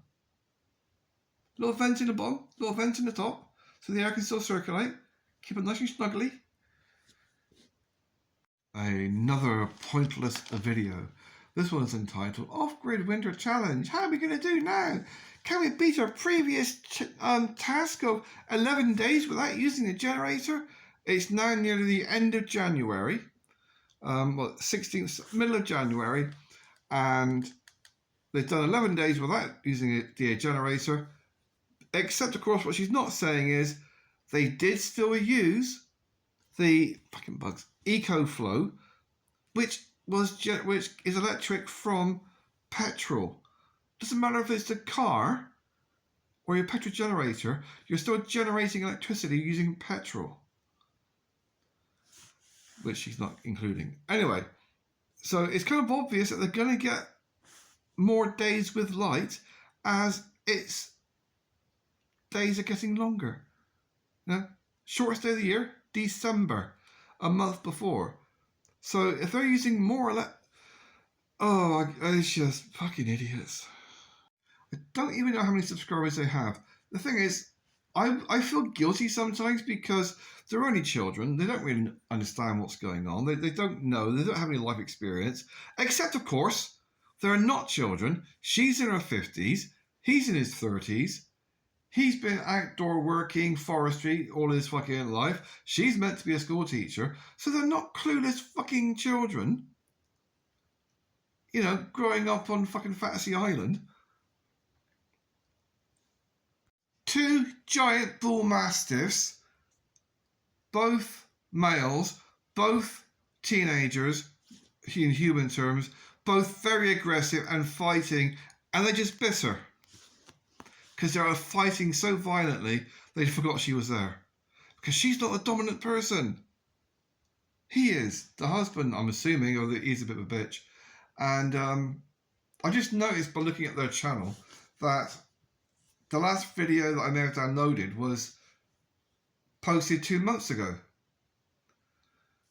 And they actually did post another one 2 days back, which I'm going to download now, so I can actually have the latest. So the 2-month gap. And is he divorced? Do I give a fuck? But see, this is why you don't have dogs like this around children. Because these are fighting dogs. They're aggressive animals. I mean, I've actually had 2 types of dogs around kids. I didn't want dogs, but exes wanted dogs. And, it saves me the fucking grief. Anyway, but German Shepherd was okay. The female was fine. Apart from when she was on the rag, in which case she didn't give a shit what anyone said. The male, when he became about 1.5 years old, uncontrollable, completely psychotic, and to get rid of him. Same with these 2. 2 boys, both fucking testosterone, both fighting for dominance, and she's got 2 little kiddies. Wasting power, which is really annoying, and I have to think about that, and maybe I should do all my ironing. Not sure. We'll see what we come up with. I would get rid of both of them. With 2 young children, it's not worth the risk. It's that simple. Because they're not outdoor dogs. They've got them in the house, which means they're going to be constantly vying for dominance and attention against the fucking babies. They're going to kill them. It's that simple. I am getting the last of the videos, the last 30 odd, in order. Because it's fucking irritating when you don't get them in order. These going on. This video is from 2 years ago, actually, I think. Off-Grid Life, The Dark Side Revealed, 2 years ago. So there's still another 30 videos to go through. But he's talking about stuff, and it's the same thing. He's blaming everyone and everything else for things that he's fucked up. Like, everything gets really rusty, and like you have to oil it every year. Even when I keep it in the shed and it's dry, and your shed doesn't have a door. Your shed doesn't have walls. Your shed is open to the fucking elements. The only bit of your shed that is actually cut off from the elements is the attic bit where your electric is stored. Everything else is just 4 fucking legs holding up a roof. And he's surprised that after the winter, his welder exploded. A welder uses a lot of electric. So therefore, if you get damp in it, it's going to go bang. But it's not his fault. It's the equipment's fault for being so cheap. It must be that it's nothing to do with him or leaving it exposed to the wind and the rain and the freezing snow and ice. It's the equipment's fault. We built this fake log house to hide our generator and our expensive electrical equipment. We don't want anybody to see it and come and steal it when we weren't here. And then we took a video of it and posted it online so every fucker knows where it is and everybody knows that we've got shit worth stealing. Fucking hell. So, Mr. Lumberjack, forestry man, who's worked in the forestry all his life, bought green oak. Green means it is not being seasoned. Green means it still has sap in it.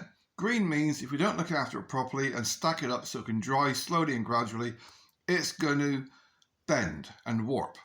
If we try and nail it in position to stop it from bending and warping, it'll split. And so, it split to fuck. Because he built his shed out of green oak.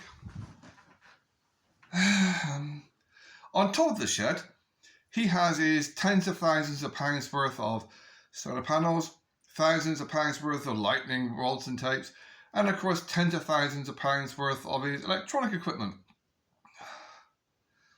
Yeah. La la la la la. Yeah. Identical to my fucking ex. You know, oh, if the children fall over, I don't rush to pick them up. One's 2 years old, the other one's 1 year old. I let them decide if they're hurt. I let them decide if they need me to help them. It's a fucking baby, you cunt. Baby falls over, pick baby up. It ain't rocket science, you fucking cretin. Oh, I don't care so much about their education. Well, not really a good thing to say when you're a teacher. I care more about them other shit. Yeah, how fucking woke. So she's a jibbo hippie woke cunt. Whenever someone says something that is hurting their children, it triggers me. Now, my daughter, when she was a baby, was a danger bunny. Now, I say this in all honesty. You turn your back for a second and she'll be up onto the armchair, up onto the back of the laundry, up onto the top of the armchair, out the fucking window, on the log pile, and she'll be off to the fucking field playing fetch with a dog. At 6 fucking months old. I shit you fucking not. At 6 months old, she couldn't walk, but she could crawl at 1,000 miles a fucking hour with a blink of an eye. Little bugger. Fortunately, the German Shepherd always brought her back. Sometimes in her mouth. She'd pick her up by the fucking onesie and bring her back.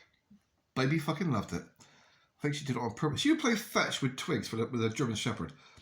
Arm. The neighbour once actually said, "The baby's eating, the dog's eating the fucking baby."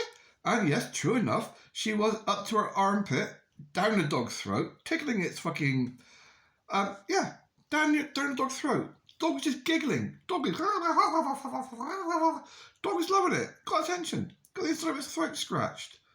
Baby thought it was hilarious.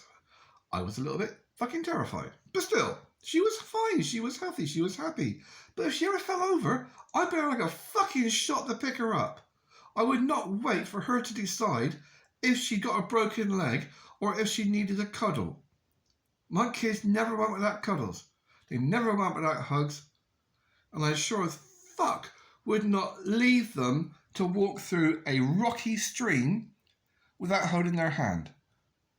Even at age 3 or 4, I wouldn't do that. They fall over, they split their fucking head open. Yeah, that's what you call a fucking shit parent. I wonder if she's Irish. Oh, turns out she thinks she's younger than her husband. Ah, yeah, in your dreams. I want my children to achieve their dreams, to be curious and confident and resilient and have kindness and content and still be able to achieve their dreams. And if you're a woman, find a bloke who's got land and fuck him, lie about being on the pill. Oops, I'm pregnant. Ha ha. Too late for an abortion. Yeah, that's basically what she did. Man works every day, 7 days a week. Guess what? Woman, I'm just going to fuck him. I'll be a prostitute. That'll get me a house and a home and everything I need.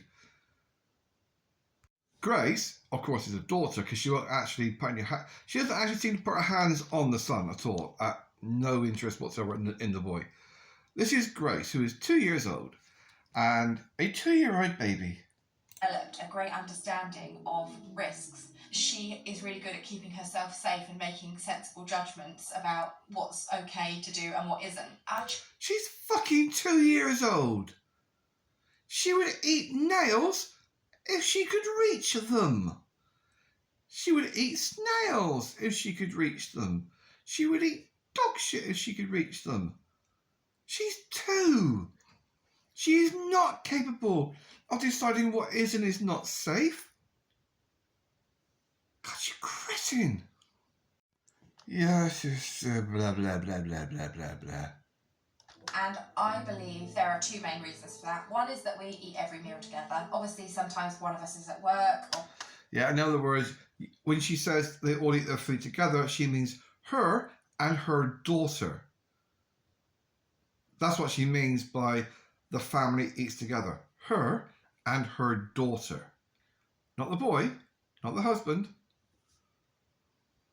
If you're going to admit to child abuse, and this is child abuse that she's admitting to, then don't put it on fucking YouTube.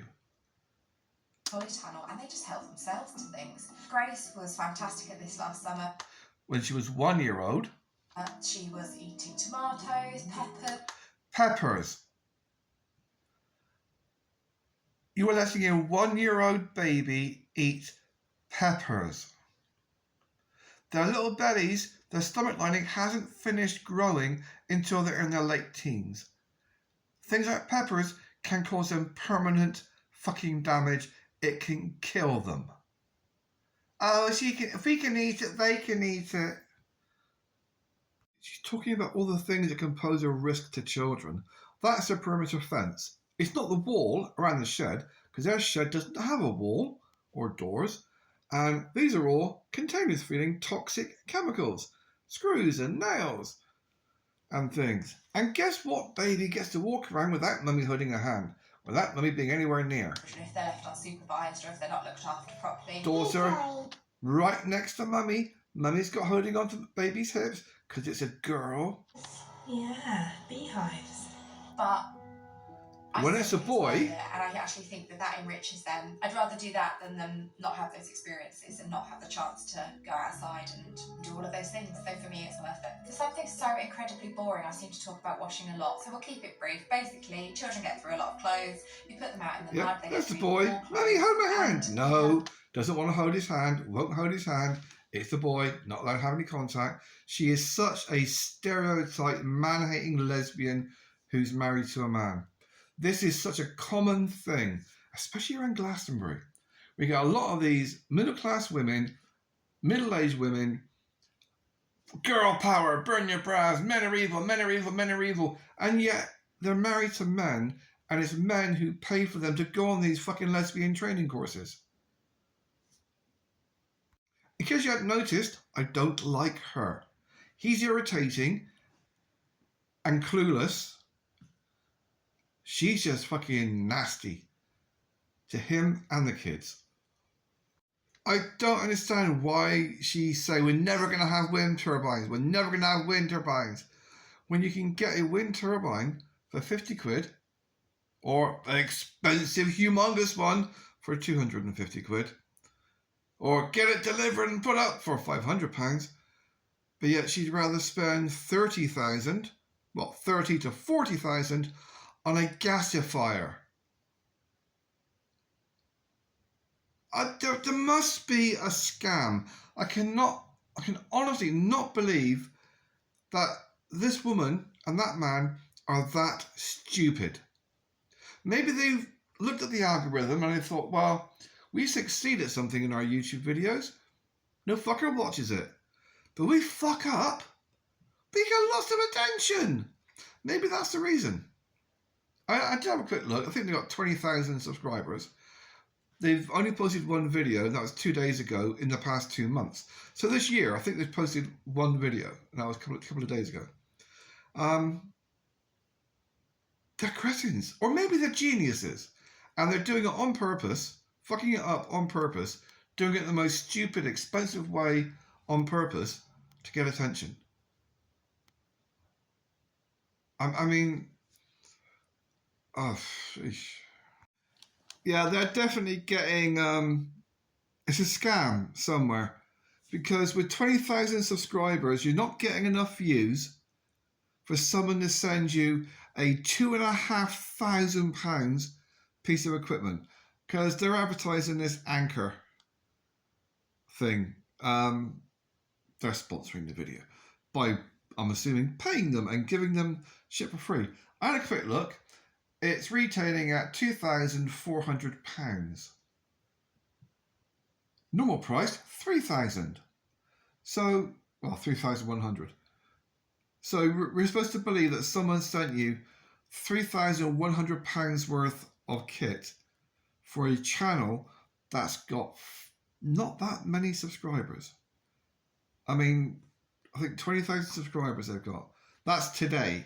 I don't know how many they had when this video was made, which would have been at least a year ago. So it would have been less subscribers. Yeah, I definitely smell shit. This is a fucking scam. Because the fact that that thing cost normal retail is $3,100. It's basically a battery. It's the same as the other one they had. Flow thingy.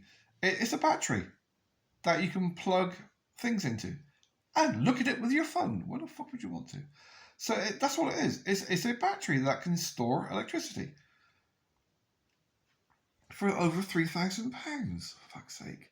The only aspect they've got which I might be interested in is this one, which is a smaller battery. I don't know what size that is. It's a 100 watt solar panel. What is the battery thingy? It doesn't say. What does it say?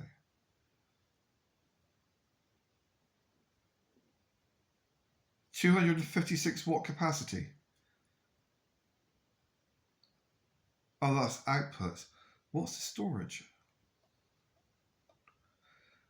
Doesn't actually say what the storage is. Right, so it's not saying how much energy it stores. It just says, what's its capacity?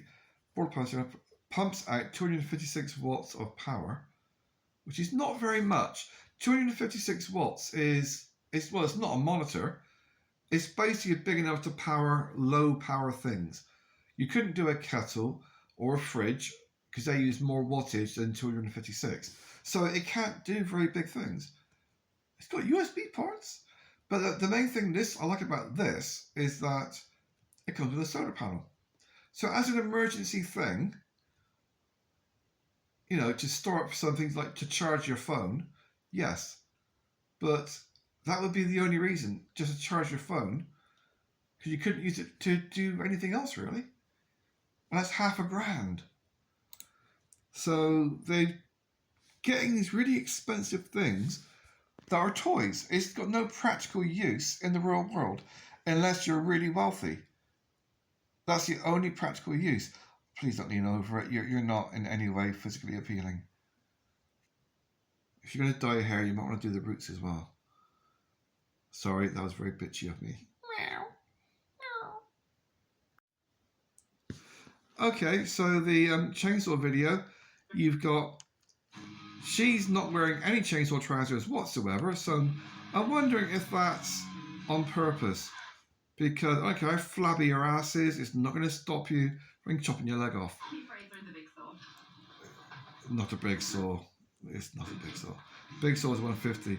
Thing is, he's doing stuff with a chainsaw, complaining about the batteries running down, and yet the things he's chopping, like these, you could do with a bow saw. A bow saw cost about £1.99 brand new in a DIY shop, like down the road, proper job, whatever. £1.99 for a bow saw, and it's literally, even with my smashed up wrists, where I can't grip for shit, both wrists got completely fucking destroyed. But I can still do it with a bow saw, and yet he's using a chainsaw, which still uses oil to work, because you have to have lubrication for the chain, because there's 1,000 little chisels spinning around really fast, and he's doing it in a stupid way. Yep, nearly sliced his own leg off. Twat.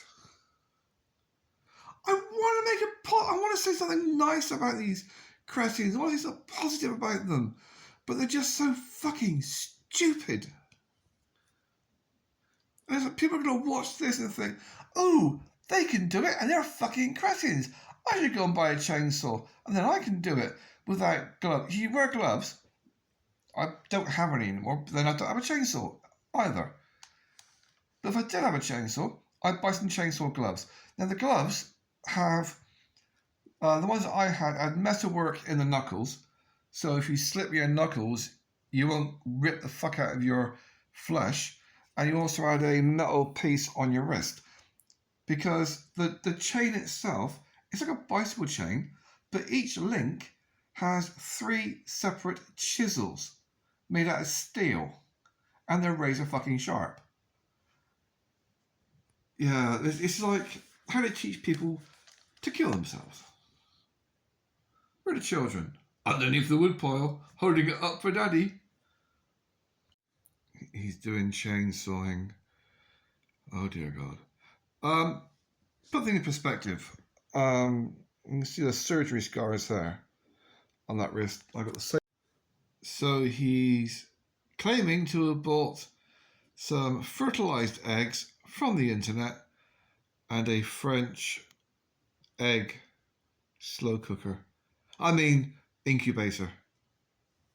Oh my God. What could possibly go wrong? I'm sure he'll find some way to fuck it up. A video where they're doing something properly. They got chickies.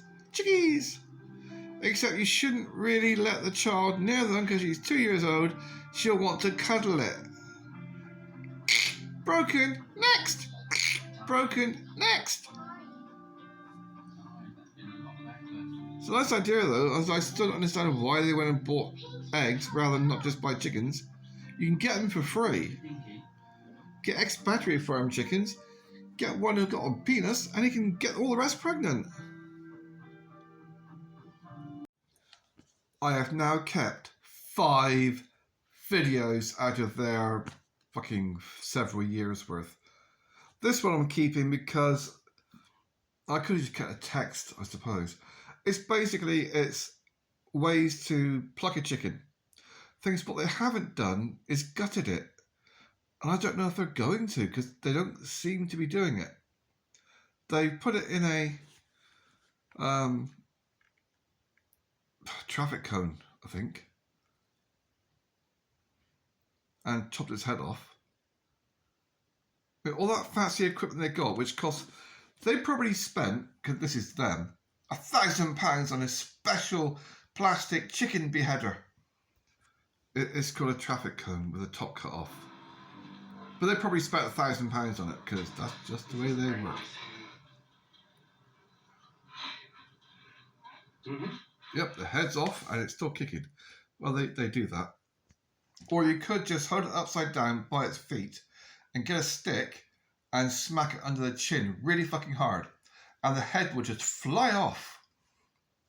Or if you grab hold of the head and really wrench your arms apart quick, it would just rip the head off. It doesn't take a lot of strength. So, and then what you generally should do really at that point, from my own personal experience, is after you chop the head off, or whatever, cut around its asshole, and then you don't have to blow, but you can put pressure down its neck hole whilst pulling on its, where you cut around its ass, and that would just pull out all of the intestines. They seem to have forgotten that bit. Or maybe they're doing it later. But it just shows me that you can buy these things, and basically it's a very expensive saucepan for hot water. It's not boiling water, it's just a saucepan to put hot water in. But they've obviously gone and spent a lot of fucking money on shit. And a chicken deplucker, which is, what's quite amusing is that they lost the power supply. So the chicken plucker wasn't working. You see, when you do a chicken, to get the feathers off more easily, you don't boil it, you just put it in hot water. Not boiling, just hot water for about a minute. That's all it takes, about a minute. And then you can just pluck it very simply. Because they put it in the machine to try and get it to work, and it wouldn't work. Because the power supply went. So she actually, for a change, helped. And it's how easy it is to pluck. It just falls off. It's that simple. It's not hard. This is not hard. That machine. Pushing that back, get the money back. I do this. I do this all day. Yeah, I mean, how much do they actually spend on that machine? I just... It's fucking ridiculous. I mean, oh. But yeah, you basically chuck it in, you chop the head off, you take the insides out, and they do come out pretty easy because the asshole is fucking massive on those things. So it's pretty easy to get out, unlike like sheep and things. And then you just dunk it in hot water for a minute, take it out, pluck it, and then you just got to chop it up. So that's their plucking machine. Basically a load of dildos. That's all it is. There you go. And he's got all these expensive toys, like he's got a thermometer. He had a big fucking machete, which kind of negates the whole point of putting down plastic. All plastic has toxins. I'm not keeping that video actually, fuck it. All plastic has poisons and toxins. So the fact that you're putting something that you're going to eat on top of plastic, that's not going to make it more hygienic. And he's bleeding as well. So any dodgy crap on the chicken, straight into your skin. I'm not going to keep that video, stop it. I can just write up a text to remind myself. She didn't look up. She is doing it. She is doing it. Kudos for that. But she's doing it in the wrong direction. The thing is, she didn't look up how to do it because they've got a machine. Why look it up when you could actually just use a machine? The reason that she's doing it wrong is that you're supposed to go with the feathers in the way they're growing.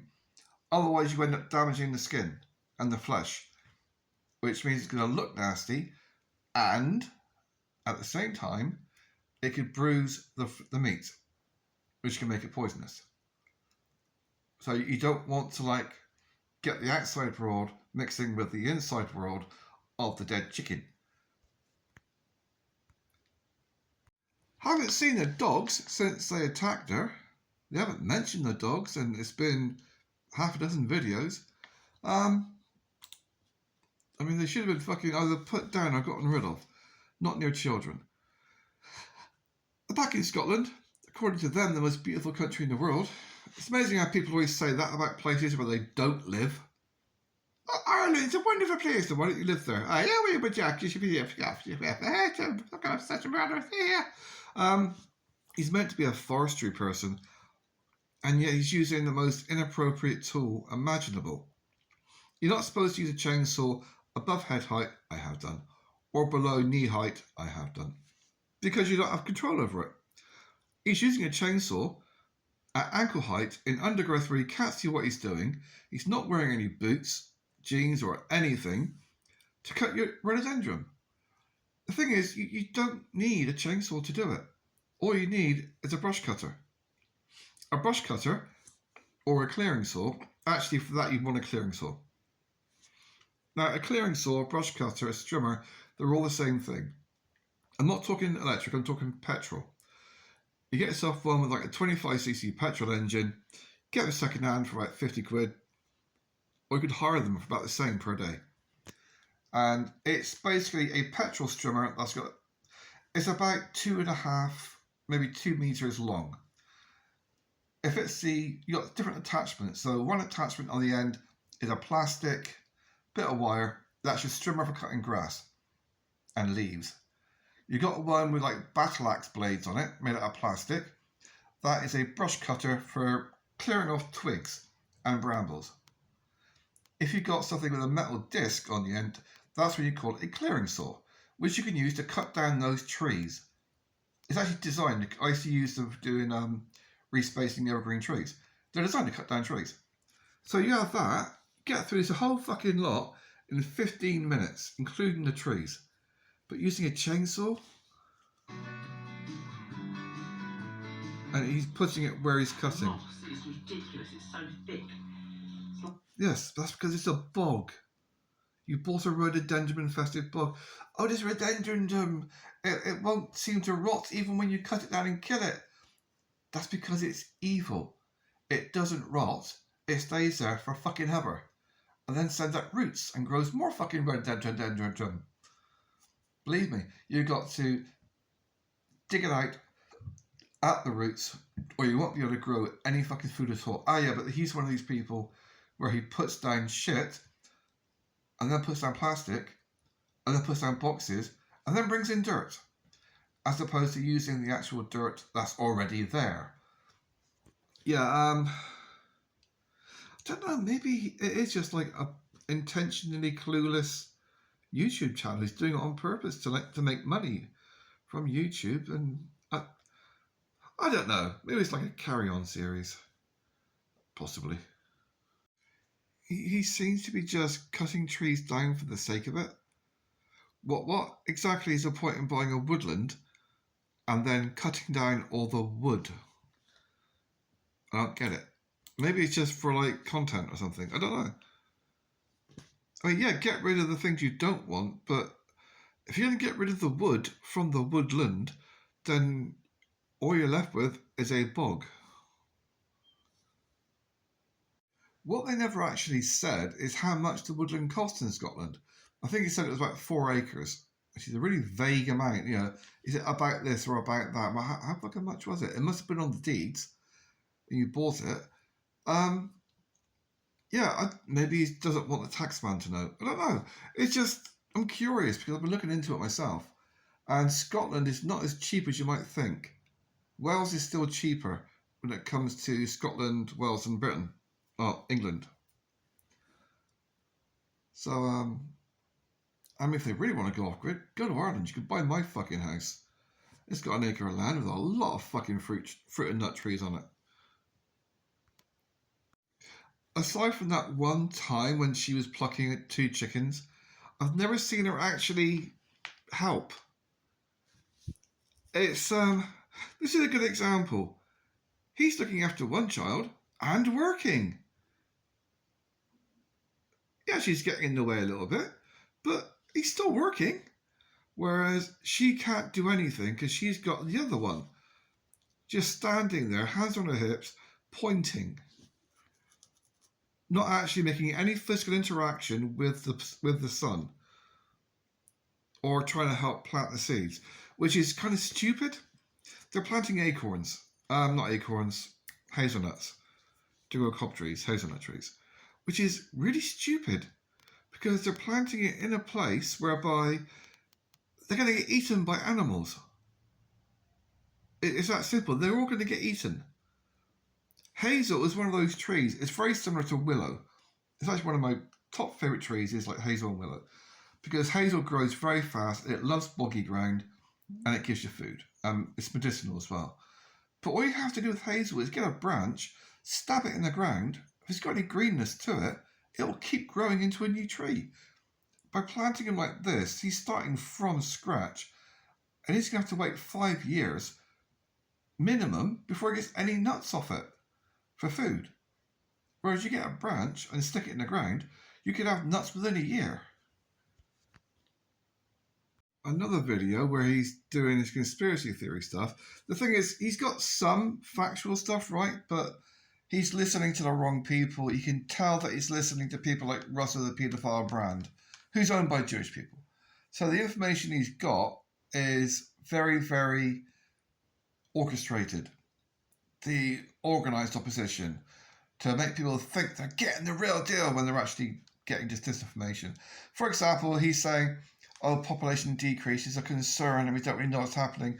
The NHS has admitted many times to using viruses to exterminate people. AIDS, hepatitis, primidos, dozens of cases going back since they were created in the 1940s. That's why the white population has gone down so much. Oh, and if women are less chance of having babies after the age of 30. No, that's not true. That's only true if they're being given drugs by their doctors and GPs and nurses and midwives. That cause sterility, miscarriages, things of that nature. There's another one that came out where for decades have been giving drugs to pregnant women that cause autism and epilepsy. But the main reason why women over 30 shouldn't have children is that from the age of 35 onwards, the percentage chance of your child having autism rockets up. It's something like a 25% chance at age 35 the kids can have autism. Men, their bollocks work till they die, and probably after. Wanking coffins.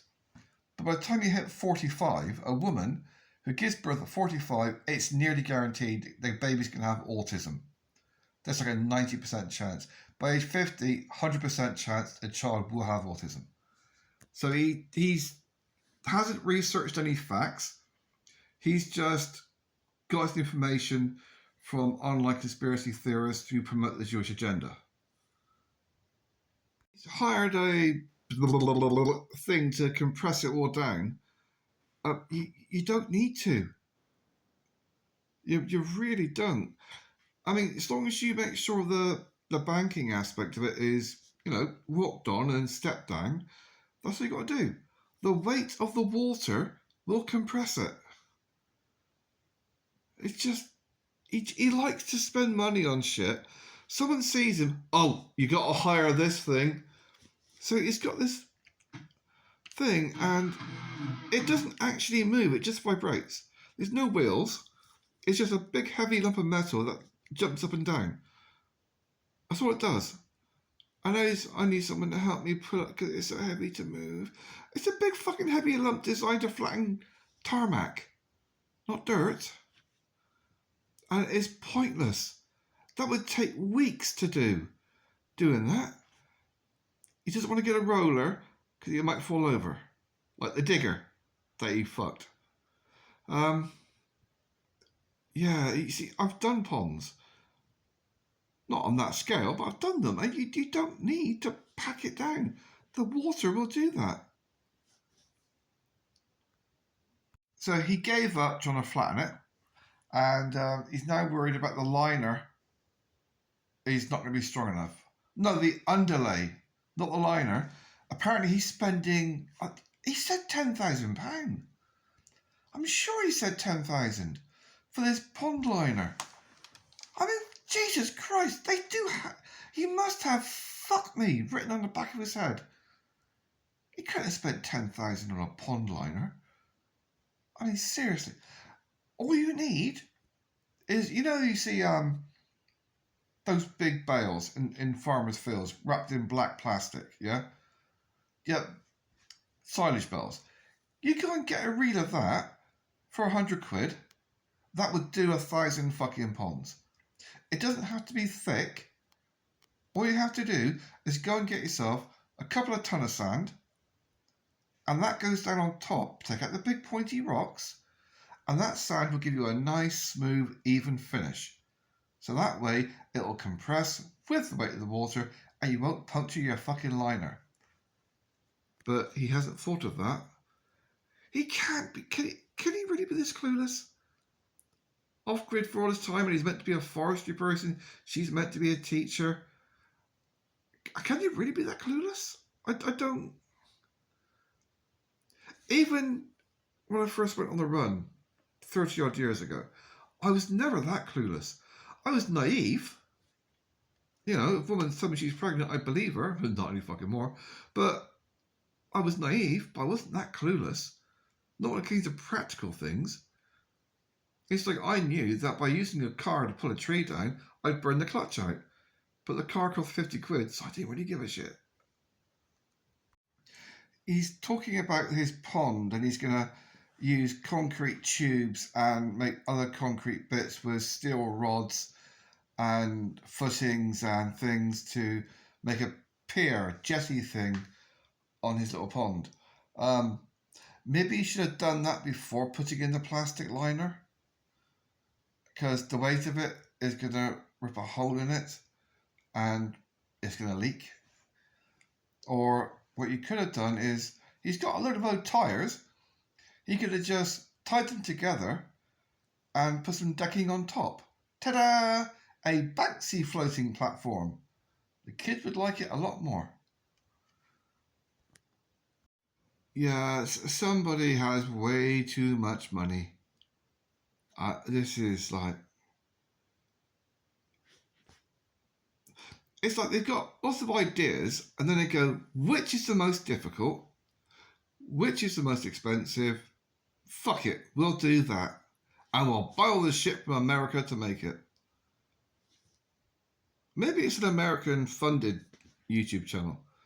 They do that. They'll fund channels just to make people buy shit in America, or just like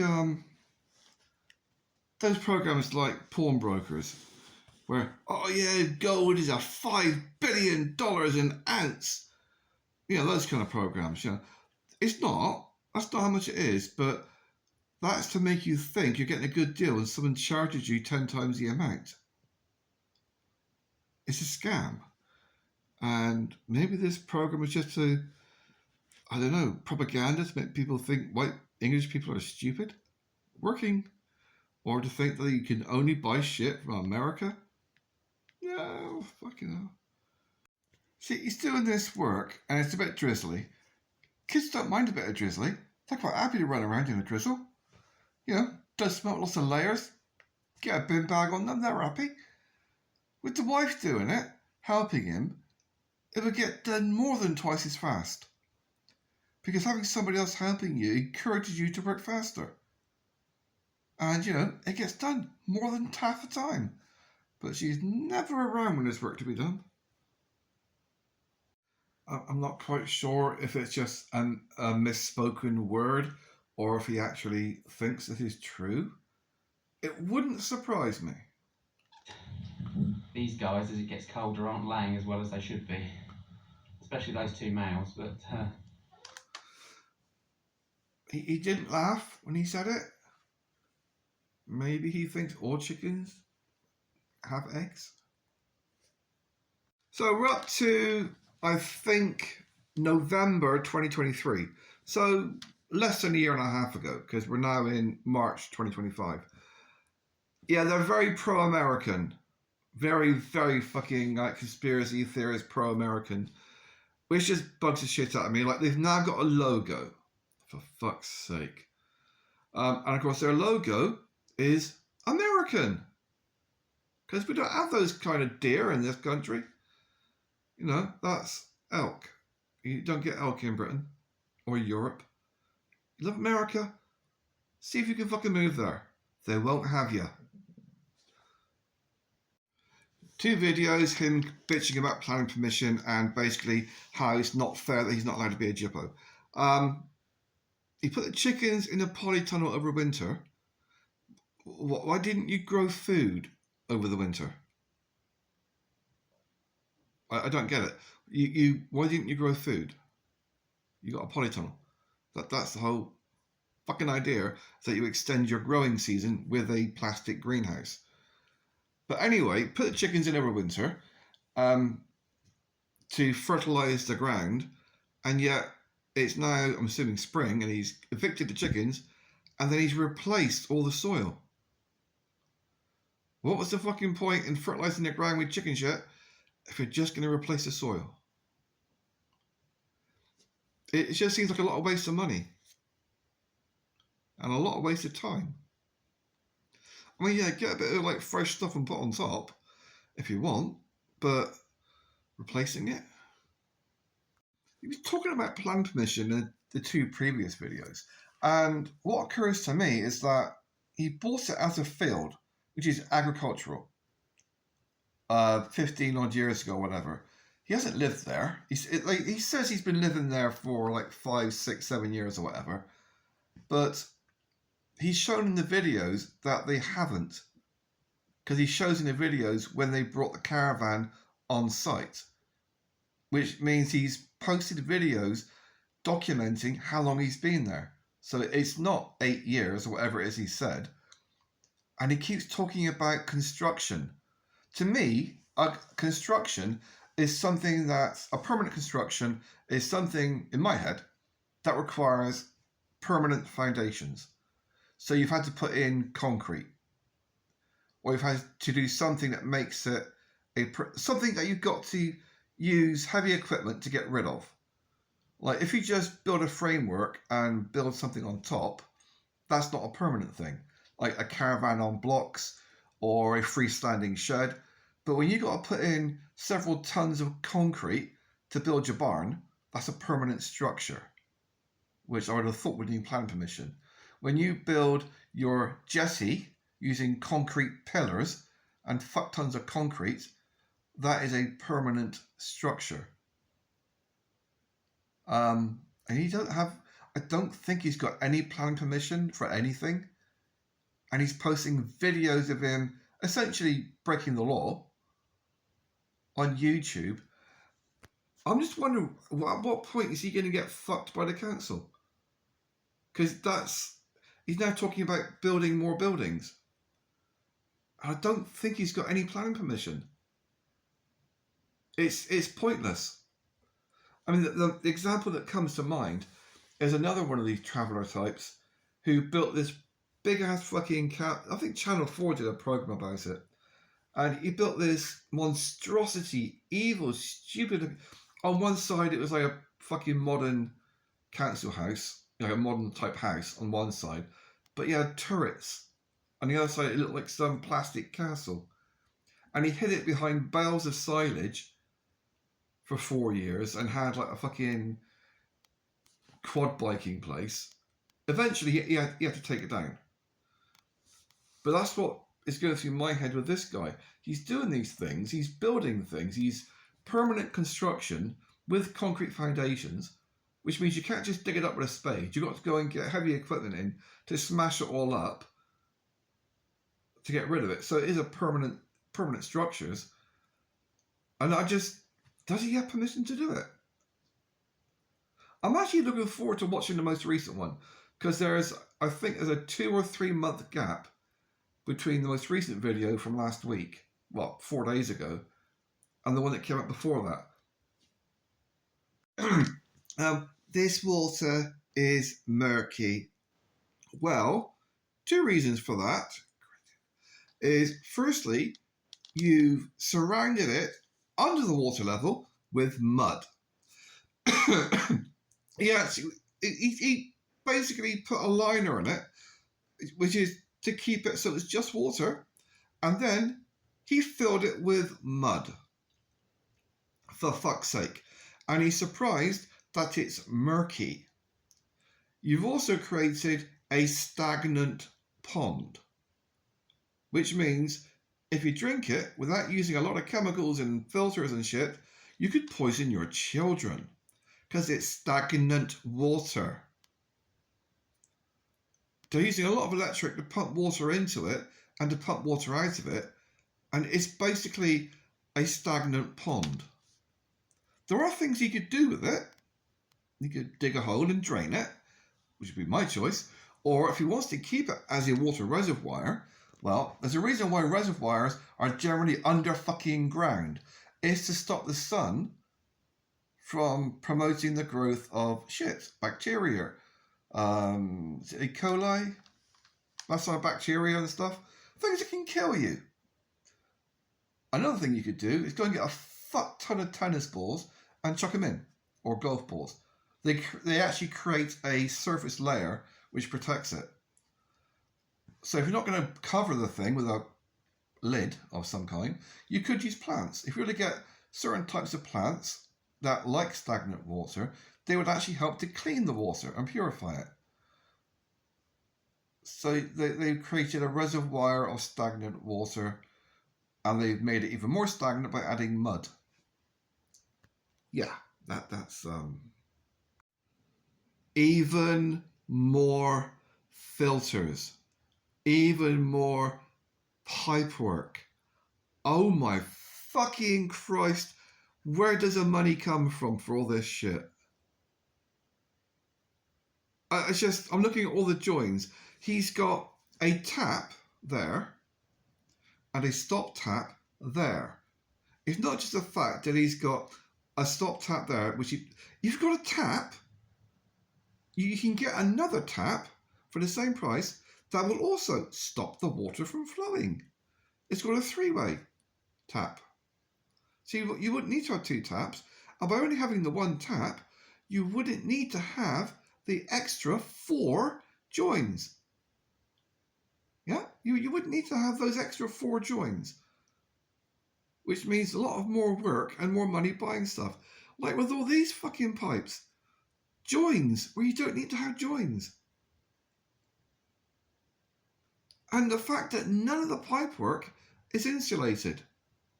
So as soon as the temperature drops below freezing, they're going to freeze. And when pipes freeze, they split. I know this. I lived on a fucking mountain for nearly 20 years. My pipes were, some of them were a foot underground, and some winters they would still fucking freeze. Because this was back 15 years back when we still had winters. So what I used to have to do is go out with a kettle of boiling snow, I just boil the snow to make water, and pour it on the ground, which would then filter down through and defrost gradually the pipes, hopefully without them splitting. Yeah, it's like, I don't... Oh, idiot. Another thing that I'm assuming he got from America, because it's called alum, as in aluminium, or aluminum. And so what he's doing, because no doubt somebody in America told him it's the way to go, he's putting chemicals in his water supply. The whole fucking aspect of going off-grid is to get away from putting chemicals in your water and food. And what is he doing? Putting a fuck ton of chemicals in his water supply. If you want to clean your water supply, clean your water supply. You don't have to use drugs to do it. If you get more and more American looking as we go along, with the baseball cap and like the, I'm going to fuck my mother, I'm going to fuck my son, I'm going to fuck my sister and my auntie too. He does look like he's getting more and more American looking, inbred, fucking, oh fuck's sake. So we now see the brother-in-law in the distance looking very Jewish. I mean, they're both looking very, very American Jewish, with the beard and the shave size and the hair and the hats. They're looking very, very American Jewish. Yeah, the music is very American incest, inbred hillbilly. I'm gonna fuck my mother, I'm gonna fuck my father. Taylor hat. Yeah, it's very, very Deliverance, I would say. I wouldn't want to be around the guy and drop the soap. If he's listening. The only banjo I want to hear is George Formby. Fuck, I'm old. I said before about how it's pretty obvious that the daughter... okay, not obvious, but it's reasonably sure that he's the father of the daughter. But it seems pretty obvious that he's not the father of the son. I could be wrong. But it is a very common thing with women who try and trap people. They'll make sure the first one is definitely theirs, and after that, they don't give a shit. They'll fuck anyone and everyone. Of course it's yours. It's the wrong colour. You hate me. You're a paedophile. But then the little girl, who's about 3, comes out with this. Your mummy. Your mummy. Who's Alfie's daddy?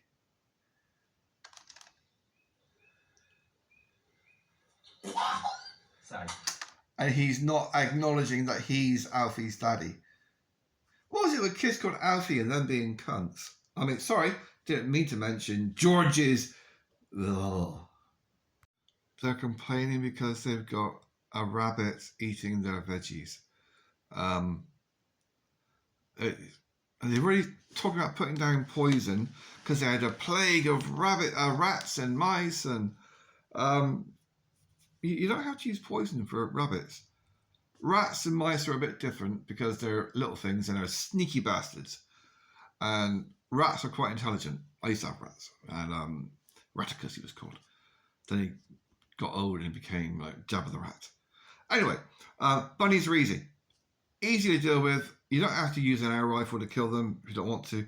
There are easier ways. You get yourself a bootlace or a piece of string. You tie a noose in the end of it, and then you leave it next to your food. And you make sure you tie the other end to something so it can't fucking escape. That way, rabbits stew. And it works because they're stupid. They will walk straight into it. I've seen them pick it up and string themselves up because they're suicidal. They're not smart animals. They do die. You did a really shit job on that polytunnel. I mean, it's not exactly a surprise when it's not even covered at the edges. So I didn't have a polytunnel like this. I had a cheap plastic one. And my cheap that one probably cost them a few £1,000. Probably a lot more because I think he bought it brand new. So it probably cost about 10 grand. The one that I bought cost me 300 quid. It was one of these green ones, cheapy Chinese jobs. It cost about, I think, like a couple hundred quid. I got it from a supermarket. And it was the same size as that one. And I maximised the capacity by digging a big fucking trench in the middle. So that it gave me more headroom, easier access to the ground level stuff, which was chest height, because I dug a trench.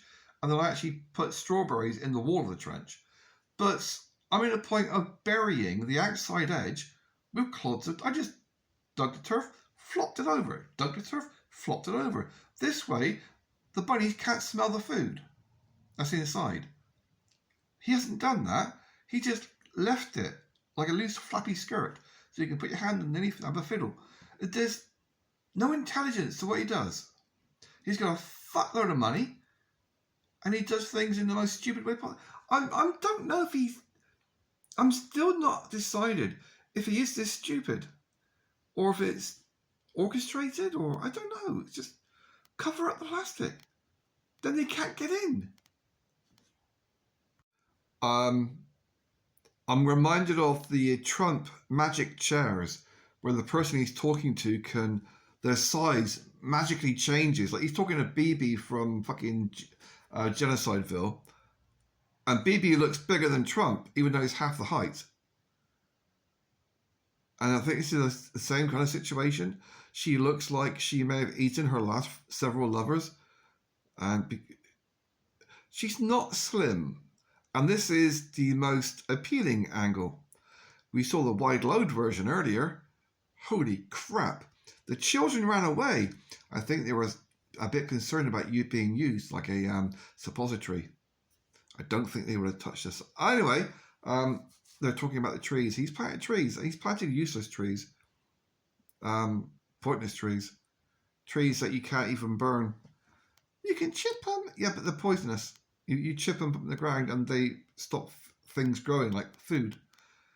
Why not plant hazel? When I planted trees, I made sure that every single one had value in some way to me. Whether it was willow trees, which is medicinal and for growing and protection and stuff, or whether I had a solar fuel fire, so it's solar fuel heating, so for firewood, and fruit trees and nut trees. He doesn't seem to understand this.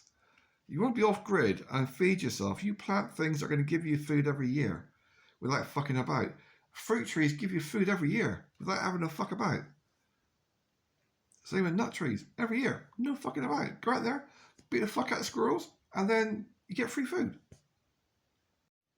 So, to be clear, I do like the fact that he's created a woodland. He's showing the best bit. A lot of it is just a fucking quagmire of crap. But it's still better than what it was.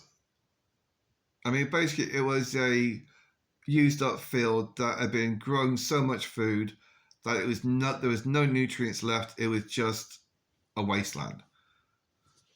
But he has managed to create a little area where there are nice trees, and it is a nice little woodland.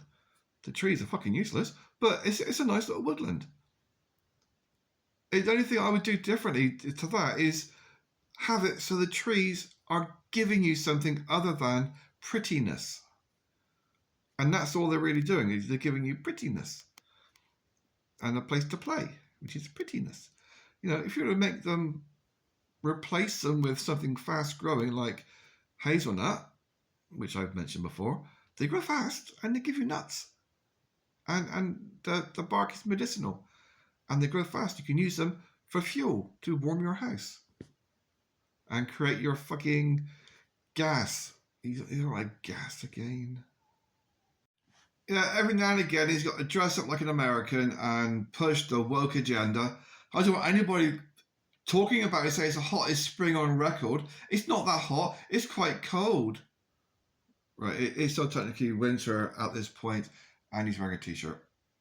Just thought I'd mention it, you know, because it's like March, so it's like the end of winter when he's, you know, nearly the coldest time of the year, and he's wearing a t-shirt. A fucking baseball cap. So, yeah, he's just doing the whole woke agenda. He does quite a bit of this. I'm pretty sure that he watches a lot of Russell Brand.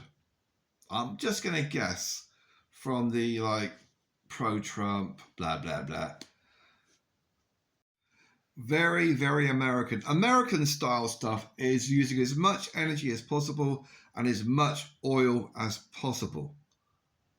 So they've basically got some broad beans, and instead of just putting them in the freezer, they've put them in plastic bags.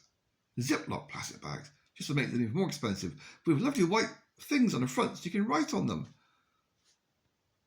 What? You're not going to know that it's broad fucking beans. It's a clear plastic bag. It's of course the fact that all plastic has toxins.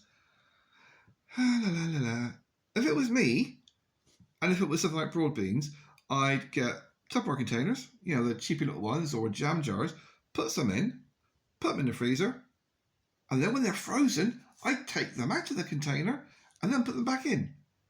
So you're putting in a frozen block of broad beans, like a brick, not wrapped in plastic.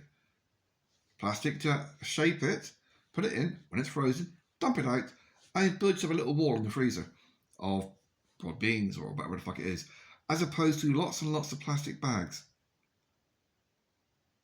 which are pretty much single-use plastic, because by the time you get them out in the frozen, the bag's fucked.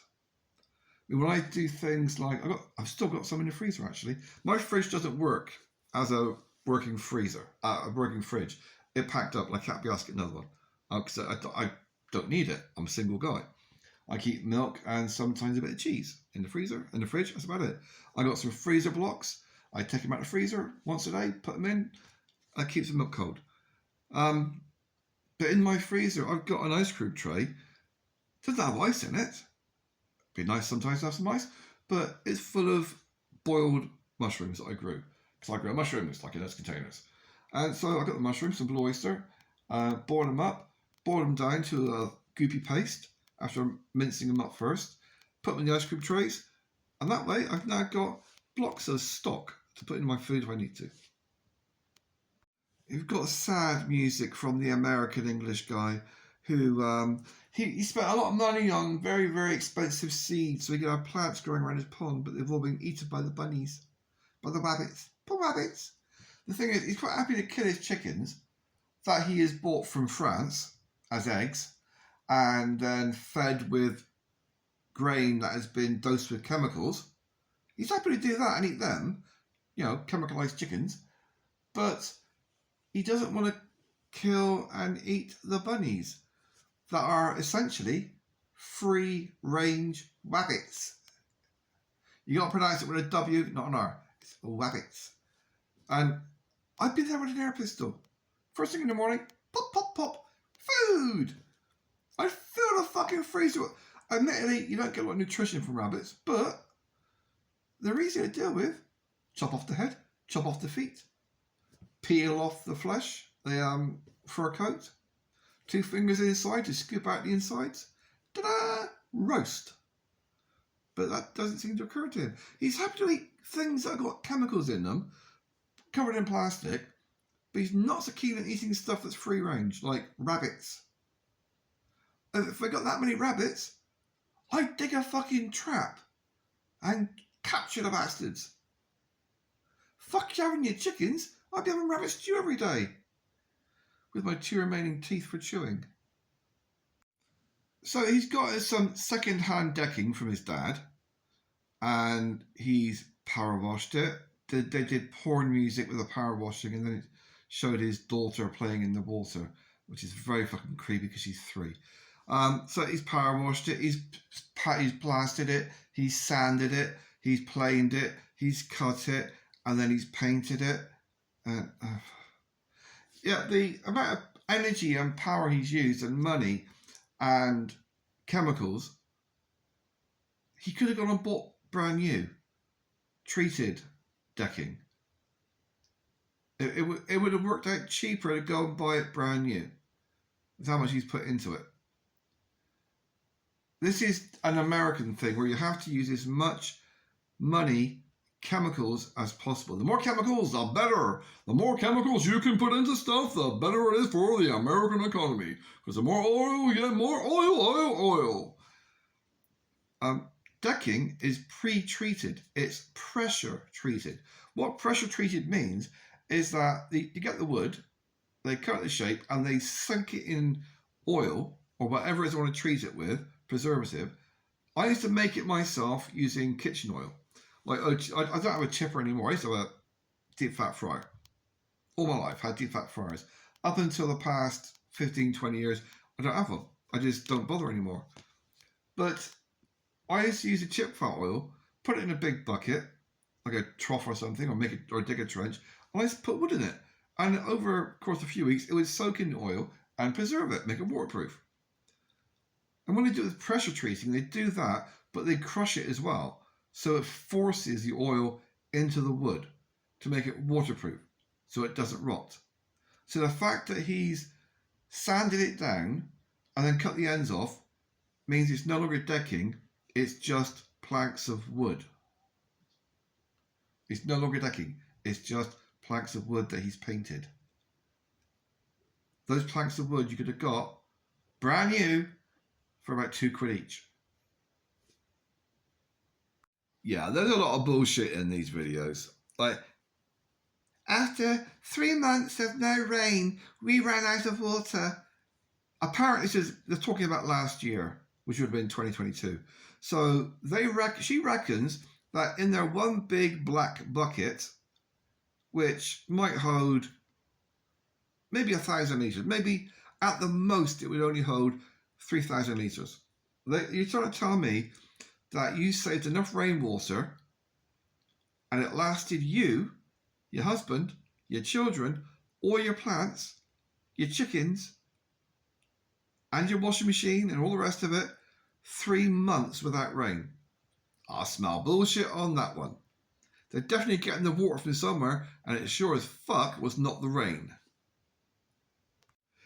So after removing the protective coating from the decking, and then painting, so they're basically bone dry, and then painting them with a preservative that will actually soak in and crunch up the wood, he just left it out there in the sun for a couple of weeks, and he's surprising that they're warped.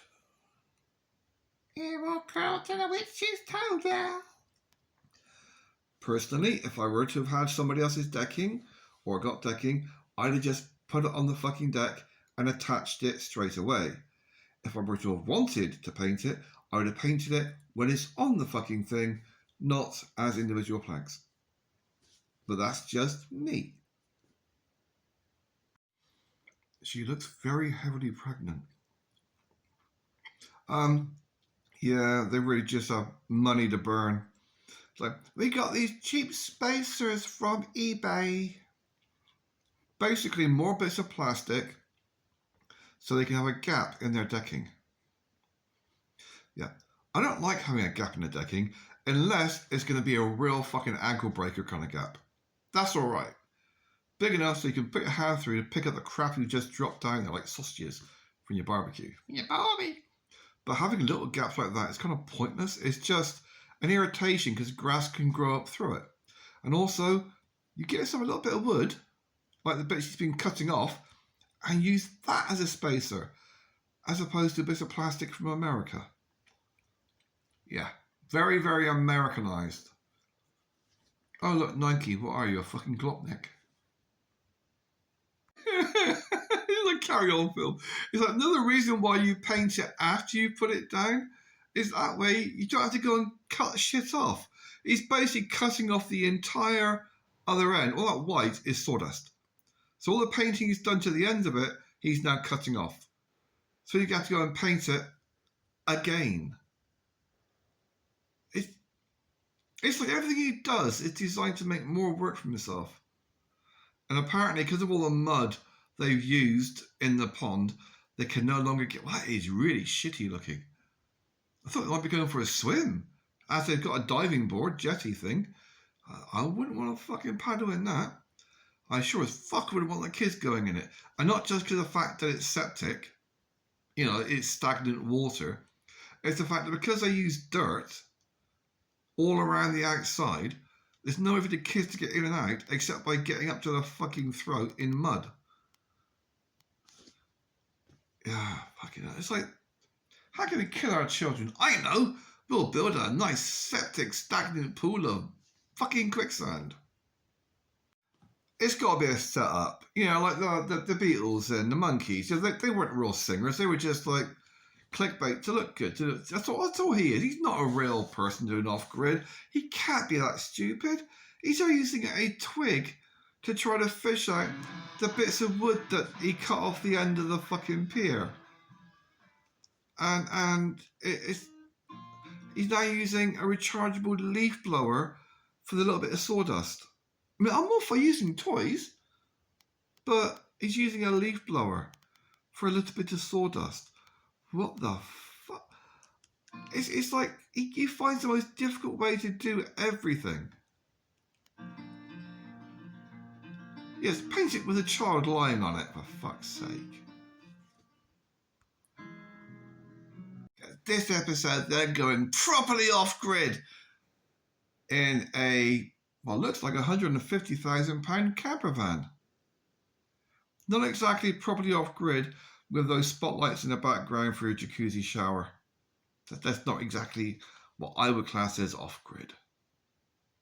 Spent thousands of pounds on this piece of fucking shit so he can put his septic water from his, stagnant water from his Scottish bit of woodland into that to clean it. But it's not doing it properly, so you've got to boil it anyway. If you're going to boil it anyway, what is the fucking point in spending thousands of pounds on that? If you're going to boil it anyway.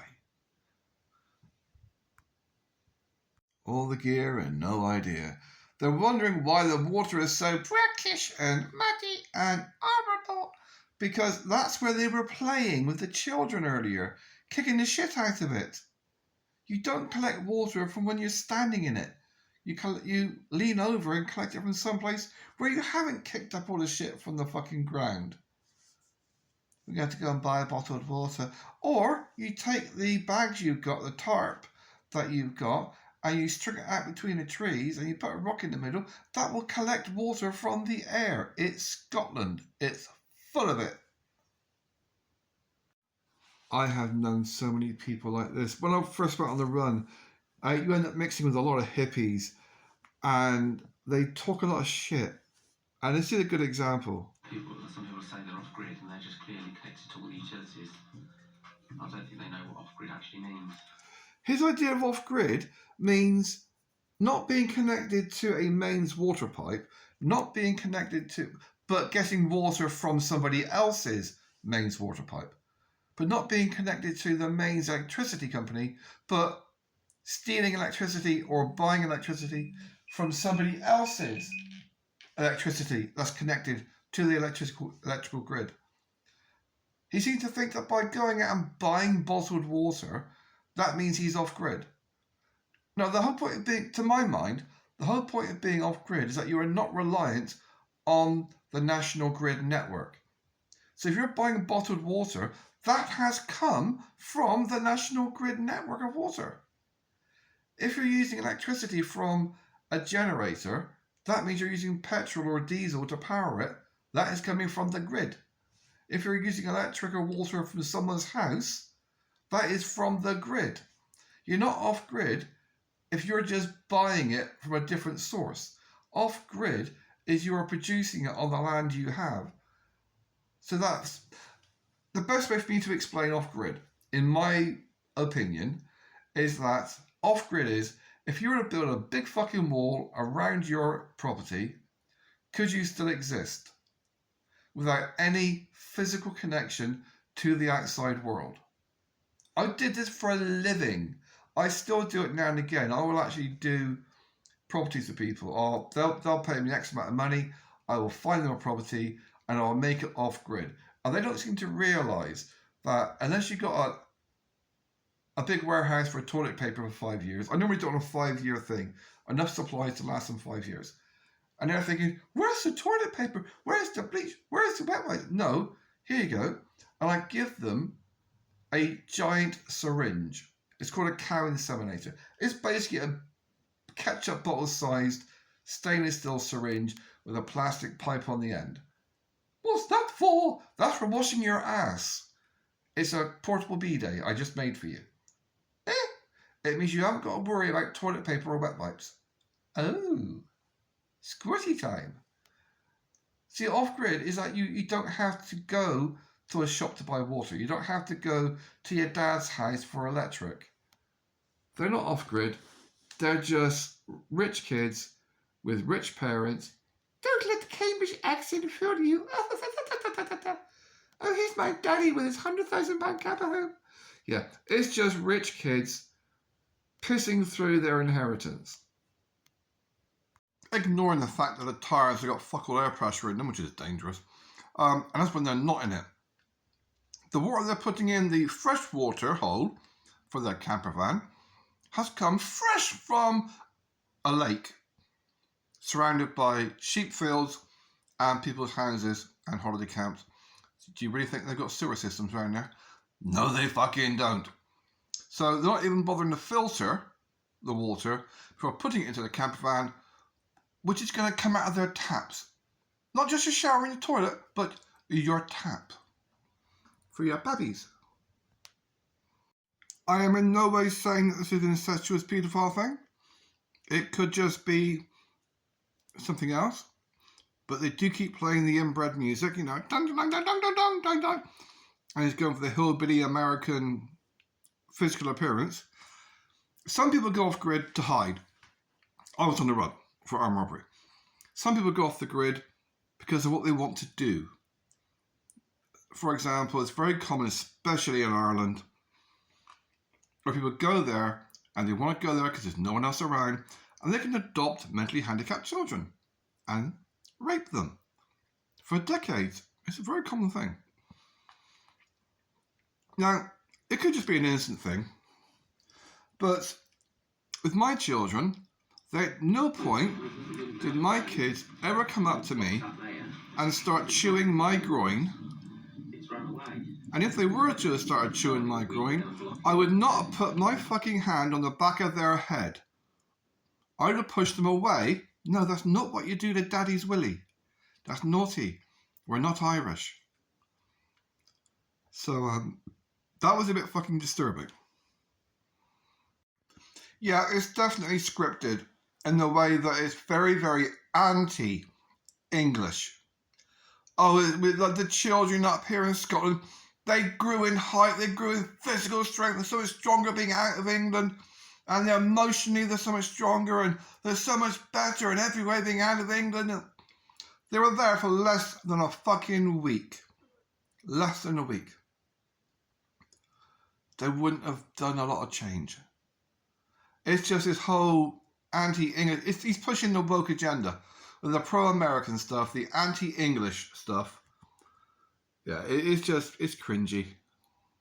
He's now advertising a water filter, the ITEHIL, and he's using these readings, which are American, which is completely different fake science to the fake science you get in England. For the EPA, as in America, and his product, which is American. All of his shit is based for America. Just a quick look. And it's retailing at $400 plus tax, $500 plus shipping, $600, and you get 2 filters, and that's it.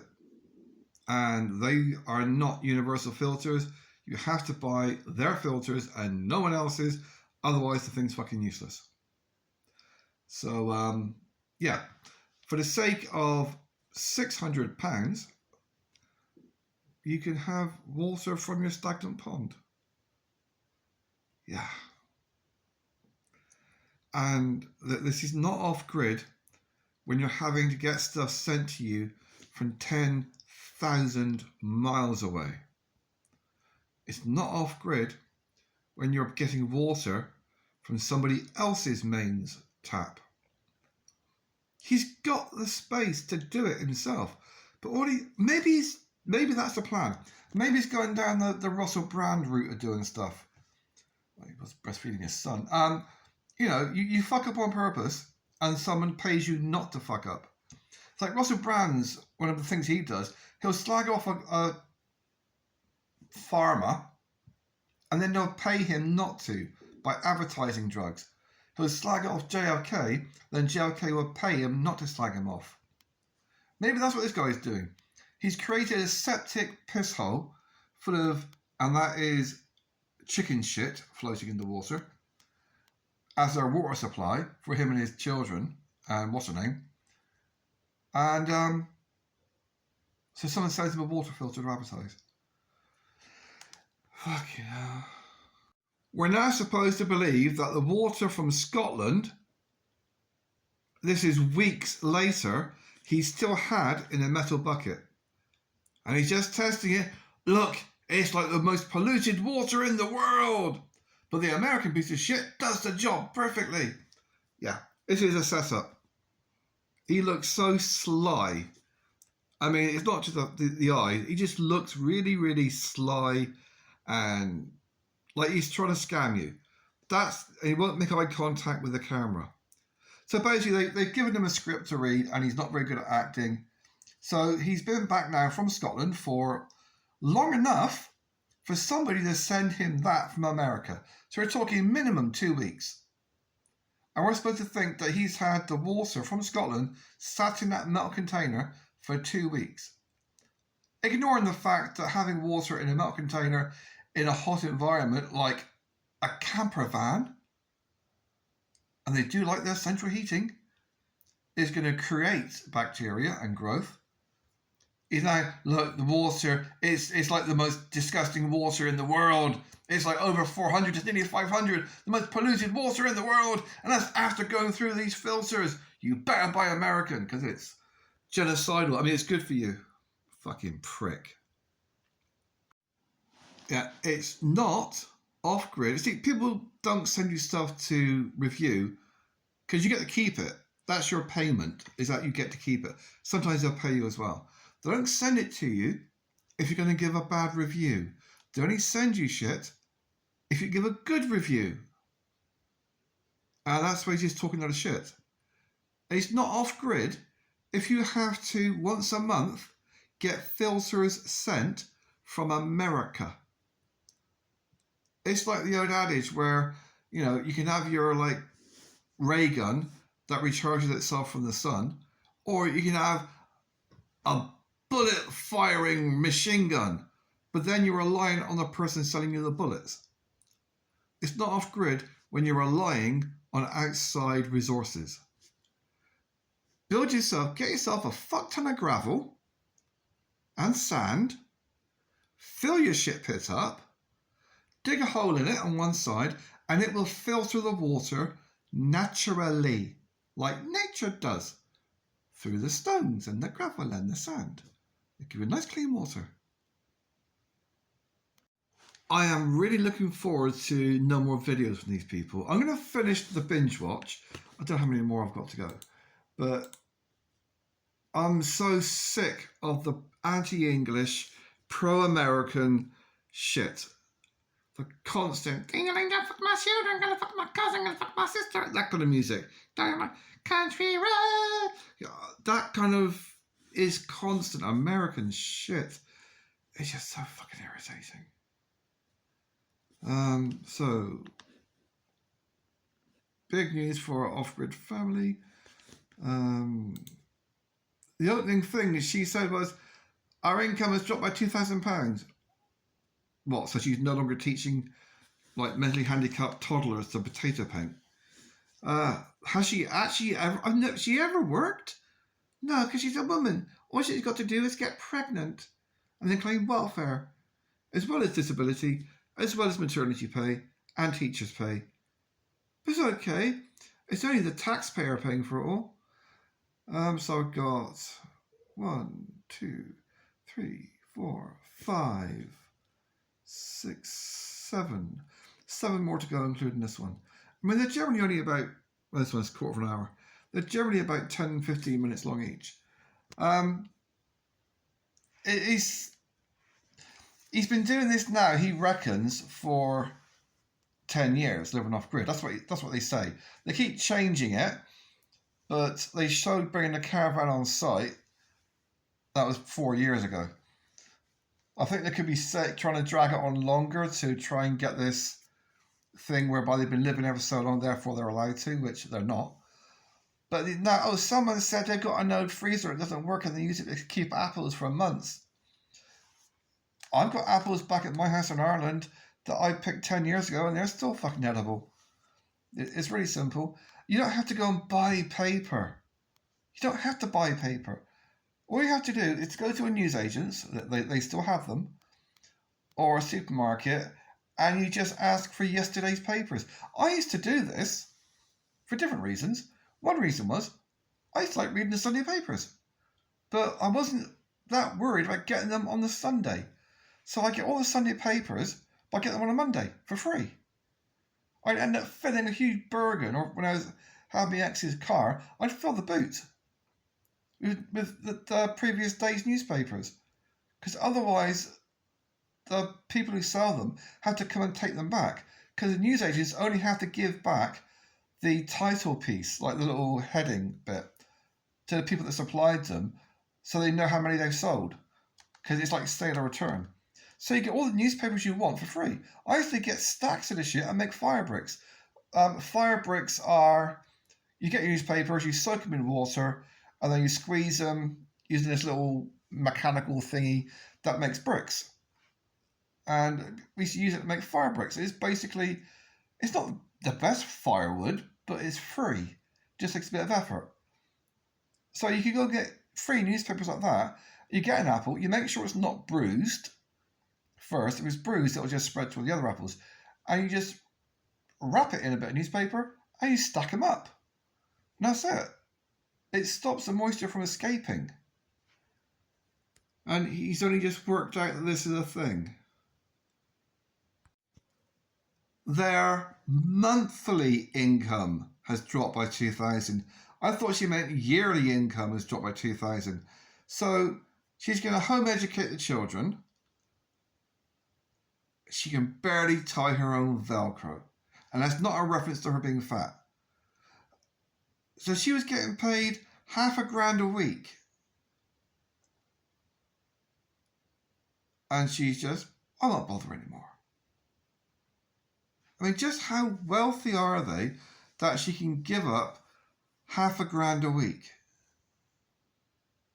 I mean, she'll still get her benefits, even if you're working, because she's got kids. Yeah, it's more likely she's been sacked. I can't imagine she would have just given it up. They're just throwing the ones that are slightly bruised on the ground, which is going to attract rats, rather than, I don't know, feeding them to the chickens, or mashing them up and having apple pie, or throwing them away from your food storage, so you're not encouraging rats to come there.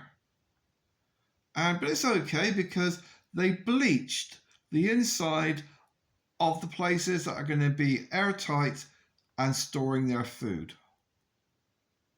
What could possibly go? Oh yeah, they could kill themselves. Fuck's sake. But it's chemicals from America, so they're okay. Twat.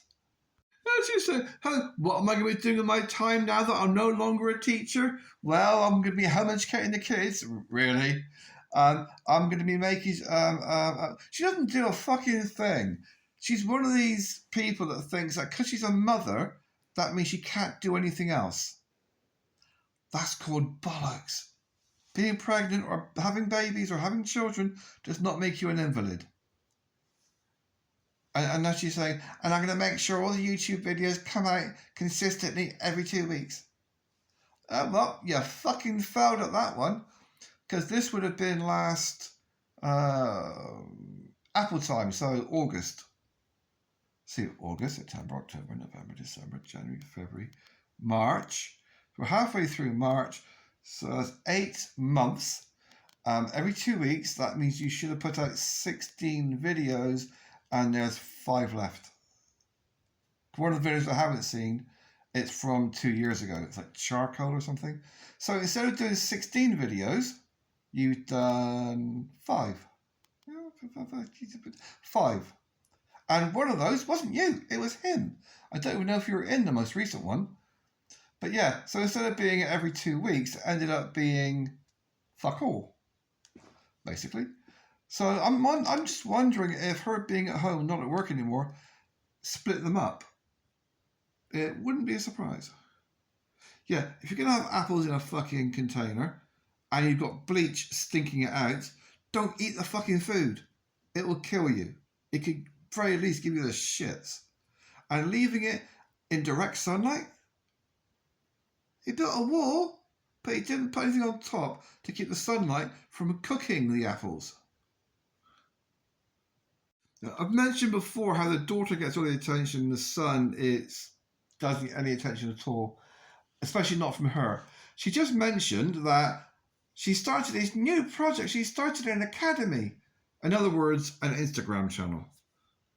It's not an academy, it's an Instagram channel. And I just had a quick look, and it is, I don't know who the fuck that is, but it's pretty much just, it's called pictures of her, and the rest of it is just her daughter, and whoever the fuck that is. I think that's just an advert for someone. Yeah, it's just her daughter. That's all it is. Talking about jailbait clickbait, that's fucking creepy. It is. That is all it seems to be, is just her daughter. Yeah, really, really creepy. No son, no husband, just the daughter. The daughter. Oh, wait, maybe. The daughter. How recent is that? 9 hours ago. Oh, that was a comment, I think.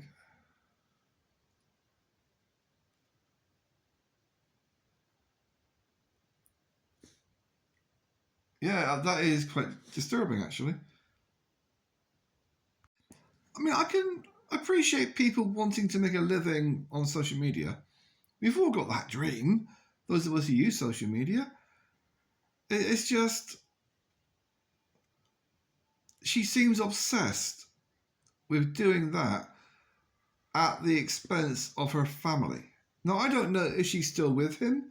I don't know if they're divorced. I don't know if they're happily loving together, or I don't know if they're off on the fucking planet Mars. But I do know that she is using her daughter to make money.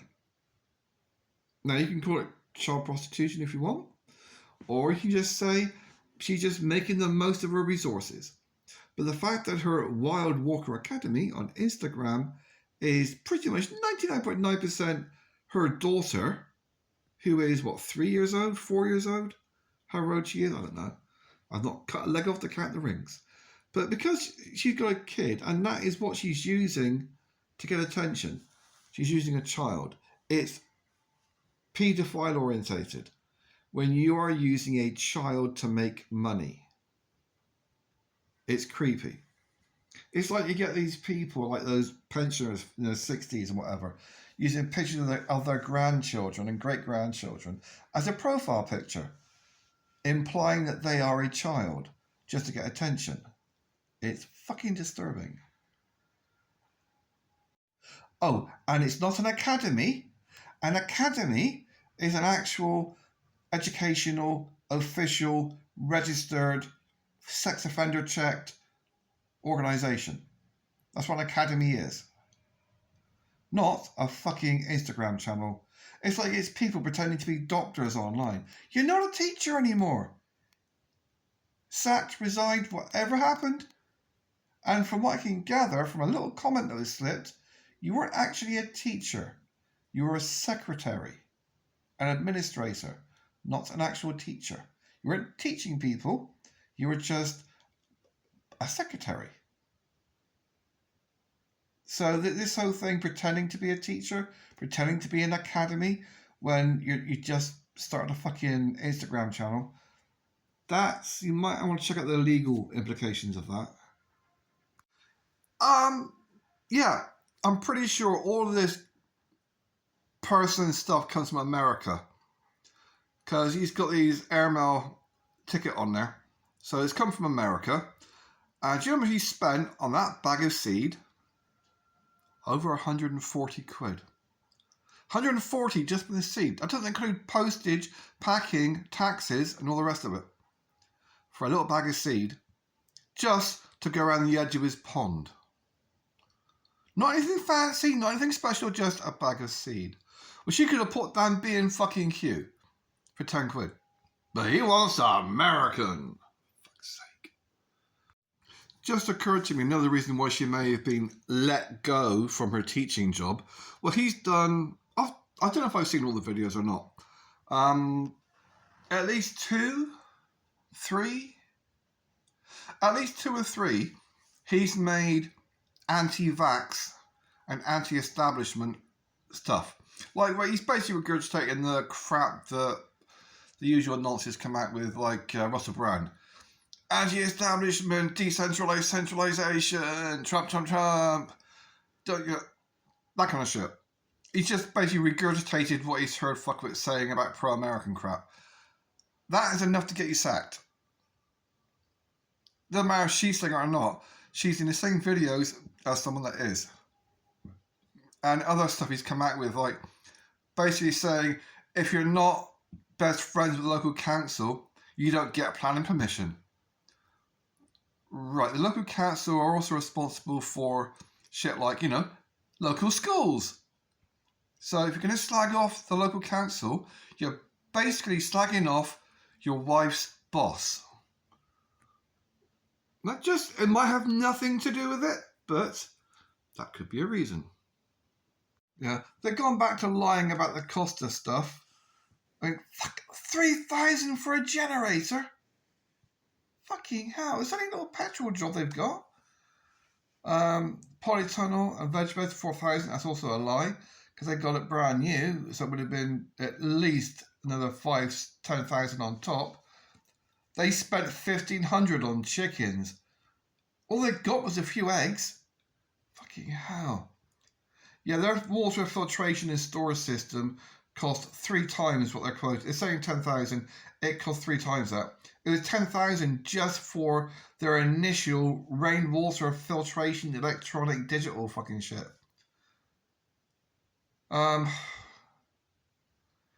Yeah, their solar power, they're back down to saying it's 22,000 when they worked it out, and it worked out about 100,000 because they were buying brand new solar panels from America. They've missed out a lot of the stuff they spent money on, and they've spent easily 150,000. Easily 150,000. Because they haven't gone for the cheap alternative, they've gone for the most expensive shit.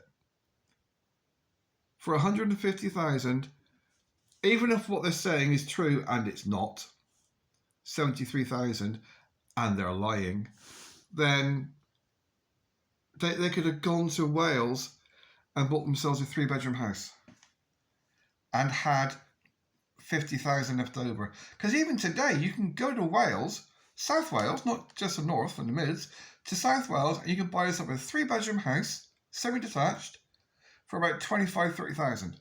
Because no fucker wants to live there. Yeah, so they're doing it. They're not doing it off-grid. If you got to buy water filters from America, because no country in this country sells them, and this is why. Well, I couldn't understand when I first started watching this. Why his power system? He was using such massive bus bars and such massive wires, because you don't need that for home electrics. If you look at the size of a power cable going into the bottom of your fuse box, yeah, you're talking like a 50 amp wire. The one that goes to your cooker would be like a 30 amp, maybe a 40.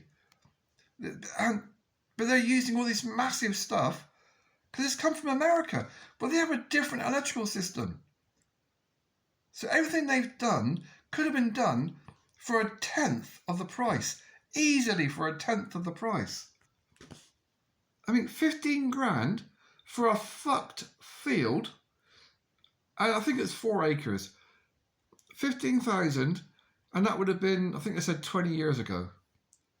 Like 25, maybe 20-ish, 25. I think it's like 20 years ago.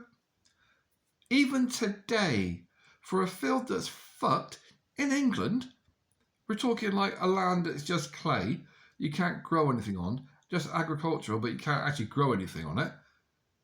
You're still only talking, I don't know, 5,000 an acre? You can get woodland for like 20,000 for, there's a 4-acre plot. I'm actually on I'm only on, I think, 2 emailing lists, and one is for woodlands in the UK. So they send me like new stuff they get coming in, just like a link to their website. So I do know how much these things cost, and this is what happens when you have all the money and no fucking idea. Yeah, and they're back to completely lying about all the prices. Vastly lying about everything. If you're talking, they were saying about just for the batteries, for the person, just the batteries, nothing else, just the batteries, worked out at £2,000 each. They had 8. So that's 16,000. 16,000 just for those 8 batteries. And I reckon we're supposed to believe that all the other stuff only costs 6. Just that one fucking inverter thing, just one of those boxes they've got on the wall, was £8,000. So just for the box on the wall and the batteries was £24,000. Just for those 2 items. The 8 batteries, 1 box. That doesn't include all the other boxes and the panels and... Oh, fucking... Yeah, easily double what they're saying. It's been spent. And a complete waste of fucking money. The land might have been worth 15 grand. None of the rest of it was. And if you're meant to believe that a tree surgeon, or whatever the fuck he calls himself, he's not a tree surgeon. He was paying over £1 a tree, because they got 3,000 trees. It cost £4,000. That's over £1 a tree. If you're in the business, you don't pay £1 a tree. You get them for free. Do a bit of work, get a few trees. Someone pays you to put trees in their garden. You take the money, you get a couple for yourself. He keeps chickens in a plastic shed, and he's wondering why he's got holes in his polytunnel. He's using a power washer on a plastic shed, and he's wondering why he's got holes in his polytunnel. She's now doing the voiceover saying that if you weigh up the cost of growing your own food compared to the cost of buying stuff in the shops, there's not much difference. That's because you're a twat. Very simple. When you go and buy dirt and then buy more stuff to fertilise the dirt, it's going to cost more than just digging a hole, putting some seeds down. I've got aloe vera. I don't just talk bollocks for the sake of it. I'll show you. Here, I've got some baby mushrooms popping up. I've got some more baby mushrooms popping up. And this is just a bit of sawdust and some sugar beet pellets that I was using to experiment with my vodka. Got some more mushrooms growing in there. And here, I've got some peppers. There, I nearly had it. But I've still got some more peppers growing on there. I've got spearmint. I've got a fuck ton of aloe vera. So I'm not just saying, don't want to do it like that, when I do actually do this myself. And all this cost me nothing. The spearmint, I got a little snippet from a supermarket when I was walking around. Put a little snippet, had a quick sniff in my pocket. Put it in a plant pot, bit of water, it grew. I got tons of this shit growing outside. The pepper plant I got growing there, that came from the seeds of a pepper that I had from somewhere else. The aloe vera, same thing. took a little cutting from a plant somewhere else, in my pocket, planted it, it grew. You don't have to go and spend money to grow food. I got potatoes growing outside. It's simple. I got a stack of spuds. One of them, didn't like look at the end of it, cut the end off, put it in the ground, it grew into a potato plant. In some dirt. That was it. That's all it took. The fact that they're spending more money to grow food than what it costs to buy in a shop is because they're cretins. It's just so frustrating trying to watch this. It's like it's an advert for why you should not live off-grid, why you should buy food in the supermarket, why you should pay for your electric and your utilities, and don't do this. That's what it seems like. It's like instead of using, I don't know, warm water and a sponge to clean off the inside of the plastic, and it does work. I've done this when I was in prison, working in polytunnels, like the big plastic fuckers like this. Well, actually, they're bigger than this.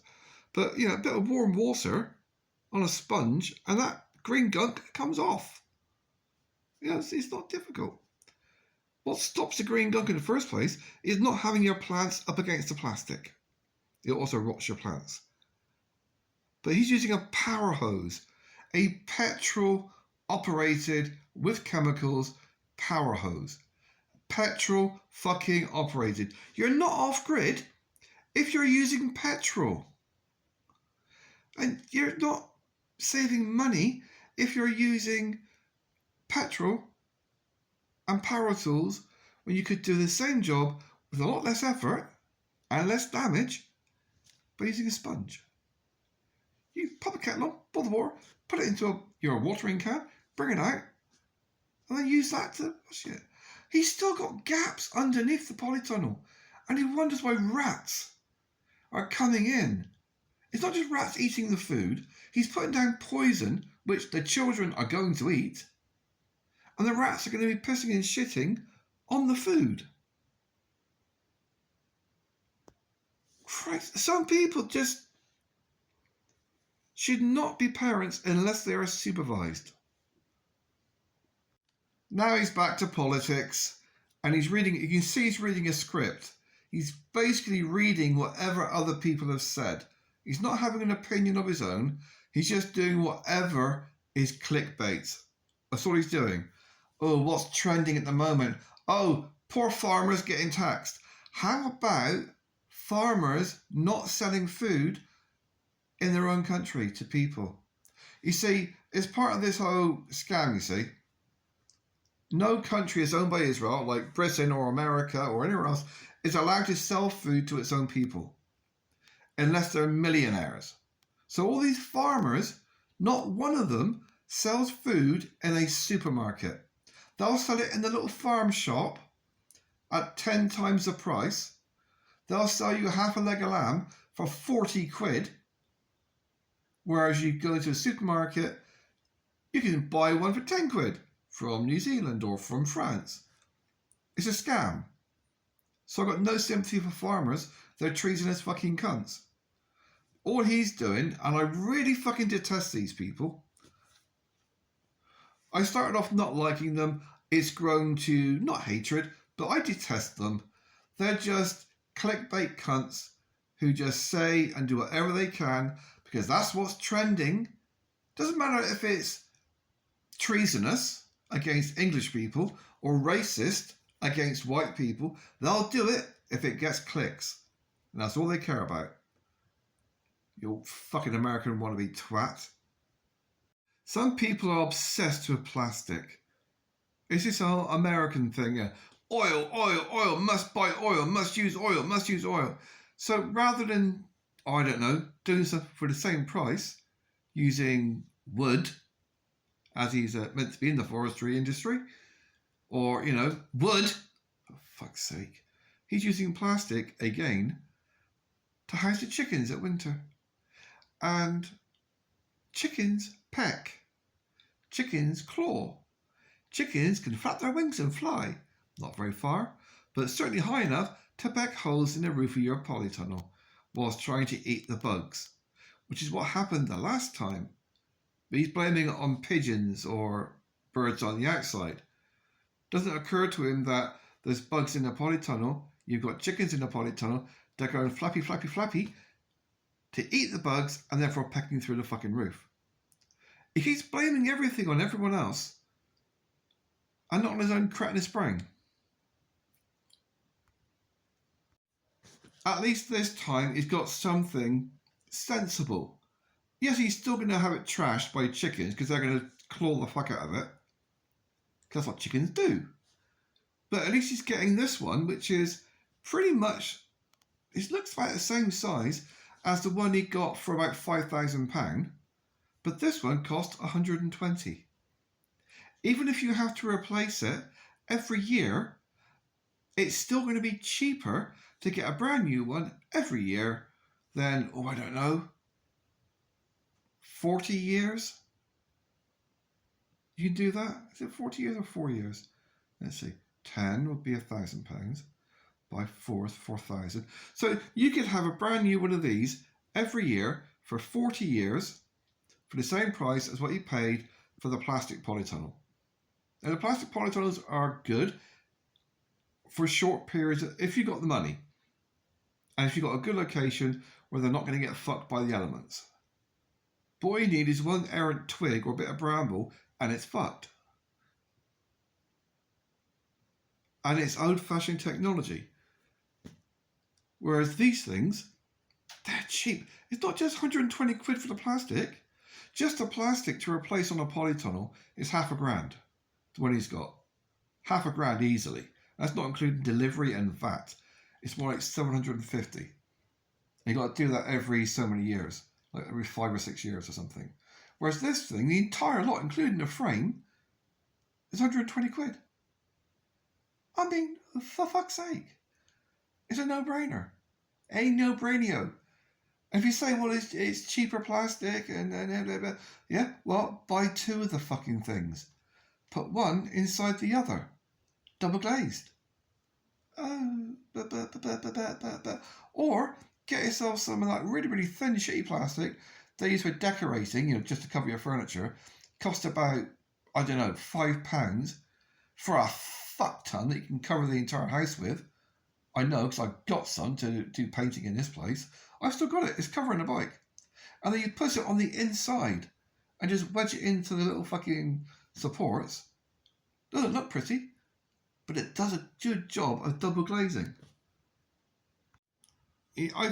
I'm still not sure if he's making problems on purpose to make content. It seems to be, because he's built this big wooden frame to sit it on, and now he's saying he's going to have to go and make reinforcement because it's a bit wobbly. It's wobbly because you've got it on a wooden fucking frame. That's not flat. If you were to just put it on the ground, it would therefore not be wobbly because it would be on the ground. Or, I mean, what I did with mine is I actually dug a trench and sat it in the little trench, and then I dug a big fucking trench right down the middle. And I dug down it in steps. I think it was something like up to my chest. So I could reach the ground level to do the plants, and I had enough space to grow strawberries in the actual trench itself. The only difference between mine and this one is that mine was green. It's got a few tears in it. Some of the little ties got ripped off. Well, maybe when there's a storm force fucking gale, you should close the fucking thing instead of having it open to the elements. These things are structurally quite strong if you have them closed. If you have the doors open and the entire fucking thing rolled up and open like this, it's not going to be very strong. So that's why it got torn, because he's a fucking idiot. See that? If you had it closed up all the way through and all the windows closed, the wind can't get in. And if you were to actually put stuff like mud or something or clay on the bottom of it, that would stop the wind getting in. It's when the wind gets in, that's what blows it out. He doesn't seem to understand this. He's blaming, making it out that it's because it's cheap. That's why it broke. It's not why it broke, it's because you're a fucking twat. You're using a thin piece of plastic as a chicken coop. And as we can see in the background, the chickens are pecking it. Actually, the organic food that we give them Pecky, pecky, pecky. and I don't know how. And they're jumping on it and clawing on it. That's why it's got holes in it, because the chickens were on top of it with their sharp little claws. And pecky, pecky, pecky, claw, claw, claw. Not because it's a piece of cheap plastic. The wind wasn't blowing it around because, you know, it's because you had the door open and the windows open. If wind gets in, it blows the fuck out of it. It's like if you've got the wind blowing, you shut the door. If you open the door to your house when the wind's blowing, it'll bang the other fucking doors. I mean, I don't think he's a good enough actor to be this demented on purpose. I think he really is this way. Unfortunately, I think the boy has inherited it, because he does seem to have autistic traits. Well, this video must have come out within the past 2 months, because he's talking about Trump and the people he selected. So this must be after the election results in America. And now he's just going about how wonderful it is, how America is so wonderful. And yeah, I am not wasting my fucking time with that shit. Your inverter use went idle. Take a look. Yeah, I'm not wasting my fucking time if he's talking about... He's done a lot of pro-American shit, but then all the stuff that he's been sent, the expensive equipment, like thousands of pounds, inverters and shit, he's been given for free by American companies. He's a fucking cunt. These two people that sell out their own country, and he does a lot of anti-English stuff. Oh, my favourite country in the world, not England. Oh, favourite people in the world, not English. These are treasonous scum fucking cunts. Now, if I were paid a lot of money, I would stop posting on social media. But I would not post anti-English. I would not post anti-white, no matter how much fucking money I'm paid. Because I'm not a cunt. Yeah, like I predicted, it's all about, no, you can't do it. You can't go off grid. You've got to have access. You've got to have money. You've got to buy food in shops. You've got to have access. You can buy polytunnel plastic. Because there's no way to do it. They're either just doing it to push the American agenda, which is pretty fucking obvious that's what they're doing, or they're just cretins. I think they're just doing it, they're fabricated. She looked very fucking Jewish. And, well, it's like, best case scenario, given the benefit of the doubt, they're just cretins. So because they can't do it, that means nobody else can. There are at least 2 communities that I know of, for a fact. I know this for a fact. One is called TP Valley in Wales, and another one called Cool Mountain. That is actually the name of the area. It's called Cool Mountain in County Cork in Ireland. It's all British people. Well, there's a few Germans, but it's mainly British people. And they've been living off-grid, making their own food, their own water from springs, their own electric. Some got some really nice houses. Like, they'll build like a wooden frame, then they just fill it with cow shit as an insulation, and then make their own plaster to put on it, and just paint it white. And they look pretty cool. Like fucking Dagobah type of stuff. And they got like telly and all mod cons, but they make their own electric. Got a stack of old car batteries for storing energy. It's possible, it's doable, but not when you're a twat. But not when you have to do the things the most complicated way first, and you have to fuck it up on purpose. It's obviously doing it on purpose. Oh, it's because it's cheap Chinese stuff, that's why it's got holes in it. No, it's because you left the fucking windows open during a hurricane. Oh, there's holes in the plastic. It's because it's cheap. No, it's because you got chickens in there that were pecking holes in the fucking thing trying to get bugs.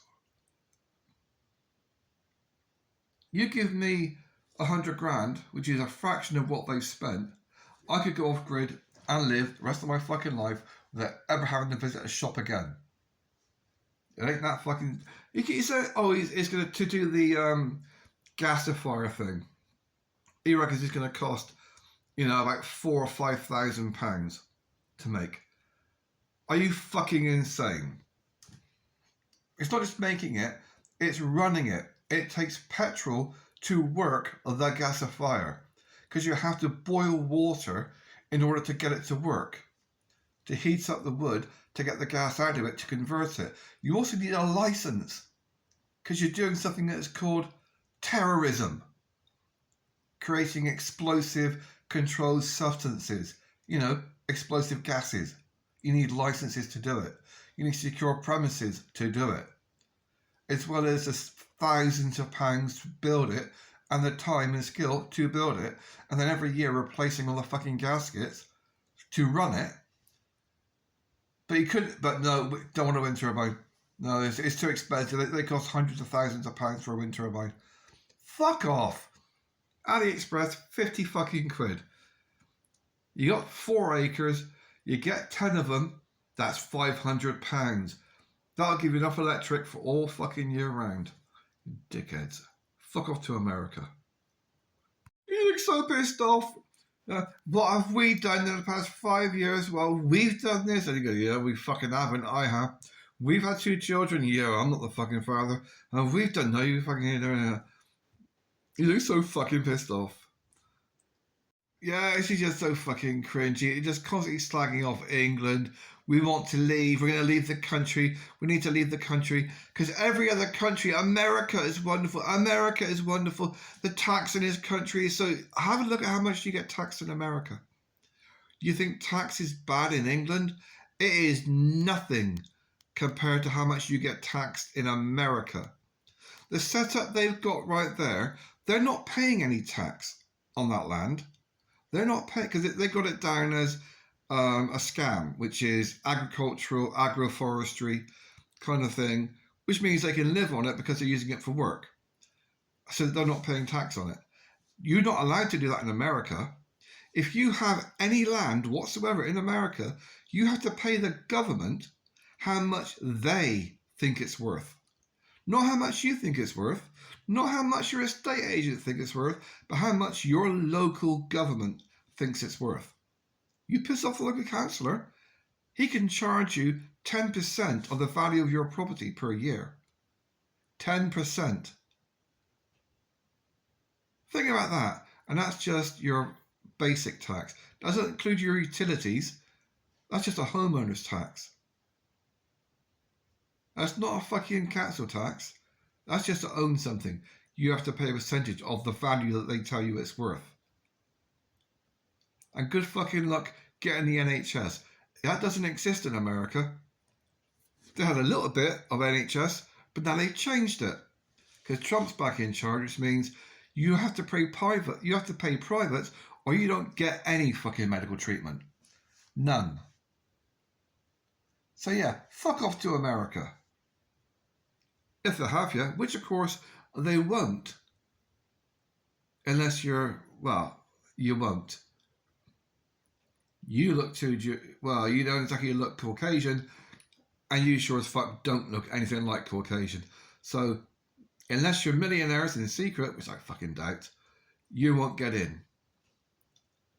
Of course, what they're not considering is the easier option for them, if they don't have any criminal convictions, is Canada.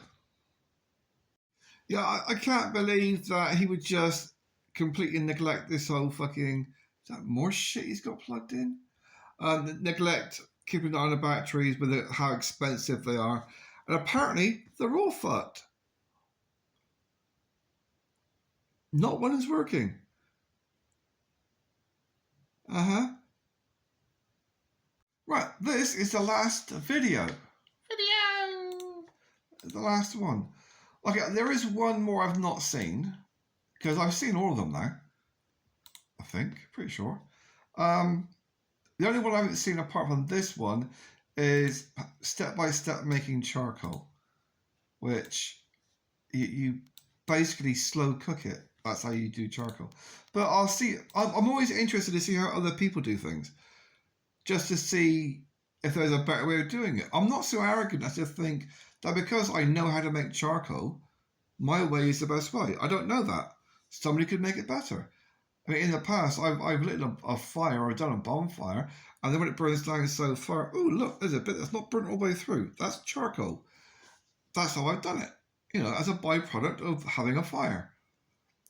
So I'll watch that video at some point, but this is the last one.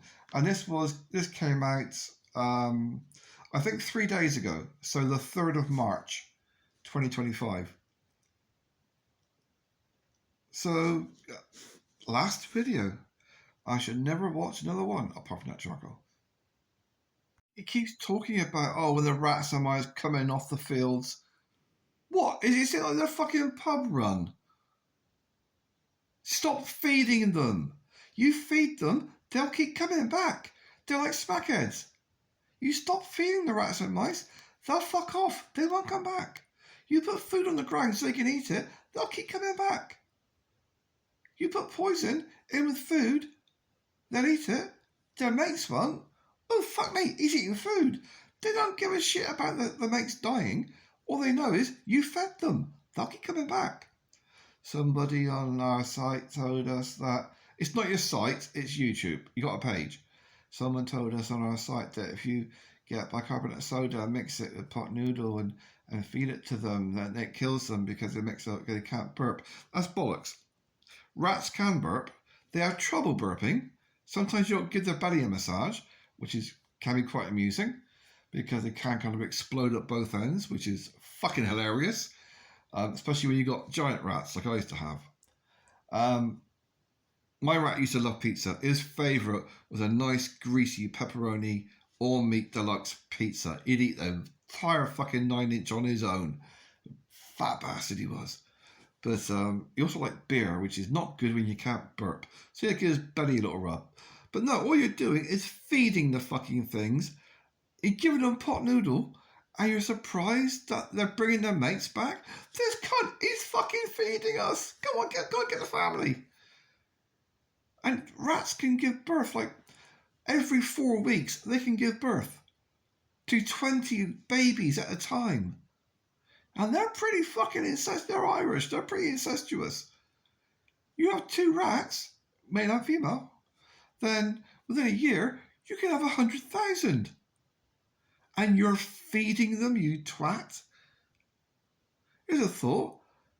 Try blocking the fucking sides of your polytunnel so they can't get in. So he's now talking about he chased them and they all dived like Olympians into his pond. You mean your water supply? Rats pissing, shitting and swimming around in your water supply?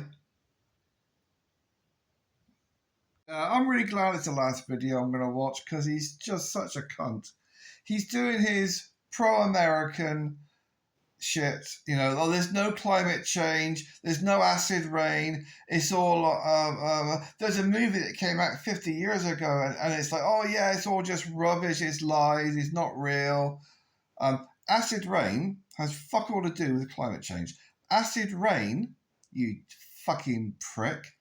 Yeah, he's always wearing his American hat, isn't he? And his American style jacket. Acid rain comes from things like evergreen trees. That's where it comes from. It poisons the ground, it poisons the air, it poisons the water. This is why in evergreen woods, nothing else fucking grows. Because everything's been poisoned. And not just poisoned, but because evergreen trees, the roots don't go straight down, they go horizontal. And that way they destroy the fucking ground, absorb everything, so nothing else can grow. As well as blocking out all the light. But he's just going on about, oh yeah, climate change is all bullshit, buy more petrol, buy more oil, buy more diesel. America, America, America. Fucking prick. It's these kind of treasonous nonce cunts. Oh, and his children in the hospital. Well, you're letting them drink water that rats have been pissing and shitting in. You're letting them eat constant fresh fruit that's not ripe, so therefore it's melting their little intestines. Fucking twat. He's now pulling out Trump facts. Like, let's look at the data. Let's look at the real data. Let's look at the real data. Really? You can't even wire a fucking plug. And we're going to believe you. This cunt is saying, oh, we don't even cut grass anymore because it's so much colder than it used to be. Are you fucking insane? Are you telling me it's colder now than it was 10 years ago, 20 years ago? I'll tell you a very fact, data, that in the 1970s when I was a kid, we would have 10-foot, this is in Somerset, we would have 10-foot snowdrifts. That's in the 70s. In the 80s, we were still having snowdrifts. By the late 80s, early 90s, that's when they started taking bets. Will it be snow for Christmas? Will we have a white Christmas or not? By the mid-1990s, they stopped taking bets because nobody ever had a white Christmas. It never snowed at Christmas. It hasn't snowed at Christmas in Somerset in 30 fucking years. Going to 50 years ago when we had 10-foot snowdrifts. Yes, I put the heating on earlier today, beginning of March, but then it was 10 degrees Celsius. That's in the house. Outside it was 10 degrees Celsius, which 40 years ago would have been end of April, beginning of May. So this cunt, he makes me want to fuck. I really fucking hate these people. I started off disliking them because they were twats. Now I just fucking hate them. He's trying to make himself look like some American Trump hillbilly spouting the same conspiracy bullshit. There's no climate change. Go and buy more oil. Buy more oil. Buy more oil. You fucking waste of space, treasonous child fucking up cunt. Yes, just stand there whilst your little baby boy is munching on your penis like he was when you were in Scotland. And just pat him on the back of the head to encourage him. Just, let your kids drink rat poison water, you fucking nonce. 30 seconds left, and never again shall I have to listen to this cunt. He's basically saying, oh, solar panels are evil. Solar panels are evil. Nothing to do with the fact that you fucked up your batteries again. You see, if lithium batteries get below certain points for a certain length of time, they can die. It's that simple. And because he's obviously being paid by American companies, that's really fucking obvious from all the free shit. I mean, you don't send somebody who's got 20,000 subscribers on YouTube. He's not making any money from YouTube. And he's not making any fucking money at all with 20,000. You need a good 50,000 minimum to start making money on YouTube. Minimum 50,000. And even that's not a guarantee you're going to get anything out of it. So at 20,000, he's getting fuck all. Certainly not enough attention for someone to send him £10,000 worth of equipment from America.